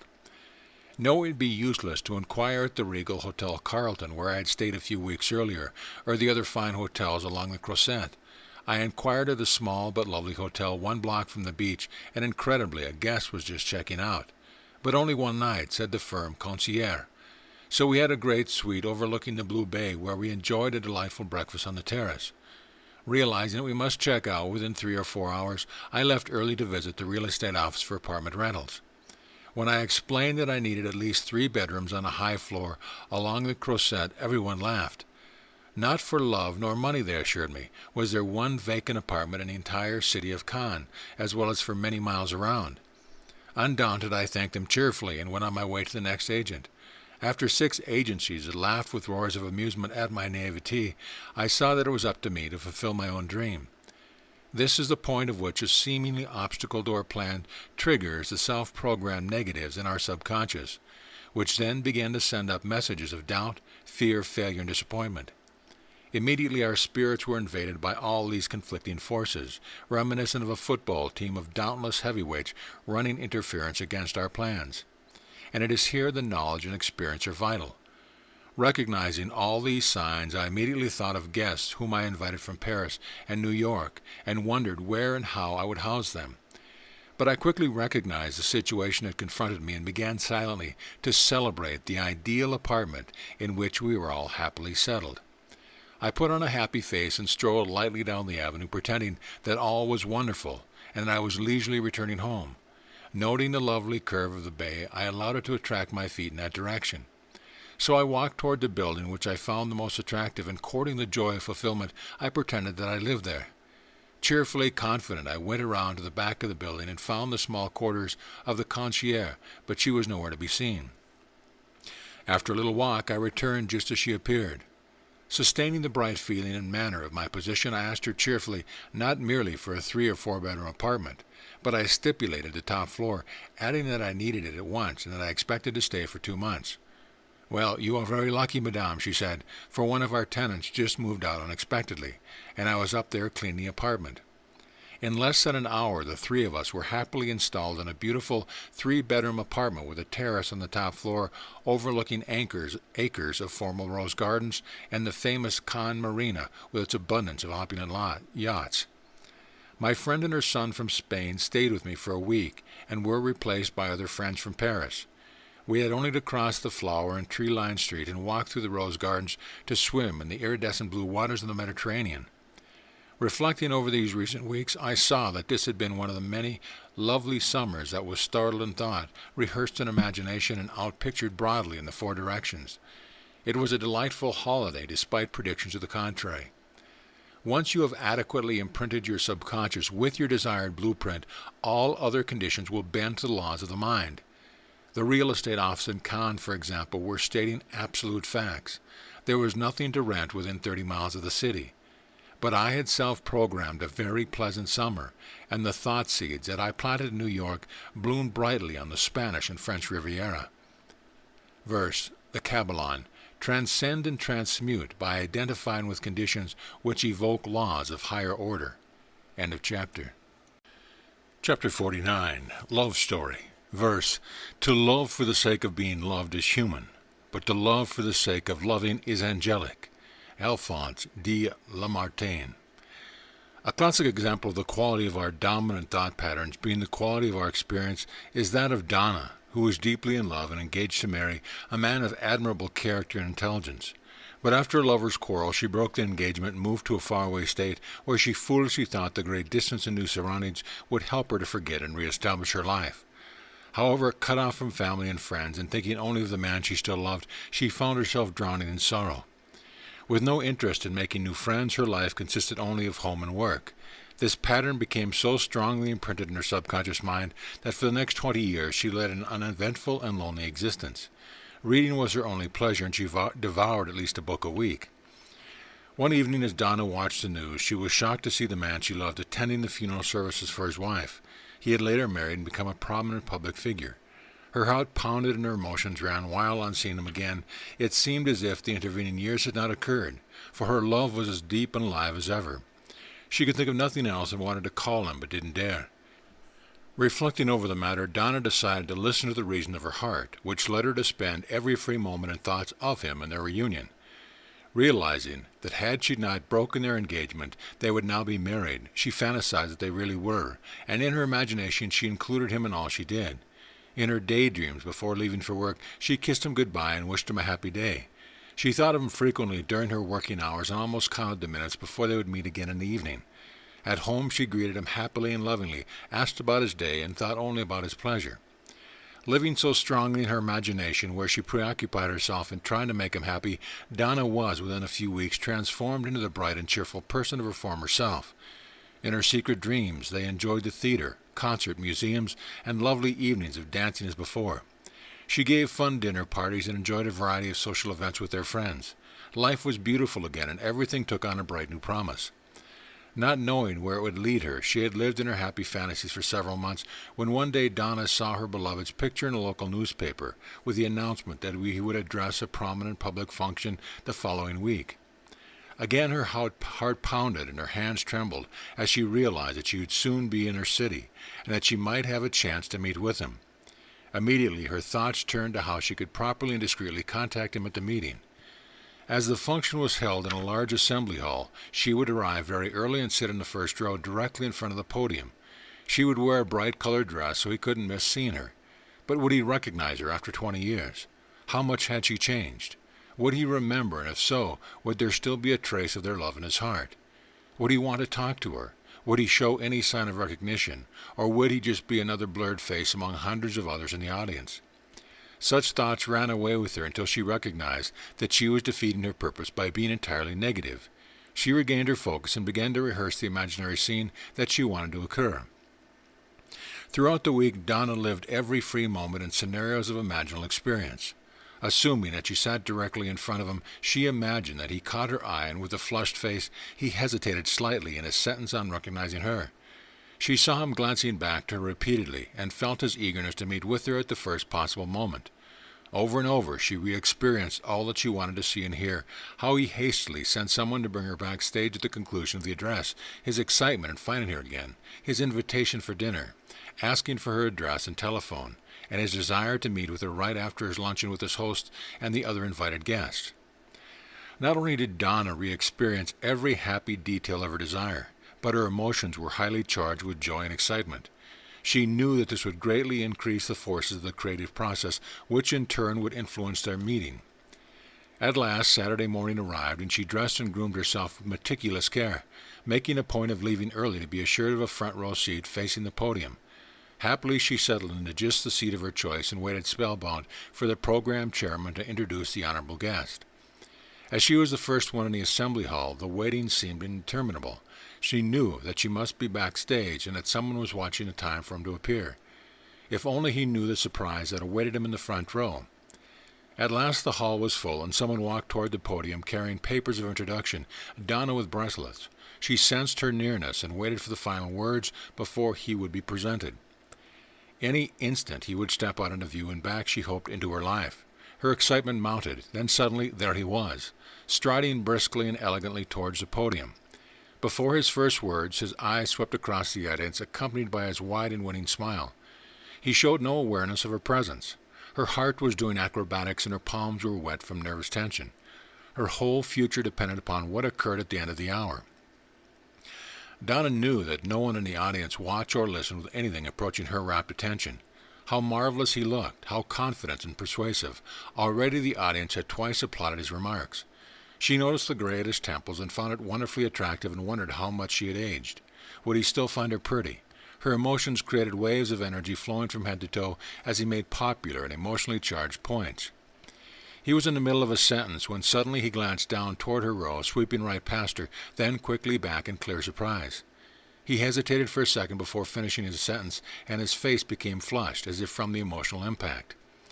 Donna was stunned, petrified. Her mind went blank. Everything was in a whirl. She lost all focus. She heard his words, but understood nothing he said for the remainder of the hour. She was conscious only that he kept looking at her, and she sensed from his eyes that his feeling for her was still alive. But was she merely imagining that which her heart wanted to see and to feel? Only minutes stood between this great uncertainty and the truth. Her life hung in the balance. She hardly breathed. At last she heard him conclude, and the program chairman reappeared and shook his hand as the audience stood in wild applause. Donna thought she stood too, but she couldn't remember applauding. She felt not even the strength to move. The two men disappeared behind the curtain, and Donna stood stunned as the audience began to leave the hall. Suddenly someone touched her arm and said that the speaker would like her to come backstage. Taking her arm, he led her through the side door into the room where several people were gathered around him in excited animation. Upon her entrance, she heard him say, "Excuse me for a moment, gentlemen," and taking a few brisk steps in her direction, he reached for her two hands. "I can't believe my eyes," he said softly. "Give me your card quickly. Where can I reach you right after lunch?" Donna hadn't said a word. She fumbled in her purse and was so nervous that she spilled its contents all over the floor. Lipstick rolled in one direction, compact in another, and her cards scattered over the room. Suddenly half a dozen men scurried about retrieving the mysterious contents of a lady's purse. The moment seemed frozen. Then they walked outside. He asked if she was driving or if he could get her a cab. He closed her door and the car sped away. She never remembered how she got home, but somehow there she was in her apartment with her eyes blankly glued to the telephone. Waiting for his call, the time seemed neither long nor short. It simply was not registering in her dazed mind. She was vaguely aware that he did not know whether or not she was married, if she had children, or anything about her present status. He could not know how she felt about him. Would there still be hurt, resentment, or anger over their lovers' quarrel? She was sure that he would at least be curious and glad to share some thoughts about the intervening years. Still lost in her thoughts and emotions, a telephone rang and her heart leaped to answer. He was all finished with his engagement, and could he grab a cab and come right over? Breathlessly answering the door, she wondered if it were not another episode of her dream rehearsals as he walked in, placed his two hands upon her shoulders and asked, "Why did you go away? Why didn't you let me know where you were? I went through hell when you disappeared. But that's the past and this is now. Tell me about you. Are you married? Have you been married? Have you any children? What have you done all these years? Tell me," he blurted out all in one breath. Donna explained how very deeply she had regretted having run away, how she had suffered for 20 years for her foolish action. "We won't look back," he said, "but you must return home. Promise you will, as soon as possible. We must begin where we left off. I never stopped wondering where you were and what you were doing all these years. Thank God I found you at last," he sighed, as he drew her close and held her ever so lovingly. That night they talked long and late about the intervening years during which his life had been so full and hers so empty. David told her of his heartache when she left, and how it had affected his work, as he was unable to concentrate. How, with his spirit so low, so crushed, it was only with the greatest effort that he had forced himself to somehow muddle through. He had tried every way he could to find her, to tell her that a lover's quarrel was not worth the dreadful suffering that he had assumed she too was experiencing in her hideaway. He explained that it was the most painful time of his life, and that his wounds seemed never to heal. Donna was shocked. How, she wondered aloud, could she have ever been so selfish, so insensitive to his feeling? She had thought only of her pain, her pride and resentment. Never once had she thought of David as suffering. She had no idea of the grief she had caused him. Had she guessed, she would have called. They would have talked, and all would have been resolved. How blinding is ignorance, she confessed. How disastrous pride and resentment. After both had unburdened their hearts, it seemed that all the pent-up emotion had to be relieved. David asked Donna to promise him that she would return home soon, that they might begin again as devoted sweethearts with a bright and promising future. The following day, Donna drove David to the airport. Suddenly, in less than 24 hours, everything had grown more beautiful. They both noticed it. It was as though some invisible instruction had vanished from their sight, and they saw the enchanting beauty of nature that had been there all the while. This time they parted with eager anticipation, and David said he would call every night until she returned. The next day Donna resigned from her job, but remained for another month to assist her replacement. She then returned home as excited as a teenager. David met her eagerly and helped her to settle into an apartment. They dated for 6 months while they each adjusted to their new life, and then had a fashionable and well-publicized wedding. Today they are the happiest of couples. Donna told David that through her suffering she had learned that love stands on 2 pillars: selfless service and forgiveness. Verse: "The heart has reasons, the reason knows not of." Blaise Pascal. End of chapter. Chapter 50, The Creative Process in Review. Verse: "All men of action are dreamers." James Huneker. Of all our attitudes, the most important is that which we hold about ourselves, for it is reflected in our experience. The president or head of a country is playing the role of his self-identification and his sense of self-worth, and the beggar is doing precisely the same thing. As explained throughout this book, each of us is born with powerful creative faculties for achieving our purpose, but as in all else, we must inform ourselves of the natural principles and laws and learn how to use them. All attainment has its price, little gain. But if we desire something of a higher value, it requires a higher measure of attention and energy. It is the same process, as there is but one law of creation: sustained fulfillment in the mind and emotions. If our desire is important to us, we should give it daily attention, recalling at a regular and specified time of imaginal experience, in which we joyfully rehearse the ultimate expression of our fulfilled desire, builds up energy and heat, which in turn matures our mental blueprint. Our imagination impresses it upon our subconscious mind, which acts as a nurturing womb for our brainchild. And when it is sufficiently formed and energized, the creative process of our subconscious expresses it into the outer world of our experience.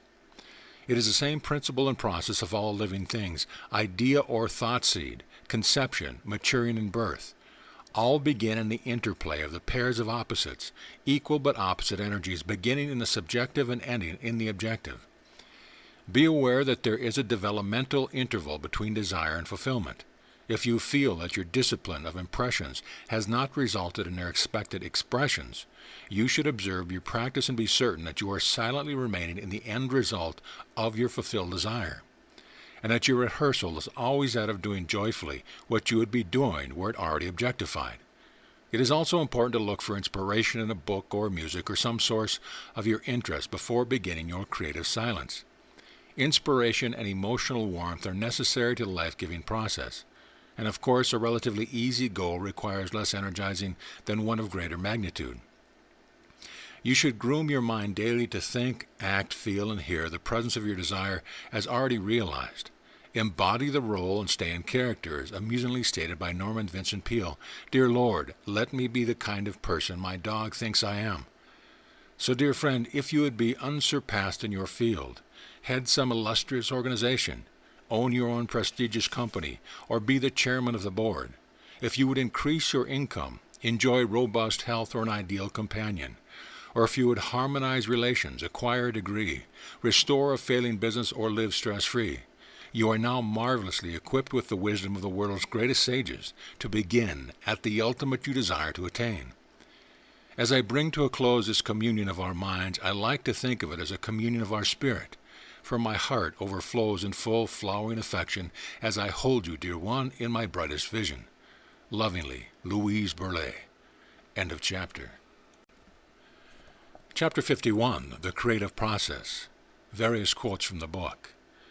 Experience is the mirror of the mind. First, question whether or not your desire is morally justified. It must not harm or diminish anyone. Louise Berlay. It takes a person who is wide awake to make his dreams come true. Roger Bacon. Success begins with a dream. Today's dream is tomorrow's reality. Shakespeare. All men of action are dreamers. George Herbert. Man can be no greater than his loftiest dreams. L.B. He who dreams most achieves most. Moses of the Bible dreamed dreams and endured in seeing the invisible. We live as we dream. Joseph Conrad.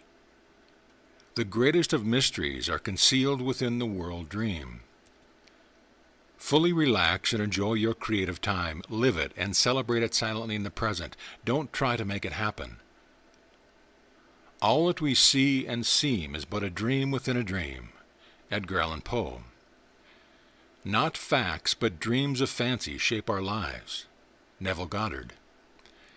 Thomas Edison, noted American inventor of the microphone and the electric lamp, took frequent short daily naps and awoke with a solution. Playwright J.B. Priestley dreamed 3 entire plays in detail. There is the waking dream of the day and the sleeping dream of the night. Make your waking dream a silent, joyous celebration. If there were dreams to sell, what would you buy? Thomas Lovell Beddoes. As within, so without. As above, so below. The ancient and legendary Hermes. Stop trying to make it happen. This creates more wishing and hoping, which multiplies and sustains itself. Be there now. Experience your dream as having already occurred. What would you be doing and feeling if these conditions were present? Silently practice doing and feeling these happy circumstances. What we are is the result of all that we have thought. The Buddha. Learning without thought is labor lost. As men think, so are they. Thoughts are the parents of all actions, good and bad. As he acts, so will be the consequence. Dr. Evans Wentz. Act the role of your choice. Feel its presence. Stay in character. Celebrate during every free moment. The mind yields fruits corresponding to its thoughts. Whether you think you can or think you can't, you are right. Henry Ford. Nurture your mind with great thoughts. Experience is the child of thought. Disraeli.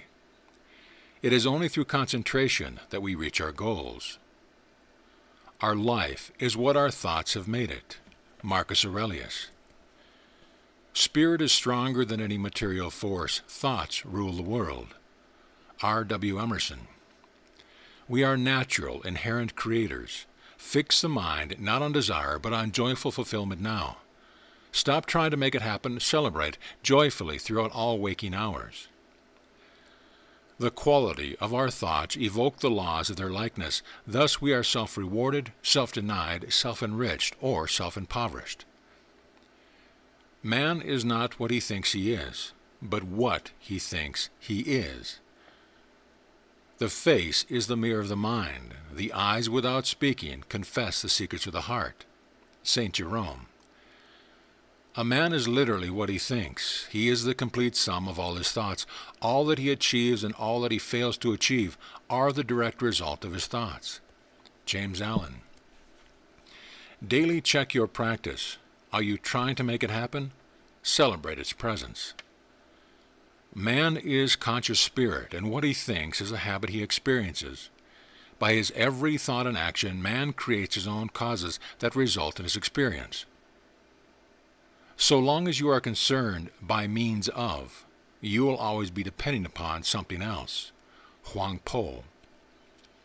Every idea carries its own solution. Through ignorance, I have imagined the unhappy conditions of my life. Man is ruled by habits of his own making. Begin today. If you don't like some aspect of your life, then deny it the sustaining energy of thought and speech. Declare strength for weakness, beginning each man with himself. Jesus. Enjoy to the fullest the resources that are within thy reach. Pindar, great Greek lyric poet. The student is taught to begin at the ultimate he desires to attain. Imagination bodies forth the form of things. Begin at the end result of your desire, not step by step. Embody ultimate fulfillment now. Imagination is more important than knowledge. Albert Einstein. That synthetic and magical power, imagination. Samuel Coleridge. Sow a thought and you reap an act. Sow an act and you reap a habit. Sow a habit and you reap a character. Sow a character and you reap a destiny. The best pupil goes straight to the ultimate. Yes, and our thoughts body forth our destiny. The shortest interval between desire and fulfillment is embodied imagination as present. Desire motivates, imagination implements, and celebrating acceptance manifests. Act the part and you will become the part. William James. Creation emerges from the divine or absolute imaginal dynamic. All creation is imagined. Your achievement shall be in proportion to the greatness of your desire. Yes, and your discipline of embodying and celebrating its fulfillment in the present. The good or ill of man lies within his own will. You can imagine your future. Henry Kaiser.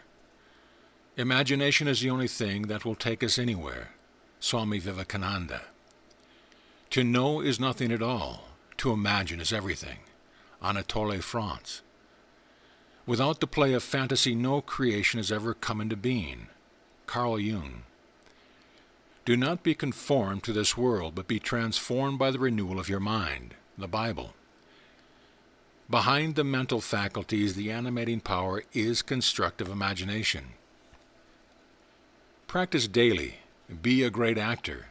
No matter what you are doing at the moment, your chosen self-identity must be its foundation. If your dream were already realized, how would you feel? Joyfully cultivate and sustain this self-identity. Think not of your desire, but from its fulfillment. Neville Goddard. In order to change anything in our lives, we must begin by changing some aspect of our thinking, acting, and feeling pattern. Most importantly, we should add fulfillment to our self-image. The process is not wishing, hoping, and expecting, which sustains things as they are. Wrong. I'm getting better. I'm going to. Right? Think cheerfully of that which would bring you to the greatest pleasure. Not the means, such as finances, energy, or ability. Imagine over and over again that you are experiencing that joyous state or condition. With each practice, its mental design is more strongly imprinted in the domain of cause. When it is sufficiently energized, it would flower forth in your objective experience. I joyfully celebrate the fulfillment of your dearest dreams. Note about the author. Louise Berlay lived for many years between Los Angeles, New York, and Paris, and has made some 60 trips abroad in all directions. She has taught the creative process widely, including Paris, New York, and on New York television. She is now settled atop a high-rise at the beach in Southern California, where she is writing another book. In Love Light, her forthcoming, Louise shares her many mystical experiences and their astonishing revelation of the true mystical nature of man, the universe, and our source. Our roots lie in majesty, love, and beauty, says Louise, and with guidance they will flower radiantly in our lives. Back cover. Observe the conditions of your life and you will see the precise picture of your mind. Any change in your circumstance must begin with a change in your daily thoughts. With guidance, you can become master of your experience and thus your destiny. The purpose of this book is to share with you that which was passed on to me, which was greatly needed. That was many years ago, and my life has been in full flower ever since. Louise Berlay. It takes a person who is wide awake to make his dreams come true. Roger Bacon. Not facts, but dreams of fancy shape our lives. Neville Goddard. Success begins with a dream. Today's dream is tomorrow's reality. Shakespeare. This audio presentation of The Magic of the Mind, How to Do What You Want with Your Life, by Louise Berlay, has been brought to you by audioenlightenment.com. Copyright 2013, all rights reserved. End of book.